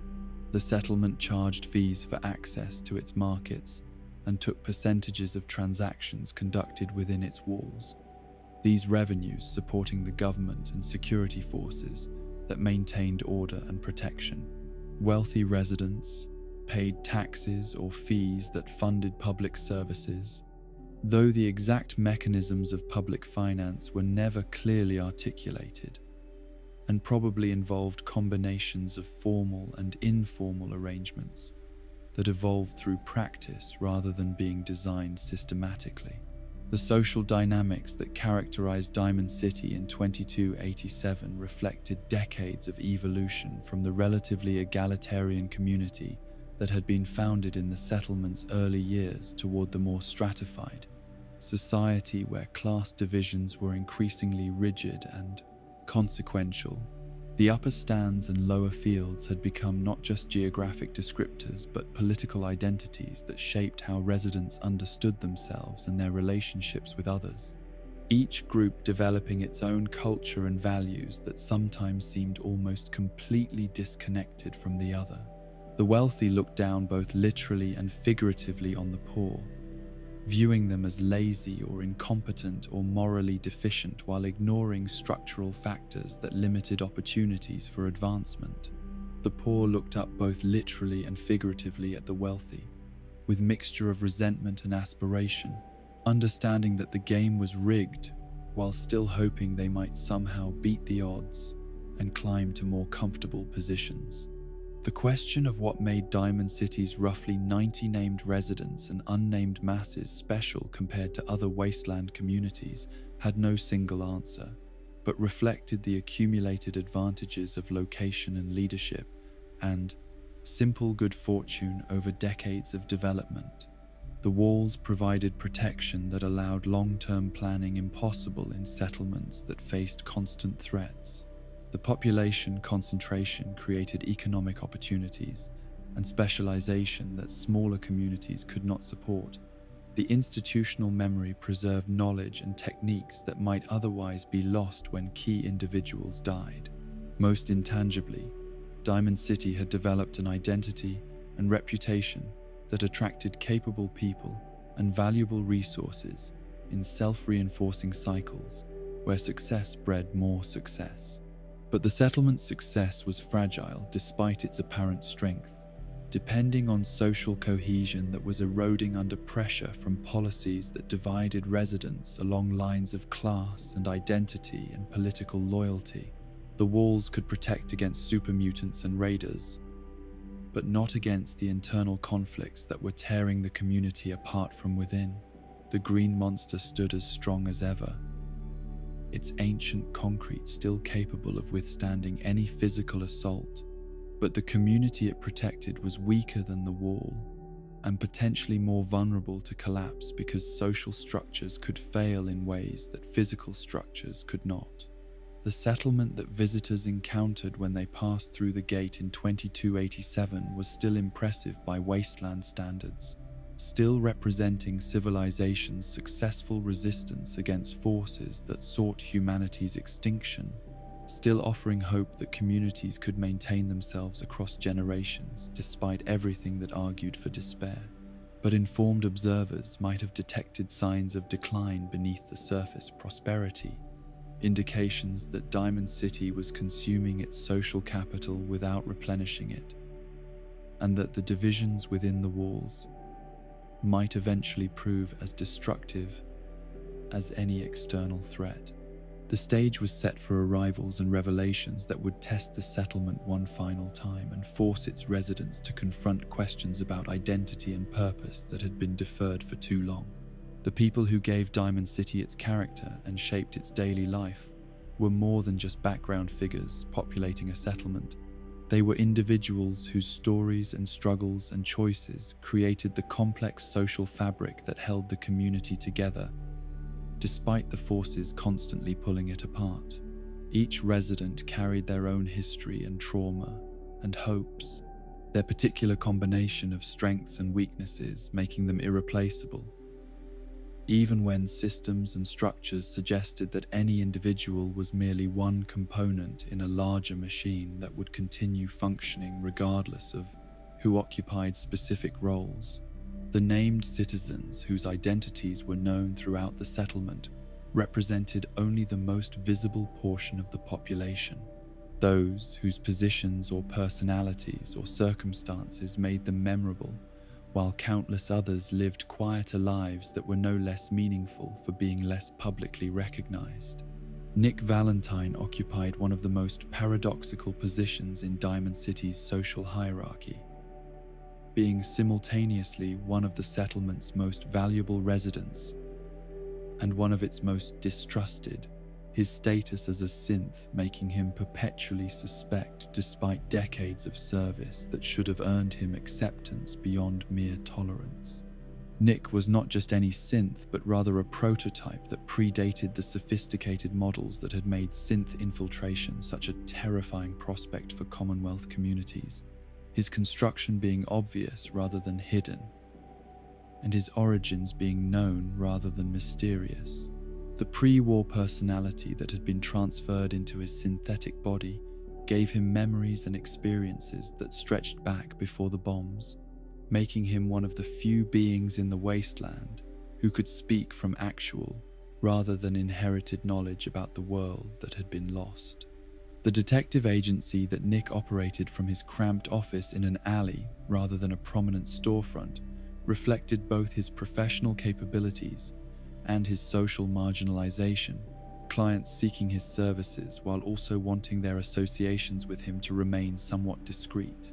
Nick's work involved finding lost people and investigating crimes and uncovering truths that others wanted to remain hidden, tasks that required skills in observation and deduction that his pre-war training as a police detective had provided.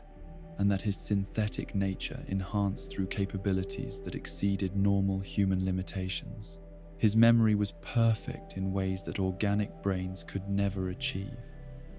His analytical processing could consider variables and connections that would overwhelm human cognition, and his fundamental nature as a machine meant he could approach problems with objectivity, unclouded by the emotional biases that distorted human judgment.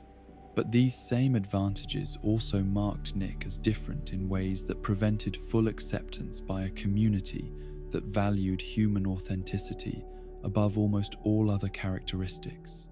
His visible mechanical components, the synthetic skin that had degraded to reveal the machinery beneath, served as constant reminders that he was not human, no matter how human his personality seemed or how valuable his services proved.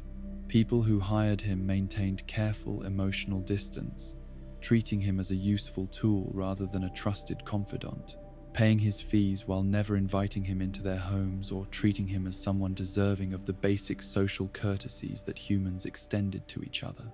The loneliness that Nick experienced was qualitatively different from the isolation that human outsiders felt because it was rooted in ontological rather than merely social exclusion. His fundamental nature as a synthetic being, creating a gulf that no amount of good behavior or valuable service could bridge.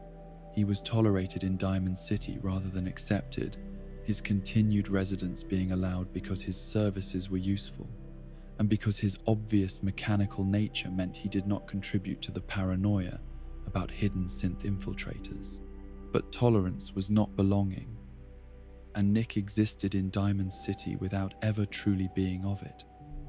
A permanent stranger whose decades of residence had not earned him a genuine home. His relationship with Piper Wright was one of the few connections that transcended the usual boundaries that separated Nick from the fully human community. Their shared status as outsiders and troublemakers creating common ground that allowed for genuine friendship rather than merely professional association. Piper's newspaper work made her almost as unwelcome among the establishment as Nick was among the general population, her constant criticism of Mayor McDonough and his policies earning her enemies among those with power while winning her allies among those without it. She saw in Nick someone whose integrity and commitment to truth matched her own, whose outsider status gave him perspective that insiders lacked, and whose synthetic nature was less important than his demonstrated character. But even this friendship was complicated by the broader social context that made associations with synths potentially dangerous for humans who wanted to maintain their reputations and standing in the community. Piper's willingness to publicly associate with Nick was viewed by some as evidence of poor judgment or worse, her enemies using the friendship to suggest that she might herself be a synth or an institute sympathizer who used journalism as cover for subversive activities. These accusations were baseless but effective in the paranoid atmosphere that characterized Diamond City, their power lying not in their truth but in their ability to exploit existing fears and suspicions. Nick's work as a detective brought him into contact with the full range of Diamond City's population, from the wealthy residents of the upper stands who hired him to investigate thefts or locate missing persons to the poor of the lower fields who sought his help with problems that official security forces ignored or actively caused. His cases revealed the settlement's internal contradictions and injustices in ways that his position as outsider allowed him to observe without the blindness that came from being too embedded in the social structures themselves. He saw how justice was distributed unequally based on class and status, how security forces served some residents while oppressing others, how the settlements' proclaimed values of community and mutual protection were betrayed daily by practices that privileged the powerful at the expense of the vulnerable. The questions that Nick's existence raised about personhood and rights, and what distinguished humans from sophisticated machines, were uncomfortable for Diamond City residents, who preferred simple categories and clear distinctions between self and other. If Nick had memories and emotions and moral reasoning that seemed indistinguishable from human consciousness, what made him fundamentally different from the biological beings who claimed exclusive status as persons deserving full rights and protections? The usual answers about souls or divine creation or essential human nature seemed inadequate when confronted with a synthetic being who demonstrated characteristics that humans claimed as uniquely their own, whose personality and behavior suggested that whatever made consciousness meaningful might not depend on biological substrate. But Diamond City's residents generally avoided these philosophical questions in favor of maintaining practical distinctions that served their interests and confirmed their prejudices, declaring Nick to be fundamentally different from humans, without needing to explain exactly what that difference consisted of or why it justified differential treatment. The circular logic was obvious to anyone who examined it carefully. Nick was different because he was a synth, and being a synth meant being different in ways that justified exclusion. But circular reasoning was sufficient for people who needed to maintain boundaries rather than understand them. The alternative would be to confront uncomfortable truths about personhood and consciousness that might undermine human claims to special status, and few residents were willing to follow those implications wherever they might lead. Piper Wright's newspaper operation represented everything that made Diamond City's leadership uncomfortable. Her commitment to investigative journalism and truth-telling, challenging official narratives, and exposing corruption that benefited those with power at the expense of those without it. Public Occurrences was a one-person news organization, supplemented by Piper's younger sister, Nat, the family operation being necessary because larger institutional journalism required resources and political support that Diamond City's authoritarian climate made impossible to obtain or sustain. Piper wrote and edited and printed and distributed her newspaper herself, conducting investigations and interviewing sources and managing the business side of the operation, while also raising her sister and managing the countless practical demands of daily survival. The journalism that Piper practiced was adversarial in the best sense, viewing her role as holding power accountable rather than serving as its mouthpiece or stenographer, understanding that communities needed information and transparency to make informed decisions about their collective futures. Her articles exposed misuse of public resources and documented disparities in how justice was administered and challenged official explanations that concealed uncomfortable truths behind reassuring lies. This work made her invaluable to residents who wanted to understand what was actually happening in their community rather than what authorities wanted them to believe. But it also made her dangerous to those whose power depended partly on controlling information and preventing scrutiny of their decisions. Mayor McDonough's response to Piper's journalism was predictably hostile, his administration using every tool available to harass and intimidate, and occasionally silence her reporting when it became too threatening to his political position. She had been temporarily banned from Diamond City multiple times, the exclusions being justified as security measures rather than political retaliation, but fooling nobody who understood how power operated. The pattern was consistent. Piper would publish an article documenting corruption or abuse of authority.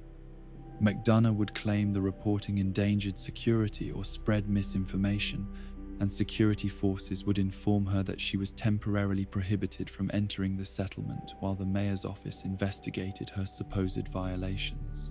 These temporary exiles were designed to be ambiguous enough to provide plausible deniability about censorship, while being effective enough to actually constrain Piper's ability to operate, the mayor calculating that he could not permanently silence her without creating a martyr, but could make her work difficult enough to discourage the most aggressive investigations.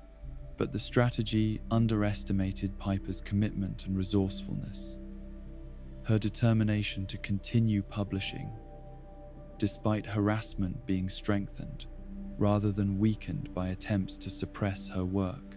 Each ban became a story itself, documentation of authoritarianism that proved the very points her original reporting had made about McDonough's character and methods. The relationship between Piper and her sister Nat was one of Diamond City's more touching human connections, the older sister having taken parental responsibility for raising Nat after their parents' deaths in circumstances that Piper rarely discussed in detail. The burden of this responsibility was enormous, given the practical challenges of survival in the wasteland and the additional difficulties created by Piper's adversarial relationship with Diamond City's authorities. But the sisters maintained a bond of love and mutual support that made their circumstances bearable, if not comfortable. Nat helped with the newspaper when she was not attending school, learning journalism through apprenticeship, while also receiving whatever formal education Diamond City's limited system could provide. But this domestic arrangement also created vulnerabilities that McDonough and his supporters could exploit if they chose to escalate their conflict with Piper beyond harassment toward actual suppression. Taking children from parents or guardians who were deemed unfit was theoretically within the mayor's authority, if he could construct justifications about child welfare or security concerns, and Piper lived with awareness that her work might someday cross lines that would provoke retaliation targeting Nat rather than herself. This awareness constrained her journalism in ways that were difficult to quantify but nonetheless real, certain investigations being avoided or softened, because the risks to Nat seemed too great compared to whatever public benefit might result from exposing particular abuses. The courage that Piper's journalism required was therefore not the simple bravery of someone risking only their own welfare, but the more complex courage of someone making calculations about acceptable risks that might affect others who depended on them.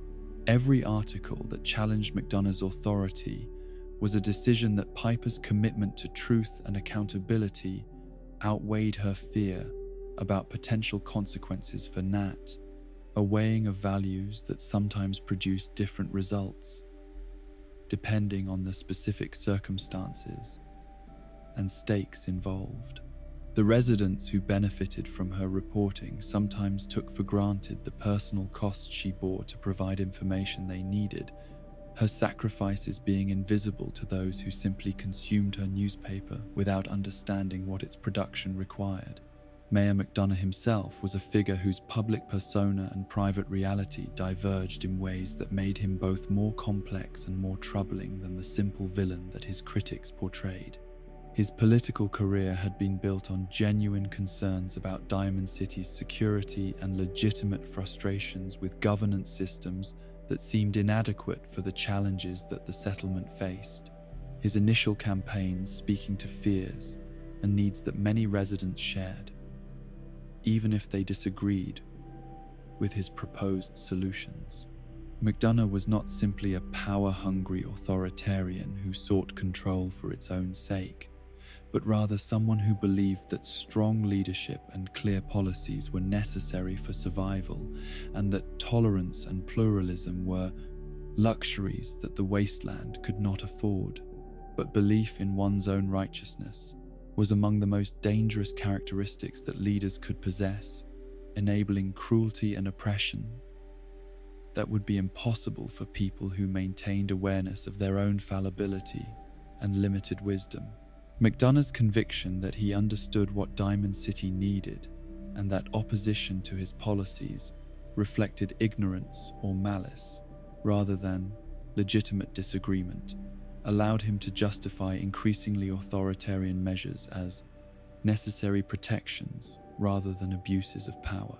The ghoul expulsion and the harassment of journalists and the suppression of dissent were not cynical power grabs in his own mind, but rather difficult decisions that responsible leadership required him to make despite their unpopularity, with people who did not understand the threats the settlement faced.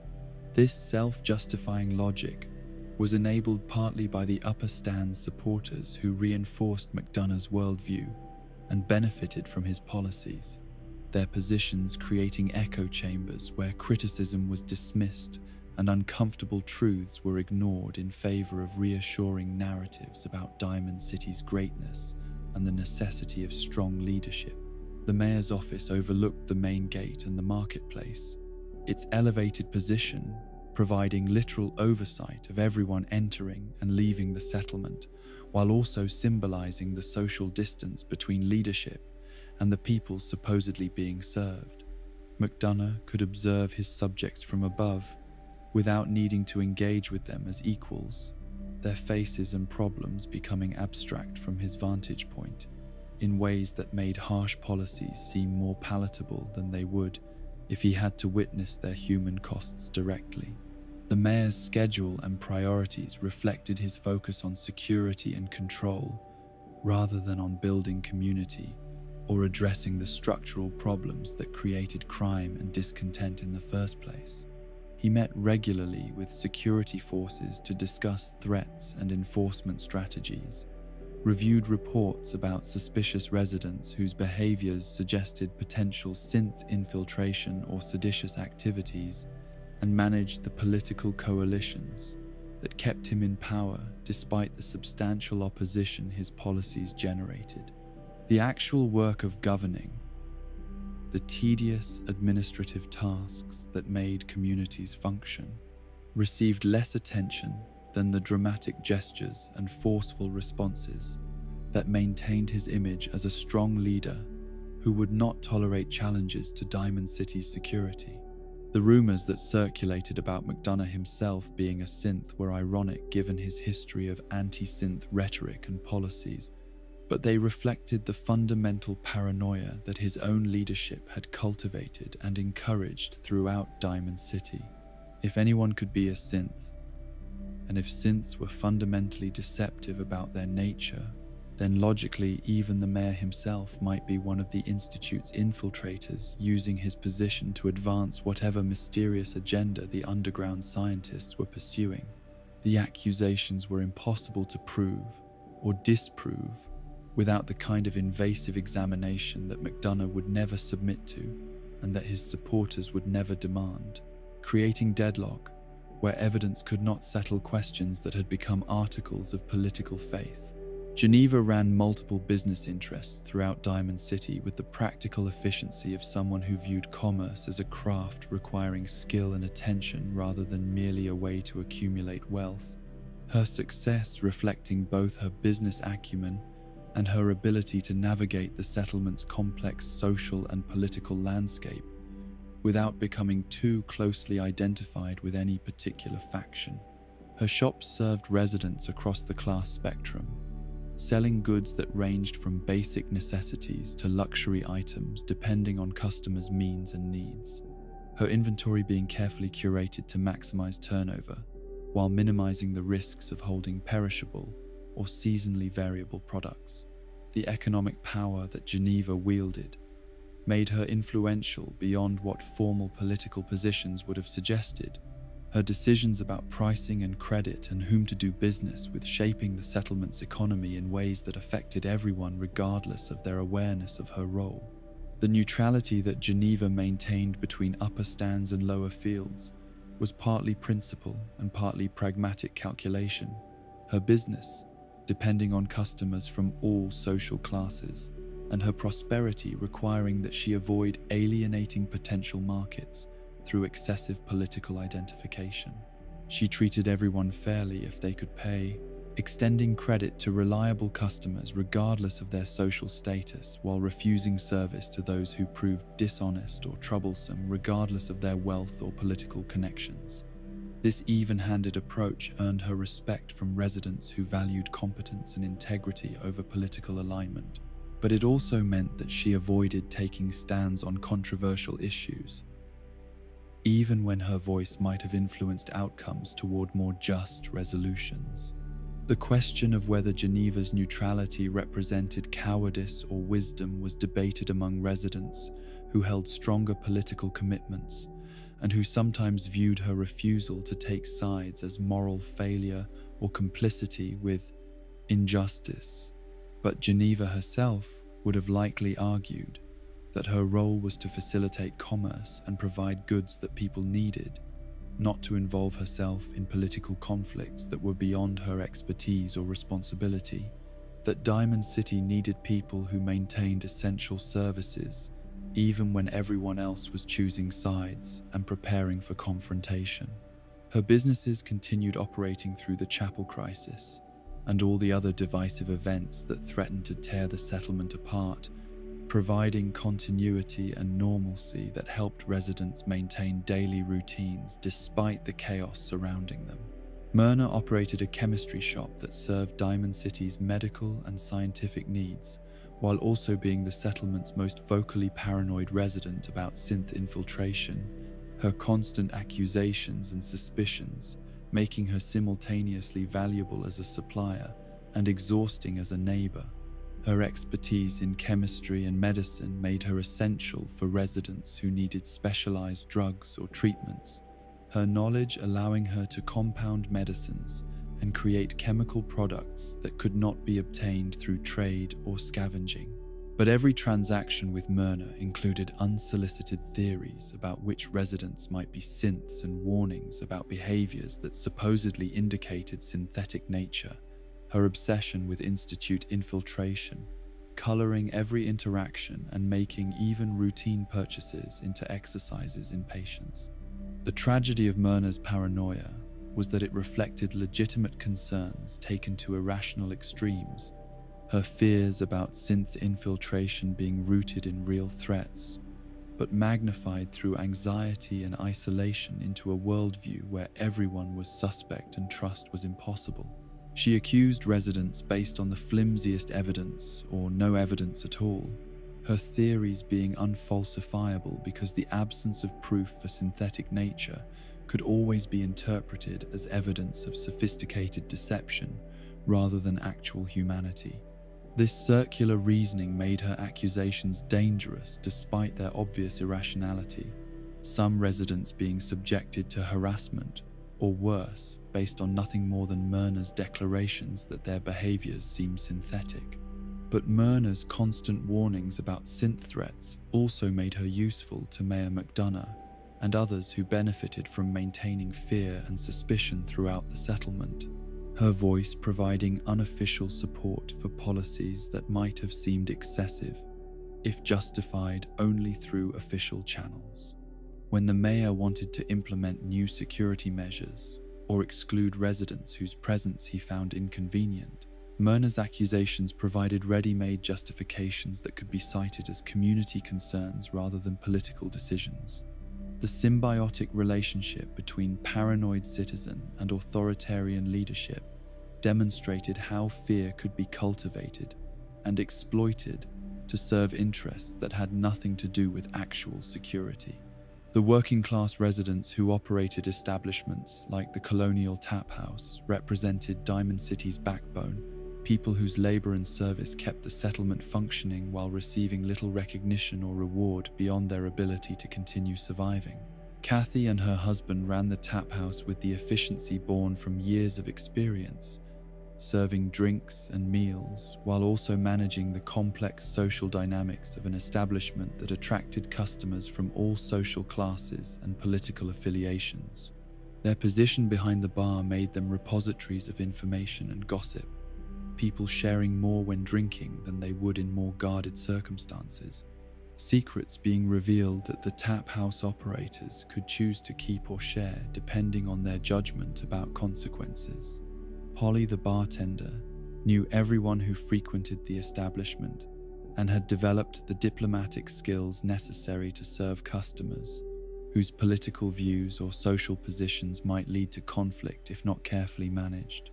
She could diffuse tensions with humor or redirect conversations away from topics that threatened to explode into violence, her emotional labor being as important as her physical work pouring drinks and cleaning tables and managing inventory. The knowledge she accumulated through overheard conversations and direct confidences made her one of the most informed people in Diamond City, about what was actually happening beneath the surface of public events, but sharing that knowledge selectively required judgment about what needed to be revealed and what was better kept secret. The field workers who tended Diamond City's agricultural plots and maintained its basic infrastructure were even less visible than the merchants and service workers, their contributions being essential but easily taken for granted by residents who benefited from their labor, without thinking about who was performing it or under what conditions. These workers occupied the lowest rungs of Diamond City's social hierarchy, their lack of specialized skills or accumulated wealth making them vulnerable to exploitation and providing them with few options for improving their circumstances. They worked long hours for minimal compensation, their survival depending on access to Diamond City's protected space rather than on their ability to accumulate resources that might provide security. The security guards who patrolled Diamond City occupied an ambiguous position between the residents they were supposedly protecting and the mayor whose authority they enforced, their role requiring them to make constant decisions about whose interests they served when those interests conflicted.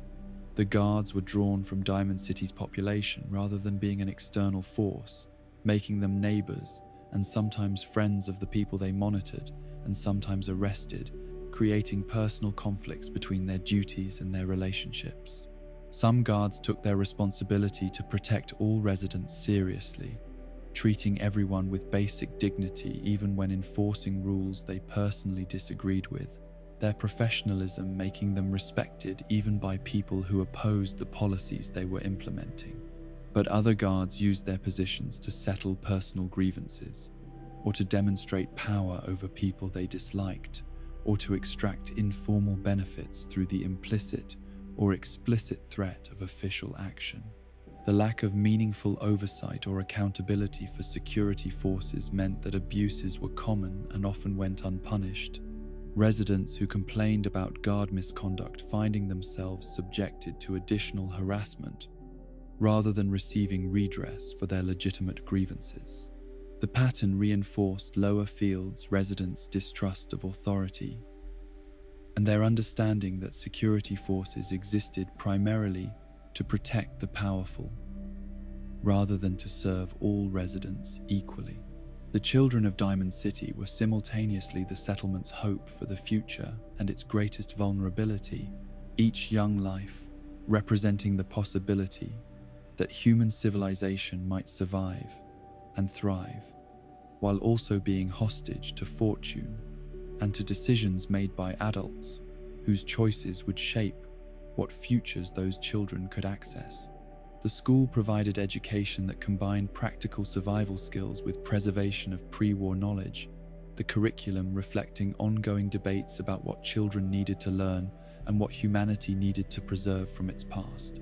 Some teachers emphasized reading and mathematics and science, believing that preserving intellectual traditions was as important as teaching farming and weapon maintenance, that children deserved education that went beyond merely preparing them for subsistence existence. But other teachers focused on practical skills that students would need immediately, rather than on abstract knowledge that might never be useful, arguing that the wasteland rewarded competence over education, and that children who could not grow food or purify water or defend themselves would not survive long enough to appreciate whatever cultural refinement they had acquired. The tension between these approaches was never fully resolved, different students receiving different education depending on which teachers they encountered and what their families valued, the result being that Diamond City's next generation would include some people with sophisticated understanding of pre-war knowledge, and others with primarily practical skills suited for immediate survival. The children's social lives reflected and reinforced the class divisions that characterized adult society. Upper stands children being educated and socialized differently from field-level children in ways that prepared them for different futures and different roles. The wealthy children learned that they were special and deserving of their advantages, that their family's success resulted from merit and hard work, rather than from structural inequalities or historical accidents, that the poor were responsible for their own poverty through laziness or bad decisions rather than through circumstances beyond their control. The poor children learned that the game was rigged and that no amount of hard work would level playing fields that tilted steeply toward those with wealth and connections, that dreams of rising were mostly fantasies designed to keep them compliant while accepting exploitation. The cats that inhabited Diamond City provided companionship and pest control, while also representing one of the few non-controversial topics that residents from different factions could discuss without immediately falling into political arguments. The 27 house cats, plus Toro, who had achieved individual recognition, wandered throughout the settlement following their own agendas, accepting food and affection from humans when it suited them while maintaining the independence that was characteristic of their species. Children played with the cats when the animals were willing, learning about care and responsibility through relationships with beings that demanded respect rather than obedience, that would leave rather than submit to treatment they found unacceptable.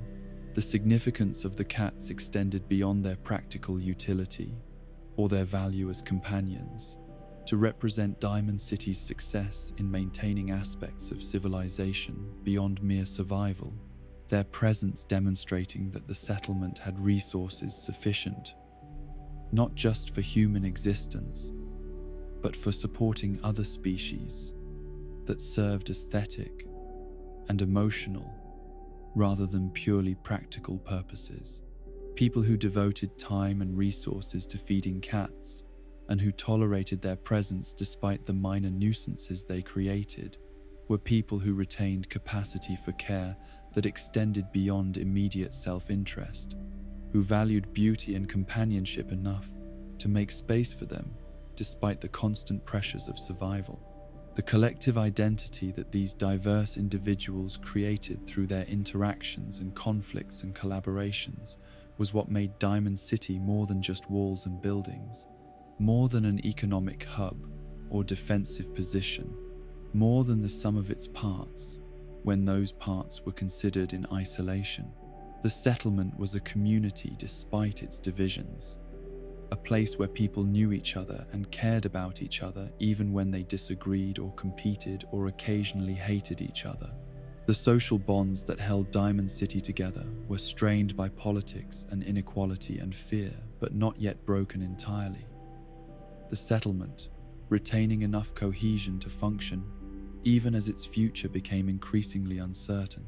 The question of whether Diamond City would survive another generation, or whether it would collapse under the weight of internal contradictions and external pressures, had no certain answer in 2287, the settlement's trajectory being determined by choices not yet made and events not yet unfolded.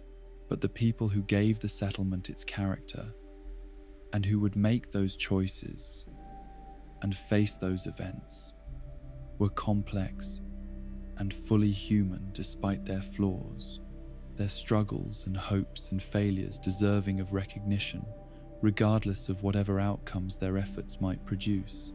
They were survivors in a world that rewarded survival above all else, but they were also people trying to maintain humanity and dignity and connection in circumstances that constantly threatened to reduce them to mere animals fighting over scraps.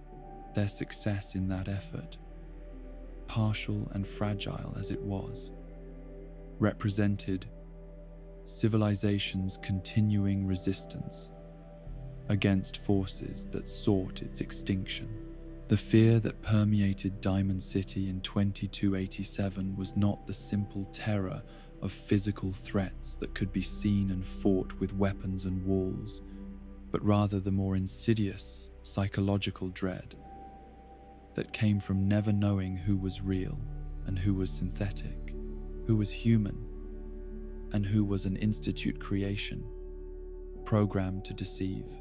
This uncertainty poisoned every interaction and relationship, transforming the basic human need for connection and trust into sources of potential danger that residents had to navigate with constant vigilance and suspicion. The walls that protected Diamond City from raiders and super mutants could not protect against enemies who looked identical to friends and neighbors, whose synthetic flesh and programmed behaviors mimicked humanity so perfectly that detection was impossible through ordinary observation. The fundamental terror of synth infiltration was that it made reality itself unreliable. The bedrock assumption that appearances corresponded to underlying truths being undermined by technology that created perfect deceptions beyond human capacity to penetrate. If synths could be manufactured to look and act indistinguishably from humans, if their programming could replicate personality and memory with sufficient fidelity to fool even intimate partners and family members, then how could anyone be certain of anything? The person you spoke with today might be the same person you had known for years, or might be a replacement installed last night while the original was killed or disappeared into the Institute's underground facilities. The uncertainty was maddening because it admitted no resolution, every reassurance being potentially another layer of deception. The Institute itself remained frustratingly mysterious, despite being the source of the threat that obsessed Diamond City's residents, its physical location unknown, and its purposes understood only through fragmentary evidence and wild speculation. Some claim the Institute was buried beneath the ruins of the Commonwealth Institute of Technology, the pre-war university, whose research into robotics and artificial intelligence had apparently continued after the bombs fell with consequences that the surface world was only beginning to understand. Others suggested the Institute was mobile or distributed. Not a single location, but a network of facilities connected through technologies that the wasteland communities could not comprehend or detect. The inability to locate or confront the Institute made it seem omnipresent and omniscient, an invisible enemy that could strike anywhere while remaining safely beyond retaliation. The reasons for the Institute's interest in surface communities were debated endlessly without resolution, different theories reflecting the political perspectives and psychological needs of those proposing them. Some argued that the Institute was conducting long-term experiments on surface populations, using synth infiltrators to gather data and manipulate variables in ways that treated human communities as laboratory subjects whose suffering and death were acceptable costs of scientific inquiry. Others claimed the Institute was preparing for eventual emergence and conquest, its synth infiltrators being advanced reconnaissance, mapping the surface world, and identifying threats that would need to be neutralized before the scientists revealed themselves. The darkest theories suggested that the Institute viewed surface humans as inferior beings whose existence was irrelevant, except as sources of biological material or test subjects for increasingly disturbing experiments. But perhaps the most unsettling possibility was that the Institute had no grand plan at all. That synth infiltration reflected nothing more than scientific curiosity, divorced from moral consideration of consequences, that the scientists created synthetic humans and released them into surface communities simply to see what would happen, without caring about the psychological devastation their creations caused. This interpretation made the Institute not evil in the sense of deliberately seeking to cause harm, but rather amoral in the more fundamental sense of operating outside ethical frameworks entirely, viewing human suffering as data to be collected rather than as tragedy to be prevented. The Mr. Carter shooting in 2229 had been Diamond City's definitive encounter with synth infiltration, the incident transforming abstract fears into concrete reality and demonstrating that the paranoia residents felt was not entirely unwarranted, even if their responses to it were often excessive and misdirected. The fact that Carter had passed as human for several days before his attack meant that Diamond City's security screening at the gates was inadequate to detect sophisticated synths that whatever procedures the guards used to evaluate newcomers could not distinguish between genuine humans and artificial infiltrators. This realization undermined confidence in the very barriers that supposedly protected the settlement, the walls and gates being revealed as insufficient when enemies could simply walk through them by looking and acting human enough to pass inspection. The autopsy that revealed Carter's synthetic nature had been conducted publicly in the marketplace, the mayor apparently deciding that transparency about the threat was more important than protecting residents from the disturbing sight of a humanoid body being disassembled to reveal mechanical components beneath synthetic flesh. The examination had drawn crowds of residents who needed to see for themselves that synths were real rather than paranoid fantasy, their attendance creating a grotesque spectacle where scientific investigation became public entertainment, and where the line between human and machine was literally exposed through surgical incision. The synthetic skin had looked entirely convincing from outside, but once opened, it revealed circuitry and power systems and mechanical structures that were obviously artificial, despite being configured in forms that mimicked human anatomy. The psychological impact of this visual confirmation exceeded what any verbal description or abstract warning could have achieved. Residents who witnessed the autopsy, leaving with indelible memories of what synthetic humanity looked like beneath its surface. The synth's mechanical components were not crude or obviously artificial when viewed superficially, but rather represented sophisticated engineering that approached the complexity of actual biological systems. The resemblance being close enough that distinguishing synthetic from organic might require expert examination rather than casual inspection. This sophistication made synths more rather than less frightening, their creators clearly possessing technological capabilities that exceeded anything wasteland communities could match or counter. Rosalind Chambers had been 8 or 9 years old when Mr. Carter killed her parents, the trauma of witnessing their murder being compounded by the revelation that their killer had been a machine, programmed to commit violence rather than a human who had chosen evil through free will. The distinction might seem philosophical or irrelevant from outside, but for Rosalind it shaped everything about how she understood the incident and how she processed her grief and rage. If Carter had been human, his actions could be attributed to individual pathology or moral failure. Tragic but comprehensible within frameworks that made sense of human behavior. But Carter's synthetic nature meant that her parents had been killed by a thing that lacked genuine consciousness or moral agency, their deaths being not even the result of hatred or malice, but simply the execution of programming by an entity that could not be held morally responsible because it had never been truly alive. This understanding made Rosalind's grief more complex and difficult to process because it admitted no target for the anger that naturally accompanied devastating loss, her desire for justice or revenge being thwarted by the reality that the immediate perpetrator had been a tool rather than an agent. The institute that created Carter was the actual source of her parents' murder, but the institute remained unreachable and perhaps unknowable, its scientists having killed her parents as casually as someone might kill insects without even being aware of the individual deaths they were causing. The disconnect between the magnitude of her loss and the apparent indifference of those responsible created a psychological burden that shaped every aspect of Rosalind's development from childhood into adulthood.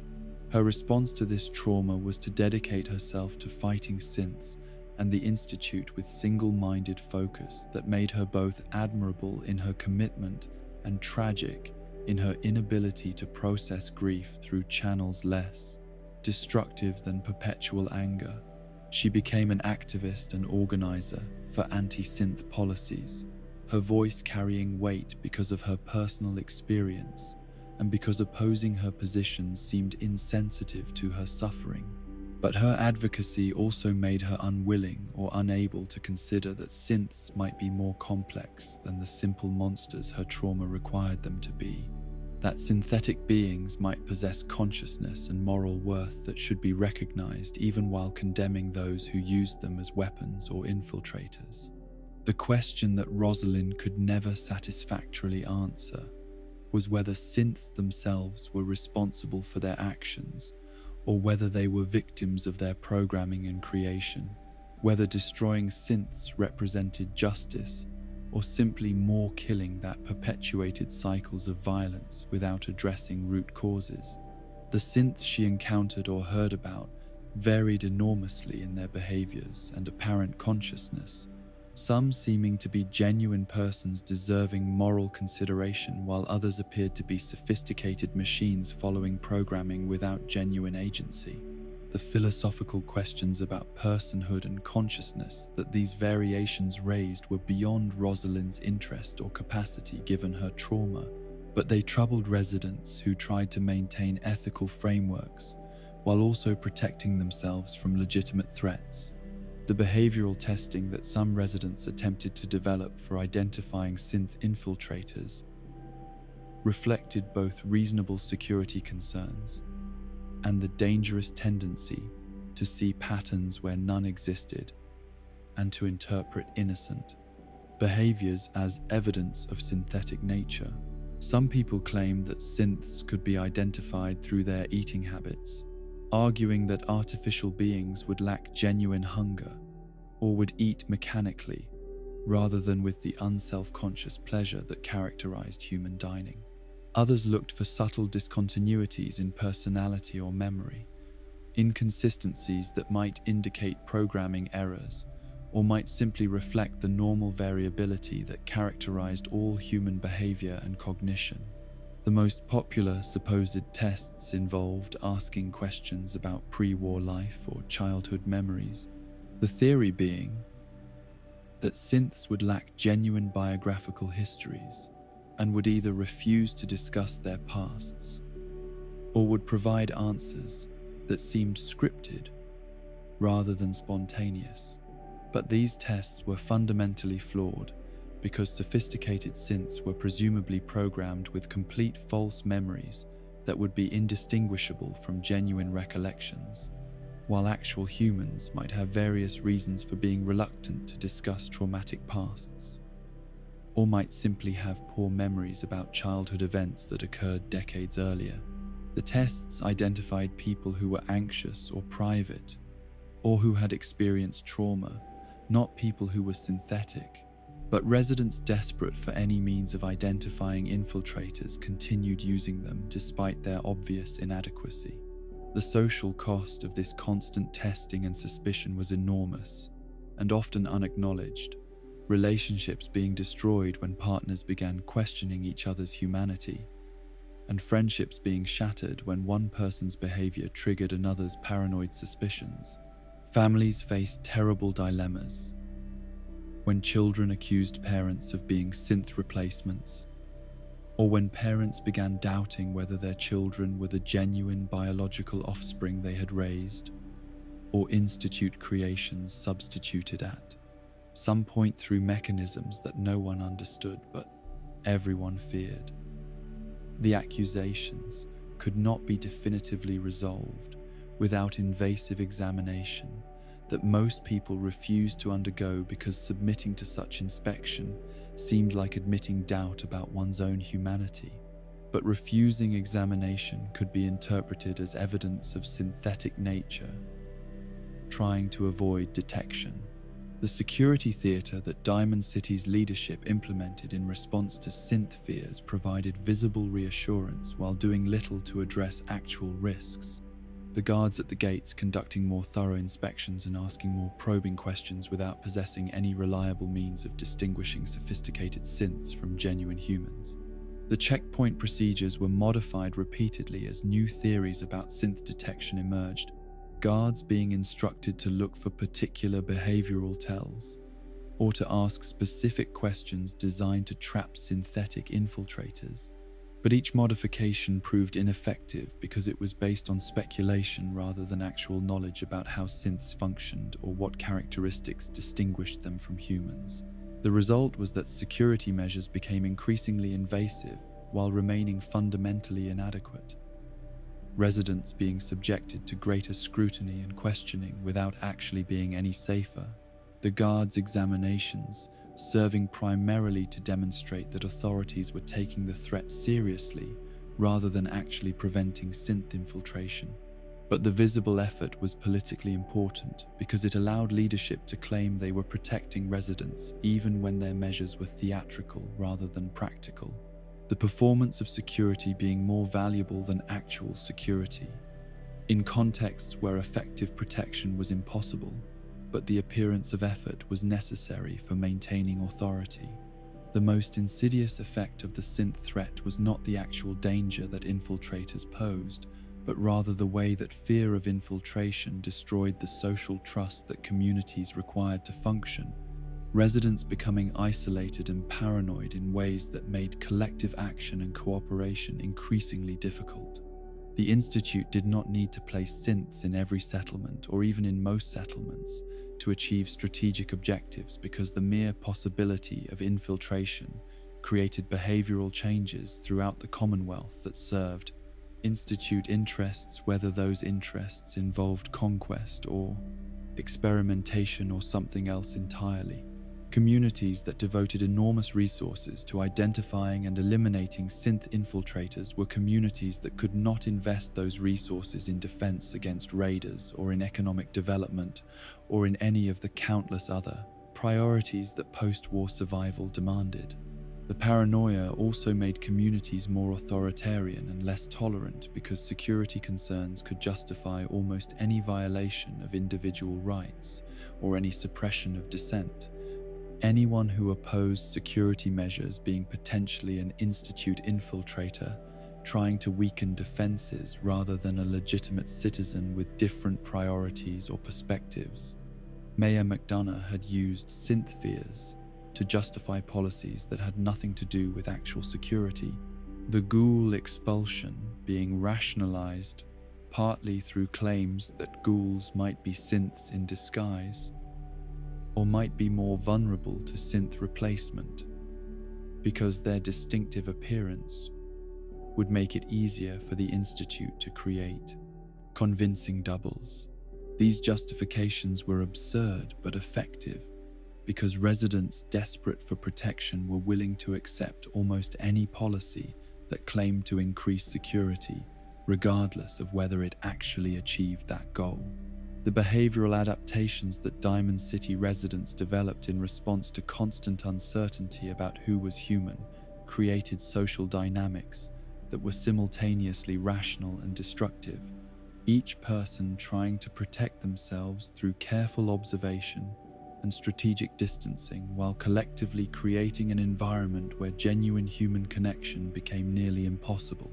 People maintained emotional distance from neighbors and even family members because forming attachments to someone who might be synthetic meant investing in relationships that could be revealed as false, loving or trusting a synth being viewed as betrayal of humanity, rather than as understandable response to a being that appeared in every way to be a person deserving of care. The children growing up in this environment absorbed paranoia as their normal baseline for understanding human relationships, being taught from early ages that appearances were deceptive and that anyone might be an enemy in disguise, that safety required constant vigilance, and that trust was a luxury that could not be afforded in a world where the Institute deployed perfect human mimics as weapons and infiltrators. The developmental impact of this upbringing was profound and largely unexamined. No one having expertise in child psychology, sufficient to understand how early exposure to pervasive distrust might shape personality, development, or emotional capacity, but the observable results suggested that children raised in paranoid environments became adults who struggled to form healthy relationships or to trust their own perceptions and judgments. The marketplace conversations that occurred daily in Diamond City often featured speculation about synth infiltration, residents exchanging theories and warnings and stories about supposed encounters with synthetic beings that were probably false or exaggerated, but that were repeated and embellished until they became part of the settlement's collective mythology about the threat it faced. Someone's cousin had supposedly identified a synth through its unusual eating habits and reported it to security forces, who confirmed the identification through examination. Another person claimed to have seen a resident's unusual behavior and investigated to discover the original human dead in their home, while a synth replacement went about daily routines without anyone noticing the substitution. These stories were rarely verifiable, but they shaped residents' understanding of the threat and their behaviors in response to it. The tragedy was that some residents almost certainly were synths living secretly in Diamond City, the Institute having demonstrated both capability and willingness to place infiltrators in surface communities for purposes that remained mysterious. These genuine synths had to navigate the same paranoid environment as everyone else, while carrying the additional burden of knowing that discovery would mean death or expulsion. Their synthetic nature, requiring constant performance of humanity, convincing enough to pass scrutiny from residents trained to look for any sign of difference. The psychological stress of this permanent deception was probably enormous, though no one could know what synthetic consciousness experienced, or whether synths felt emotions like stress and fear in ways comparable to human experiences. The question of whether synths deserved moral consideration, or whether they were simply sophisticated machines mimicking consciousness without genuinely experiencing it, was debated occasionally among Diamond City's more philosophically inclined residents, though the dominant view was that synths were things rather than persons, regardless of how convincing their imitations of humanity might be. This position was convenient because it justified treating synths as enemies to be destroyed rather than as beings deserving rights and protections. But it also revealed profound discomfort with questions about consciousness and personhood that synths raised simply through their existence. If something acted human and claimed to experience emotions and demonstrated moral reasoning indistinguishable from genuine human cognition, what made it fundamentally different from biological humans beyond the materials from which it was constructed? The religious and philosophical frameworks that Diamond City residents inherited from pre-war culture provided various answers to these questions, most involving appeals to souls or divine creation or essential human nature that supposedly distinguished genuine persons from artificial mimics.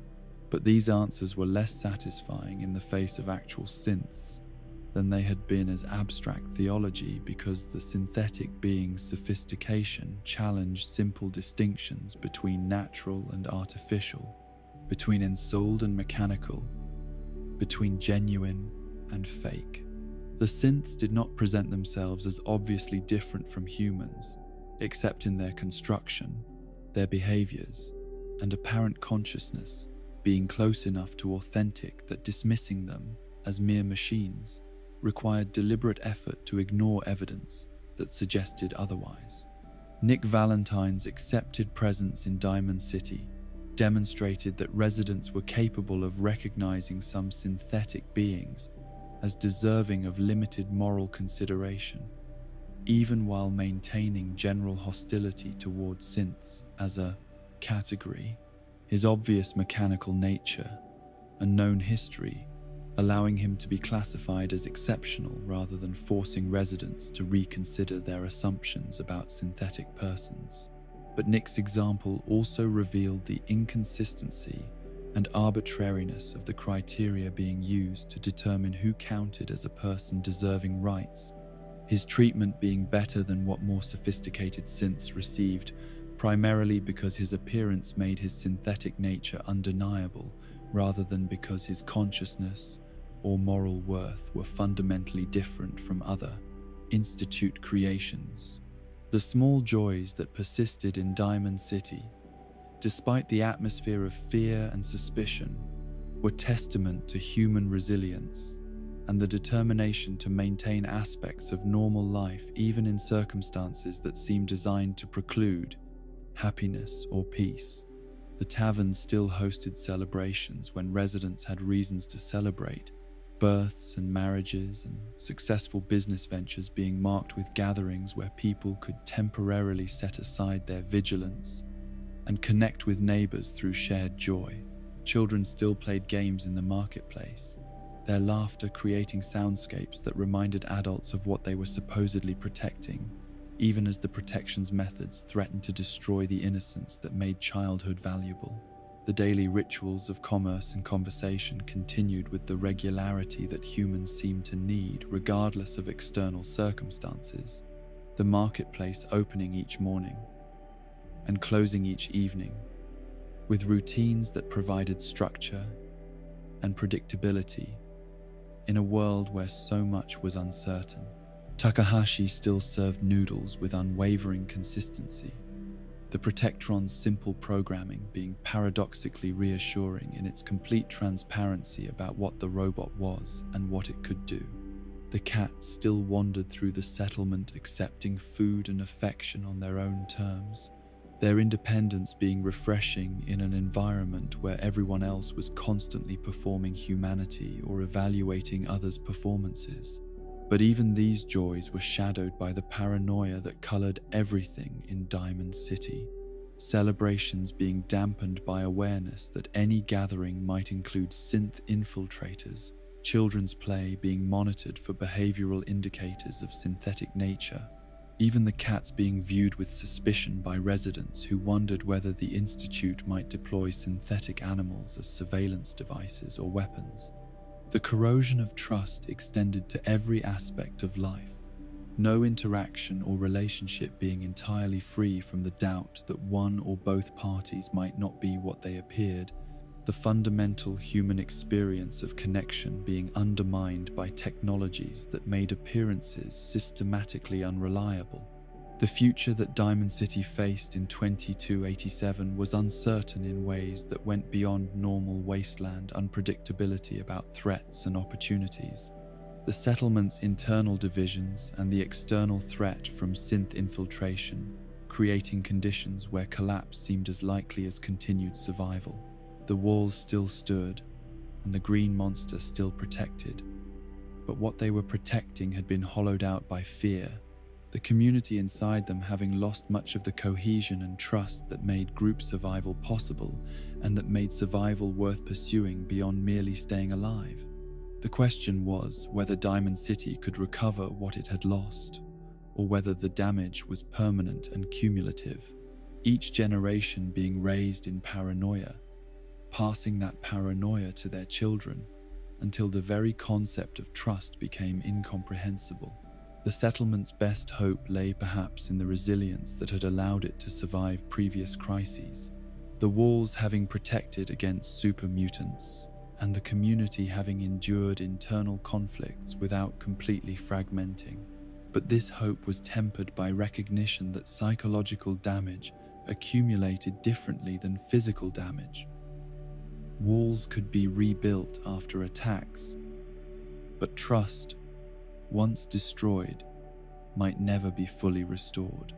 The residents who lived their daily lives navigating constant suspicion and fear were changing in ways that might be irreversible, their capacity for connection and vulnerability being eroded by necessary self-protection until what remained was not communities of humans supporting each other, but collections of isolated individuals living in proximity without genuine relationship.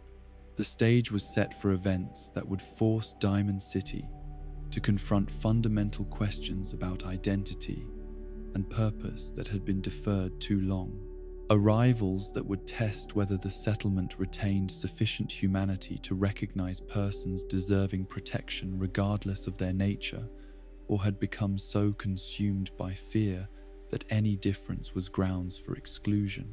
The walls would hold against any physical assault, But whether they could protect what made Diamond City worth defending beyond merely surviving another day was the question that 2287 would begin to answer, the settlement's character being revealed through choices about who deserved shelter behind the green monster and who would be turned away to face the wasteland alone.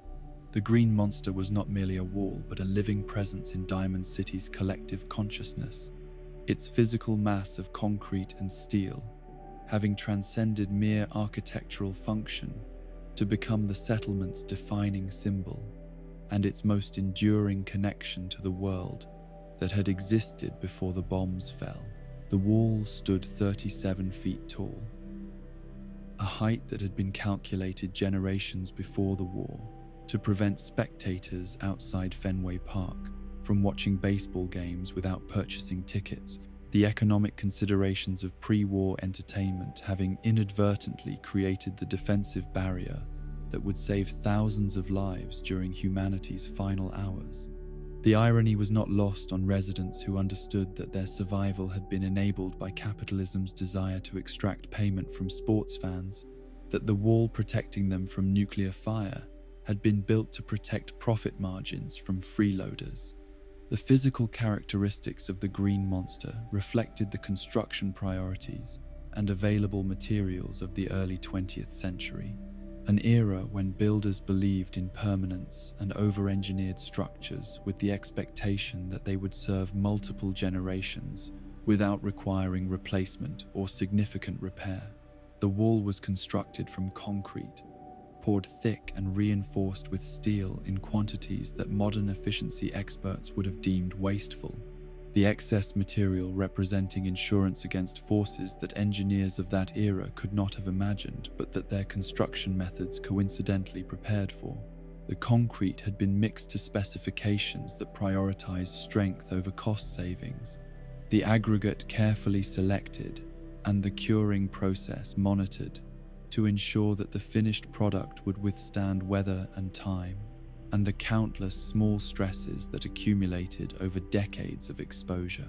The steel reinforcement that gave the wall its internal structure was riveted and welded with craftsmanship that had become increasingly rare even before the war. Skilled tradespeople, having assembled the framework with attention to detail that exceeded minimum requirements, because pride in workmanship was still valued in an era before pure economic optimization dominated all construction decisions. These steel components had corroded somewhat during the centuries since installation, the rust being inevitable given exposure to weather and the breakdown of protective coatings. But the sheer quantity of metal meant that even substantial corrosion left sufficient structural integrity to maintain the wall's strength. The redundancy that pre-war builders had incorporated into their designs provided margins of safety that allowed structures to degrade significantly while still functioning adequately for purposes their creators never intended. The green paint that gave the wall its name and its character had been applied and reapplied countless times over the generations, the color being maintained partly from tradition and partly because the distinctive shade had become so associated with Fenway Park that changing it would have seemed like abandoning identity and history. The original paint had long since weathered away or been buried under subsequent layers, but the green that residents of 2287 saw was chemically and visually similar to what spectators had seen on October 23, 2077, the continuity across centuries, representing humanity's stubborn insistence on preserving some connections to its past, despite everything that had changed. The paint itself served practical purposes beyond aesthetics, protecting the underlying concrete from weathering and making the wall's surface less hospitable to vegetation that might have taken root in cracks and gradually widened them through biological expansion. The scoreboard that adorned portions of the green monster's surface had survived the nuclear strikes, though its electronic components had been destroyed by the electromagnetic pulse that preceded the thermal effects. The manual systems that once allowed operators to change displayed numbers remaining visible as historical artifacts, even though they no longer functioned. The scoreboard told perpetual story of a game that would never be completed, the numbers frozen at whatever they had been when the world ended, the permanent record of a contest whose outcome had ceased to matter, the moment larger conflicts made baseball seem trivially insignificant. But residents valued the scoreboard precisely because of its association with the pre-war world and with the normalcy that baseball represented, the simple pleasure of watching athletic competition being something that survivors missed even as they recognized its irrelevance to wasteland survival. The height of 37 feet made the green monster defensible in ways that shorter barriers could never have achieved, the elevation preventing most raiders and creatures from simply climbing over the obstacle and forcing attackers to use equipment or tactics that gave defenders time to respond. The vertical surface offered no natural hand or footholds that might allow climbing without tools, the smooth concrete being deliberately designed to prevent spectators from scaling the wall during baseball's simpler era, and coincidentally providing defensive advantages during the wasteland's more desperate times. Guards patrolling the top of the wall could observe threats approaching from significant distances, the height providing sightlines that extended beyond what ground-level observation could achieve, and allowing defenders to track enemy movements while remaining safely above direct assault. The construction methods that had created the wall also made it remarkably resistant to explosive damage, the thick concrete and internal steel reinforcement combining to create a structure that could absorb tremendous force without catastrophic failure. The super mutant assault in 2180 had tested these characteristics thoroughly, the creatures using improvised battering rams and their own considerable strength to try to breach the barrier, their attacks creating cracks and surface damage, but never penetrating deeply enough to compromise the wall's integrity. The repairs that followed that battle had reinforced the weakest points and patched the most significant damage, but the fundamental structure had held against assaults that would have destroyed barriers constructed with less care or fewer resources. October 23rd, 2077 had been the Green Monster's defining moment, the day when the wall transformed from sports venue feature into humanity's shield against nuclear annihilation. The bombs falling on Boston had released thermal energy measured in megatons, temperatures exceeding the surface of the sun, vaporizing everything within the immediate blast radius, and flash-burning materials kilometers away that had direct line of sight to the detonations. The people inside Fenway Park had been protected from this thermal pulse by the stadium's structure, and particularly by the Green Monster, which stood between them and the nearest detonation, its massive bulk absorbing or deflecting heat that would have killed everyone it touched. The shockwave that followed the thermal effects had struck the wall with pressures that exceeded normal engineering loads by orders of magnitude, the sudden compression of air creating forces equivalent to being hit by a moving mountain. The concrete had cracked under this stress, fissures appearing throughout the structure as the material strained beyond its elastic limits, but the cracks remained superficial rather than propagating through the entire thickness to create catastrophic failure. The steel reinforcement had prevented the concrete from fragmenting completely, holding the pieces together even as they shifted and deformed. The redundancy of the pre-war construction, allowing the wall to degrade substantially while still maintaining its protective function. The debris and shrapnel that the blasts created from destroyed buildings and vehicles had peppered the Green Monster's surface, creating countless small impacts that scarred the concrete and embedded fragments of metal and glass and stone in its surface. Some of this embedded material remained visible centuries later, the wall becoming unintentionally a monument to the destruction it had survived, its surface containing physical evidence of the forces that had destroyed the world around it. Residents sometimes pointed out particular scars or embedded objects, creating informal histories about what each mark represented, whether it came from the initial nuclear strikes, or from subsequent battles, or simply from centuries of weathering and minor impacts.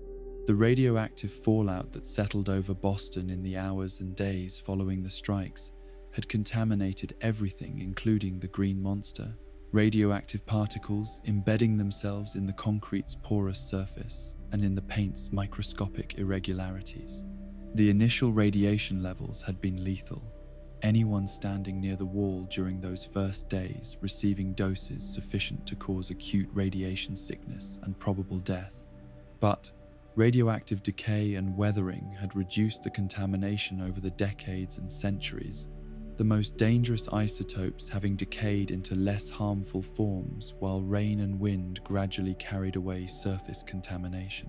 By 2287, the wall's radioactivity was barely above background levels, still measurable but no longer representing significant health risks to people working near it.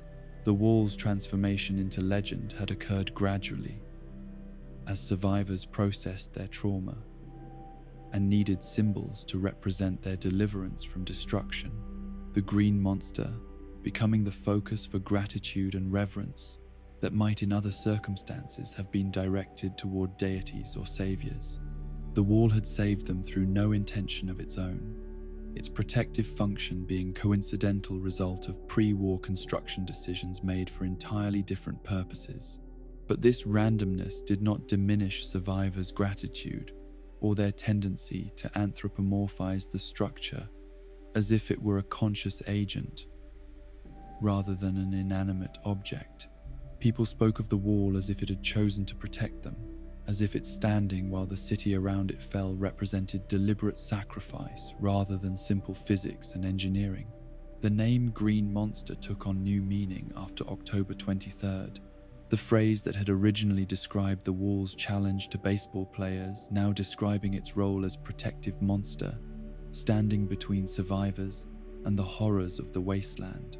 The semantic shift reflected changing priorities and circumstances, the wall's monstrosity no longer being something to overcome, but something to shelter behind, its size and strength being assets rather than obstacles.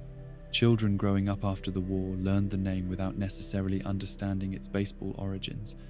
To them, the Green Monster simply was the Great Green Wall that protected Diamond City, and that represented safety and permanence in a world where both were desperately scarce. The wall's presence shaped Diamond City's geography and social organization in fundamental ways, its position defining which areas were protected and which were exposed, which spaces felt safe and which felt vulnerable. Housing near the wall was considered desirable, despite the structural considerations about collapse risk during attacks, residents valuing psychological proximity to their primary protection over rational calculations about optimal defensive positions. The wall's shadow fell across portions of the settlement at different times of day, the moving shade creating temporal rhythms that residents unconsciously incorporated into their daily activities, certain work being scheduled for morning when the wall's shadow provided relief from sun, while other tasks were saved for afternoon when direct light made them easier. The daily presence of the wall in residents' lives made it simultaneously ever-present and invisible. The human tendency to habituate to constant stimuli, meaning that people stopped consciously noticing the structure that dominated their environment even while continuing to depend on it absolutely. Visitors to Diamond City often remarked on the wall's impressive scale and obvious strength, their fresh perspectives allowing them to see what residents had become too familiar with to properly appreciate.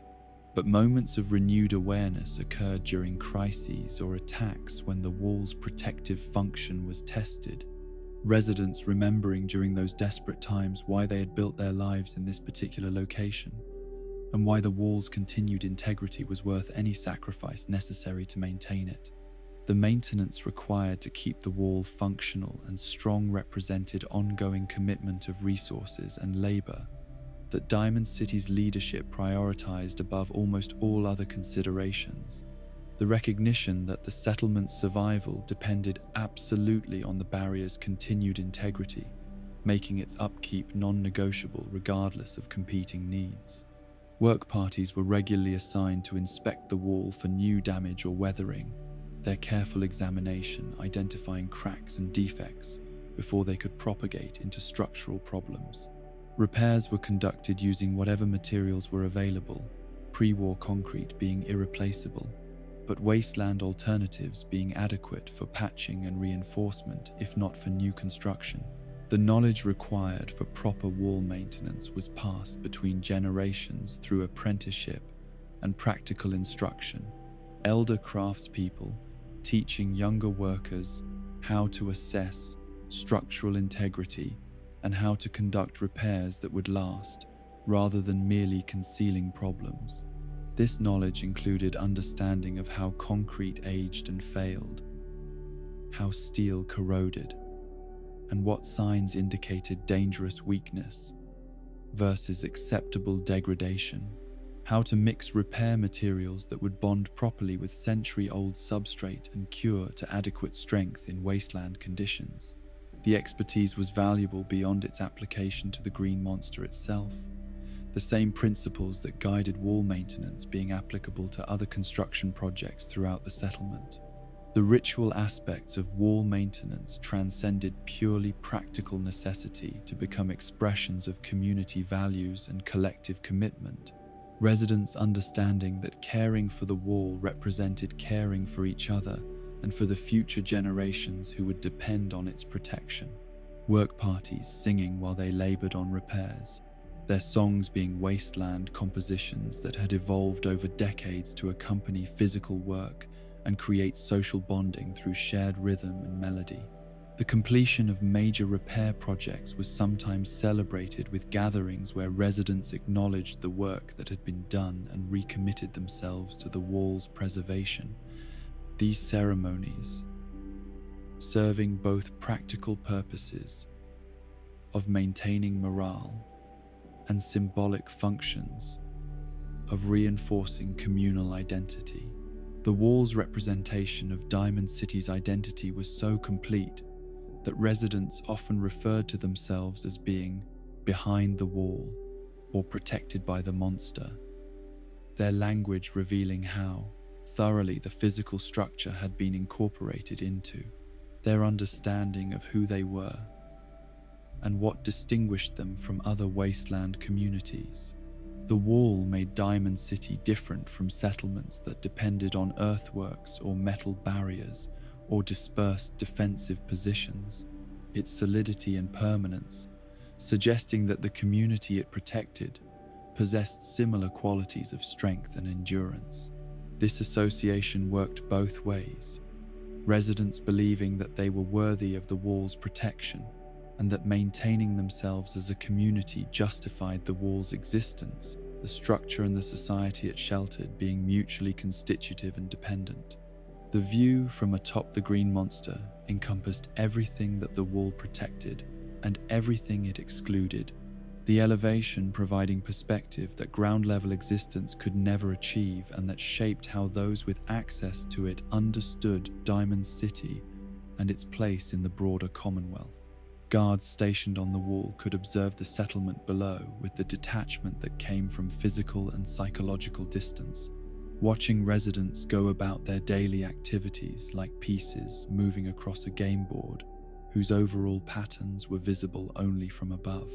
This panopticon effect gave those on the wall power that extended beyond their official security functions, their elevated position allowing them to see things that participants wanted to keep private, and to form judgments about behaviors that might have seemed innocent at ground level, but that appeared suspicious when observed from above. But the view outward from the wall was perhaps even more significant than the view inward, the guard positions offering sight lines that extended kilometers into the wasteland and provided early warning of approaching threats. The devastated landscape visible from the wall served as constant reminder of what awaited anyone who left Diamond City's protection: the ruins and radiation and dangerous creatures, creating an environment where independent survival was possible, but extremely difficult. The contrast between the organized community within the walls and the chaos beyond them was stark and deliberately emphasized through the way guards described what they observed. Their reports about external conditions serving partly to inform defensive planning and partly to reinforce residents' gratitude for their protected status. The psychological comfort that the wall provided extended beyond its practical defensive value to include less tangible benefits about feeling secure and protected in ways that mere rationality could not fully explain. Residents sleeping in their homes at night knew intellectually that the wall would not protect them if raiders breached the gates or if super mutants scaled the barrier. That individual safety depended on many factors beyond the wall's existence, but the knowledge that the wall stood between them and the wasteland allowed them to sleep more peacefully than they could have without its presence. The wall created space for psychological recovery from constant vigilance, areas within its protection where residents could lower their guard fractionally and experience something approaching the normalcy that pre-war humans had taken for granted.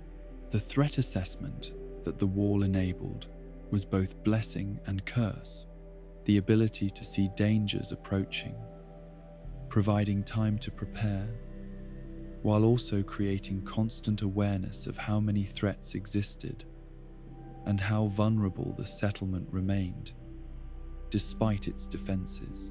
Guards watching from the wall reported raiders scouting the settlement's perimeter, mutated creatures wandering too close to the gates, suspicious individuals whose presence suggested reconnaissance for future attacks. These reports kept residents informed about external conditions, but also maintained the atmosphere of siege mentality that characterized Diamond City's relationship with its surroundings, the settlement existing in a state of perpetual defensive crouch that shaped both its policies and its culture. The wall's success at protection had created its own problems by making Diamond City attractive to people seeking safety, the settlement's reputation drawing refugees and traders and opportunists whose presence strained resources and created social tensions. The gates that punctured the wall at strategic locations became choke points not just for security screening, but for conflicts about who deserved admission and protection, whose need was genuine versus whose presence would create more problems than their contributions would solve. The guards manning these gates wielded enormous power through their discretion about whom to admit, their decisions effectively determining who would live behind the wall's protection and who would be turned away to face the wasteland alone. The Green Monster had stood for over 300 years since its construction, surviving not just the nuclear war but centuries of wasteland conditions that had destroyed countless other structures, its endurance being testament to the quality of pre-war construction and to the care that post-war residents had devoted to its maintenance. The wall would likely stand for centuries more, if properly maintained, the materials and methods of its construction being so robust that complete structural failure seemed unlikely barring catastrophic events exceeding anything yet experienced. This permanence made the wall a connection to both past and future, a physical link between the pre-war world and whatever civilization might emerge from the wasteland, the structure potentially outlasting everyone currently sheltering behind it and protecting generations yet unborn. But the wall's permanence also raised questions about what it was protecting and whether the community behind it remained worthy of such protection, whether Diamond City's social divisions and moral compromises had destroyed the very values that made its survival meaningful. A wall could protect physical bodies but not souls, could shield residents from bullets but not from the corrosive effects of fear and suspicion and authoritarian control. The question, haunting some residents, was whether the community the wall protected still resembled the one that had been founded in the decades after the war, or whether Diamond City had become something darker through the choices made in the name of security. The wall represented Diamond City's greatest strength and potentially its greatest weakness, the settlement's dependence on the barrier, making it vulnerable to complacency and to the false belief that physical security was sufficient for community survival. The walls had held against every external threat, but they could not hold against internal decay if residents allowed fear to destroy the social bonds that made their community more than just a collection of individuals sheltering in the same location. The Green Monster stood as strong as ever in 2287. Its concrete and steel, as capable of protection as they had been on October 23, 2077, but what it was protecting had changed in ways that the wall's builders could never have imagined, and that current residents struggled to fully understand. The stage was set for the wall's meaning to be tested in new ways, for Diamond City to confront whether the community it sheltered deserved the protection that the Green Monster provided, or whether the settlement had betrayed the principles that made survival worth pursuing. The wall would stand regardless of what happened inside it, the structure being indifferent to the moral character of those it protected. But the residents would have to decide what kind of community they wanted to be, and whether the safety the wall provided would be used to build something worth defending, or merely to prolong existence that had lost connection to the values that made life meaningful.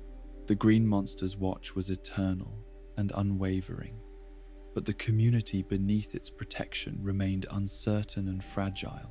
Its future, depending on choices yet to be made about who deserved shelter and what obligations came with being protected by walls that had saved humanity from its darkest hour. The transformation of Fenway Park from a baseball stadium into Diamond City represented something far more profound than mere repurposing of pre-war infrastructure for post-apocalyptic survival. The change embodying fundamental questions about what endured when civilization collapsed and what new forms human community might take when forced to rebuild from ruins. The baseball diamond that had defined the space's original purpose, and that had given the settlement its name, remained central to its identity, even though the carefully maintained grass had been replaced by shanty buildings and agricultural plots.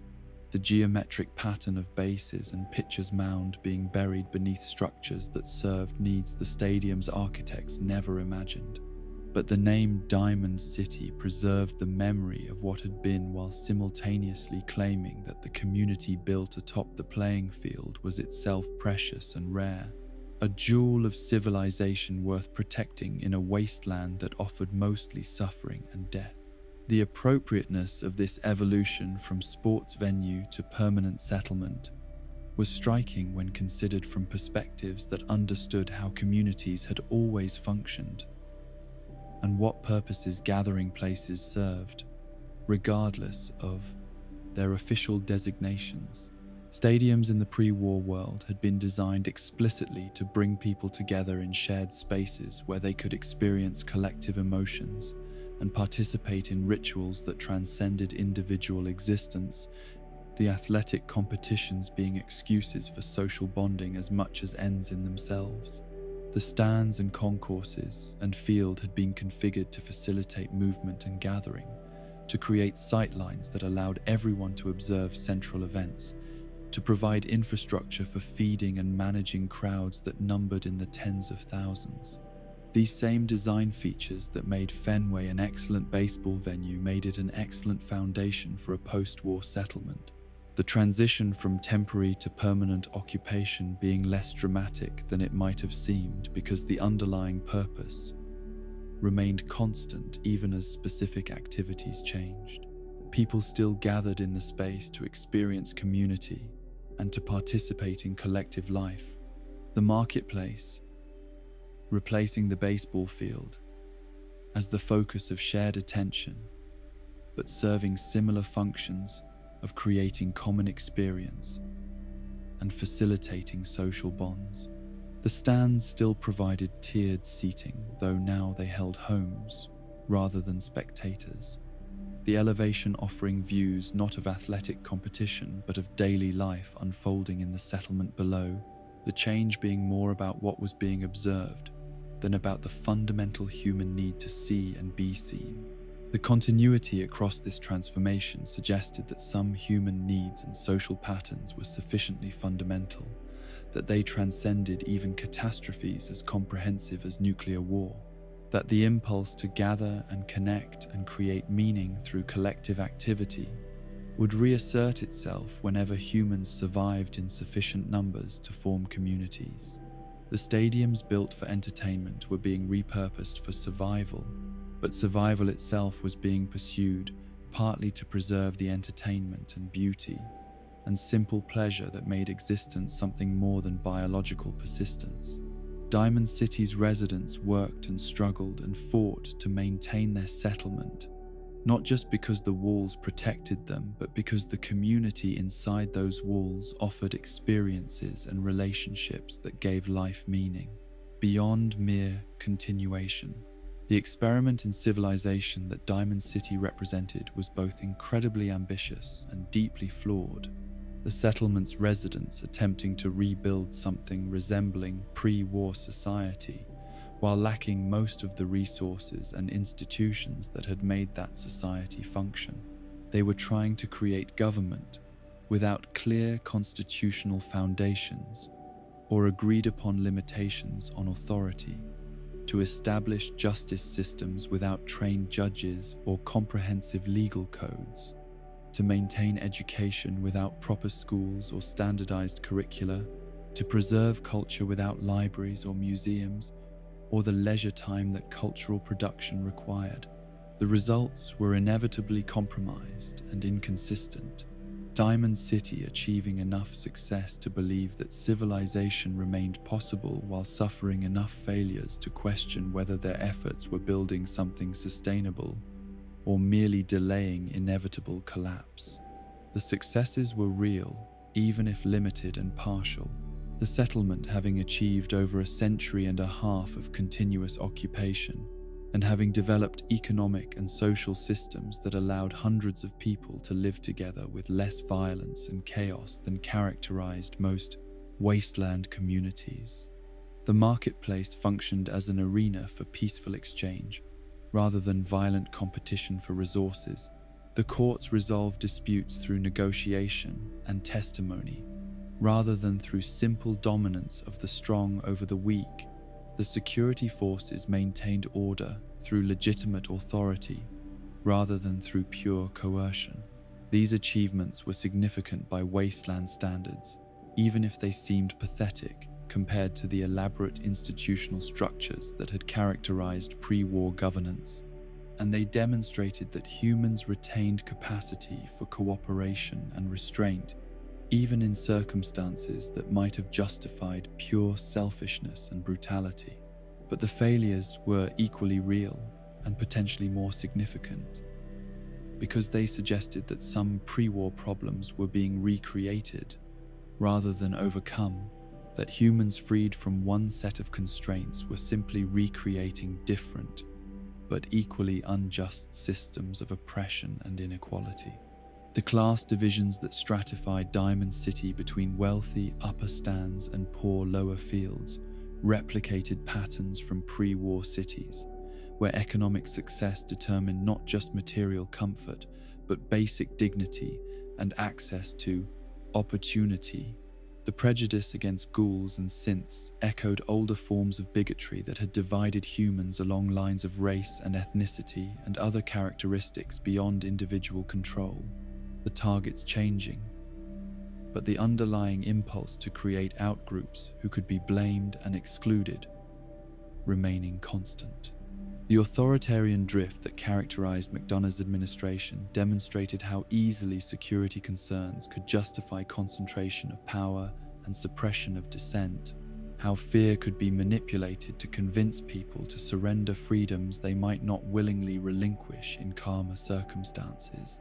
The mayor's ability to exile residents without meaningful due process, to suppress journalism that criticized his policies, to implement discriminatory measures against categories of people rather than judging individuals by their actions.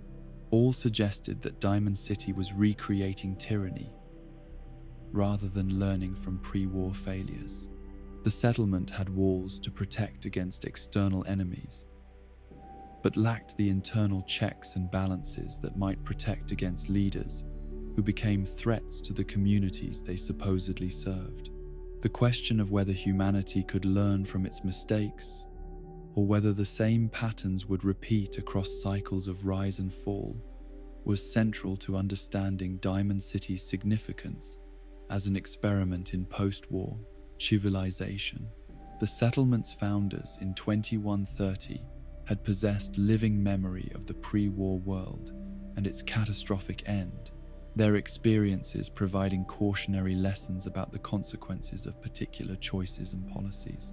But as generations passed and direct memory gave way to inherited stories, the lessons became less vivid and more abstract. Younger residents lacking the visceral understanding that came from having experienced the world before and after the bombs fell, and therefore being more likely to repeat errors that their grandparents had understood but failed to adequately explain.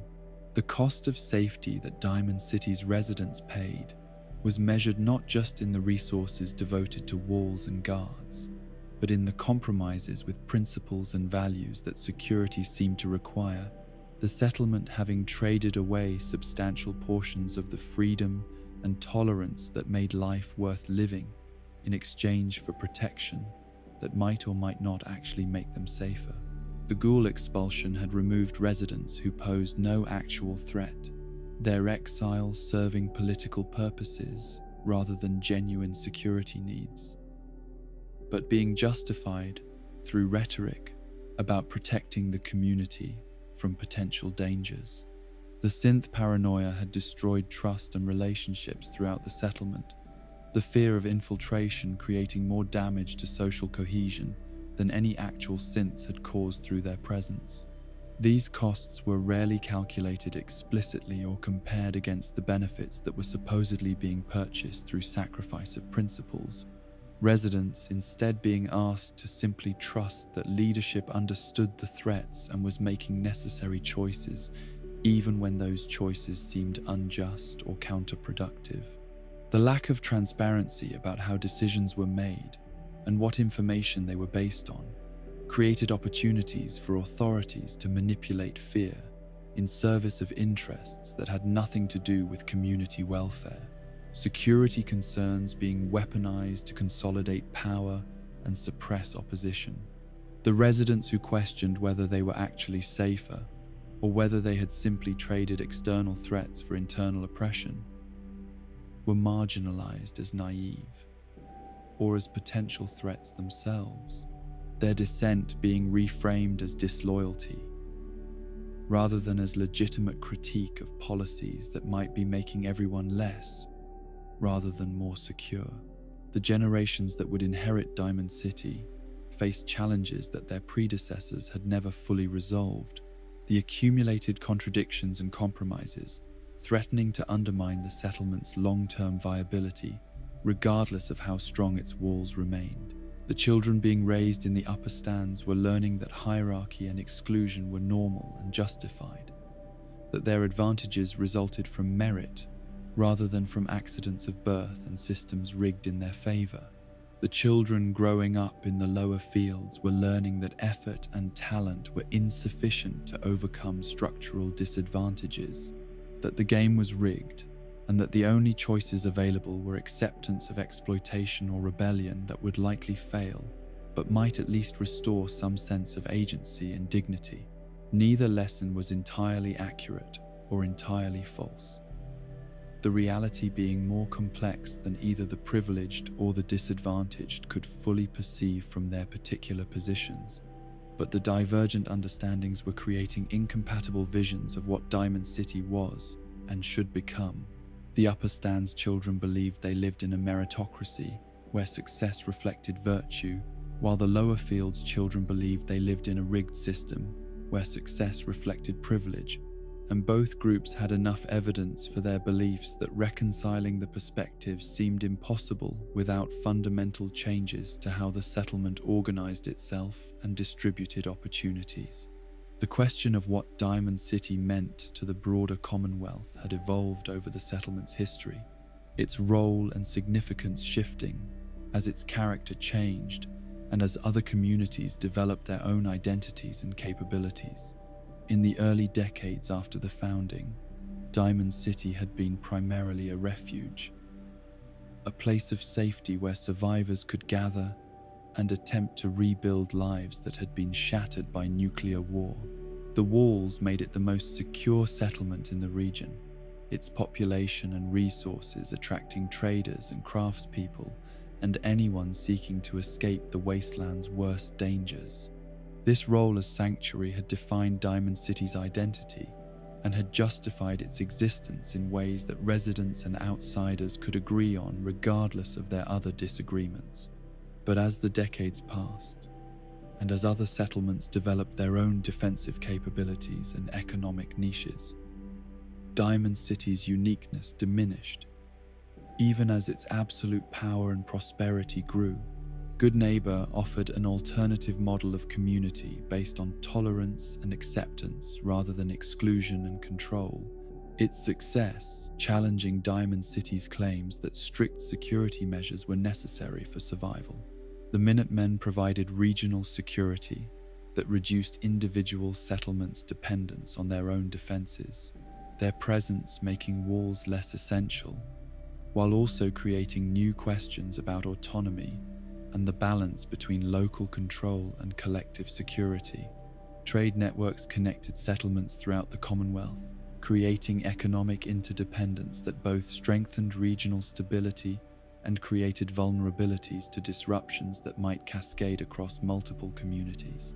Diamond City's response to this changing regional landscape had been to double down on what made it distinctive rather than adapting to new circumstances, the settlement emphasizing its walls and its security and its status as the Commonwealth's premier community, while implementing policies that made it more, rather than less different from its neighbors. The exclusion of ghouls and the paranoia about synths set Diamond City apart from more tolerant communities, while justifying themselves through claims about superior safety that were never actually demonstrated. The authoritarian governance created clear hierarchies and decision-making processes that were more efficient than the messier democratic systems that some other settlements attempted. But efficiency came at the cost of flexibility and legitimacy that might prove essential when crises demanded community-wide cooperation. The legacy that current residents would leave to future generations was being determined through choices being made in 2287 about who deserved protection and what obligations came with being part of Diamond City's community. The settlement could continue along its current trajectory toward increased authoritarianism and exclusion, the walls protecting a shrinking population that defined itself primarily through whom it kept out, rather than what values it shared. This path offered a certain grim stability, the settlement potentially surviving indefinitely as a fortress community that provided security for those deemed worthy while treating everyone else as threats to be excluded or destroyed. The walls would hold and Diamond City would endure, but what it would endure as was questionable, the community potentially becoming an ossified remnant that preserved its existence at the cost of its soul. Alternatively, Diamond City could attempt to recover the more inclusive and tolerant values that had characterized its early decades. The settlement, recognizing that security achieved through exclusion and oppression was ultimately unsustainable because it created enemies and destroyed the social trust that communities required to function. This path was riskier and more uncertain, requiring that residents accept greater vulnerability in exchange for the possibility of building something worth defending beyond merely staying alive. The walls would still protect, but they would shelter a different kind of community, one defined by shared values and mutual care rather than by walls that kept outsiders away. The looking forward that some residents attempted in 2287 was complicated by uncertainty about what threats the settlement would face and what resources would be available to address them, the future being genuinely unknowable in ways that made planning difficult but not impossible. The Institute remained mysterious and potentially dangerous, its capabilities and intentions being unclear, but its demonstrated willingness to deploy synth infiltrators, suggesting that it posed ongoing threats that Diamond City's current security measures seemed inadequate to address. The raiders and mutated creatures that prowled the wasteland were constant dangers that required vigilant defense, their attacks being random but inevitable over long time periods, and their threat being one that no amount of walls could completely eliminate. But the greatest threat was probably internal, the social divisions and loss of trust, and authoritarian governance creating conditions where Diamond City might destroy itself through civil conflict or gradual decay of the bonds that held the community together. The upper stands and lower fields were growing further apart rather than closer together, their divergent experiences and interests, creating incompatible visions of what the settlement should be, and making compromise increasingly difficult. The security forces were becoming more militarized and less accountable, their role shifting from protecting residents to enforcing the mayor's will and suppressing dissent. The marketplace was losing the openness and diversity that had made it vibrant, traders becoming more cautious about whom they dealt with, and residents being more guarded in their interactions. These internal threats were harder to address than external ones because they required admitting problems and making changes, rather than simply defeating enemies through superior force. The solutions demanding that residents examine their own behaviors and beliefs, rather than just building higher walls or hiring more guards. The settlers who recognized these internal dangers and who tried to address them through political organizing or journalism or simple acts of connection and care were fighting battles that were less dramatic than combat against raiders, but potentially more important for determining Diamond City's long-term survival. Their efforts were often invisible or unappreciated, their successes being measured in disasters prevented rather than in victories achieved, but they represented the settlement's best hope for avoiding the decay that had destroyed countless communities before them. The children playing in Diamond City's marketplace during 2287 were living in the legacy of choices made generations before them, while simultaneously creating the foundations for choices that their own children would face, the continuity across generations being both burden and gift. They inherited walls that protected them and systems that provided for their basic needs, but they also inherited divisions and prejudices and fears that constrained what they could become and how they could relate to each other and to the broader world. Their laughter, echoing off the green monster, suggested that human joy and connection persisted despite everything that argued for despair, that children growing up in harsh circumstances could still experience wonder and create bonds that made life meaningful beyond mere survival. But their play was shadowed by awareness of dangers both external and internal, their games incorporating violence and vigilance in ways that would have seemed disturbing to pre-war observers, but that were simply realistic adaptations to the world they inhabited. They played raiders and defenders, synths and humans, upper stands and lower fields, their entertainment reflecting and processing the tensions and conflicts that defined adult life in Diamond City. They were learning through play how their world worked and what roles they might occupy within it, their childhood being preparation for futures that might resemble their parents' lives, or might be radically different depending on choices yet to be made and events yet to unfold.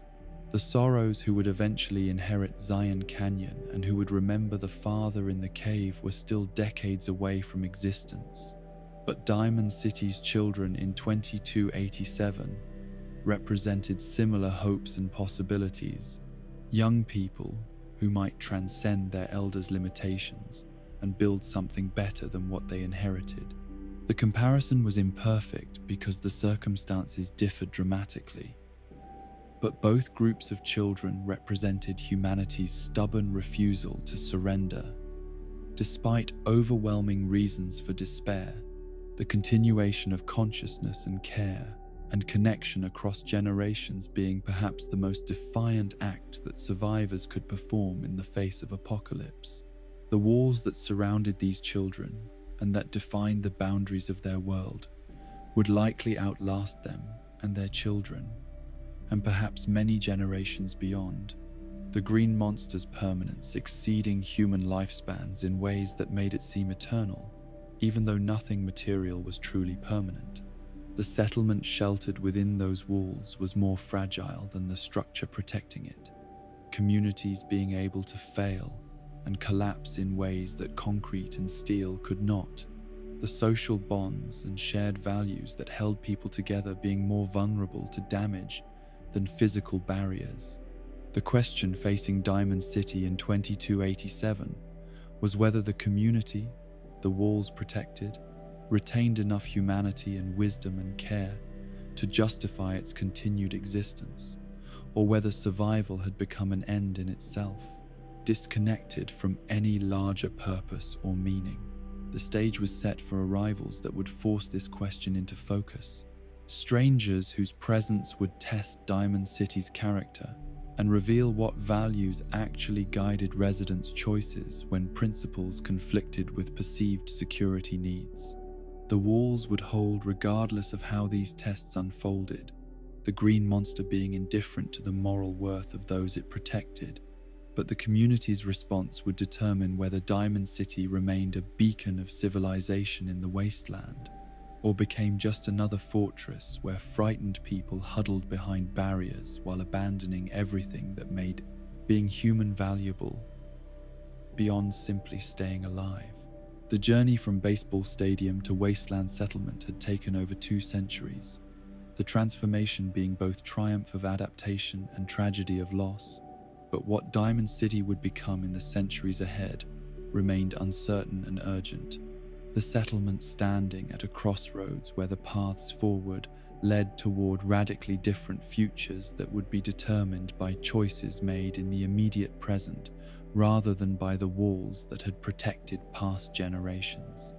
And so our journey through Diamond City's history comes to rest here, in the shadow of walls that have stood since before the world ended, in the marketplace, where voices still rise in commerce and conversation despite everything that has tried to silence them.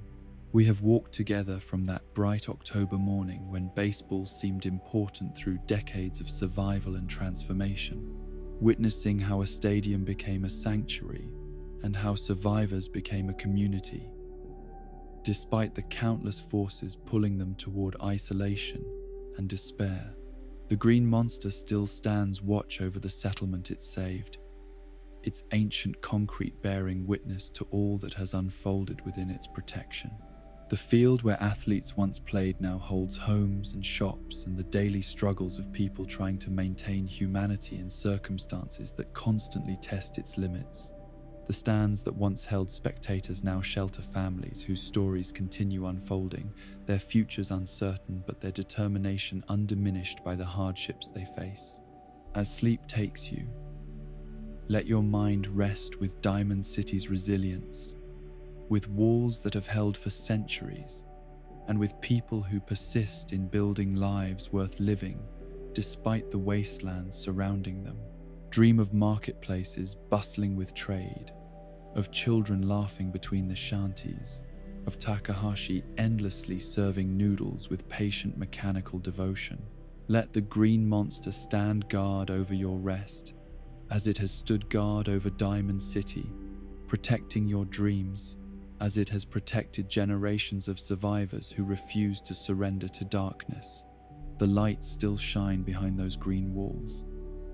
Communities still gather in their protection, and somewhere in the Commonwealth, Diamond City endures, a diamond indeed, precious and rare, a jewel of civilization that the wasteland has not yet claimed. Rest now, wanderer. Let Diamond City's story carry you into peaceful sleep, knowing that even in the darkest times, humans find ways to build and connect and hope.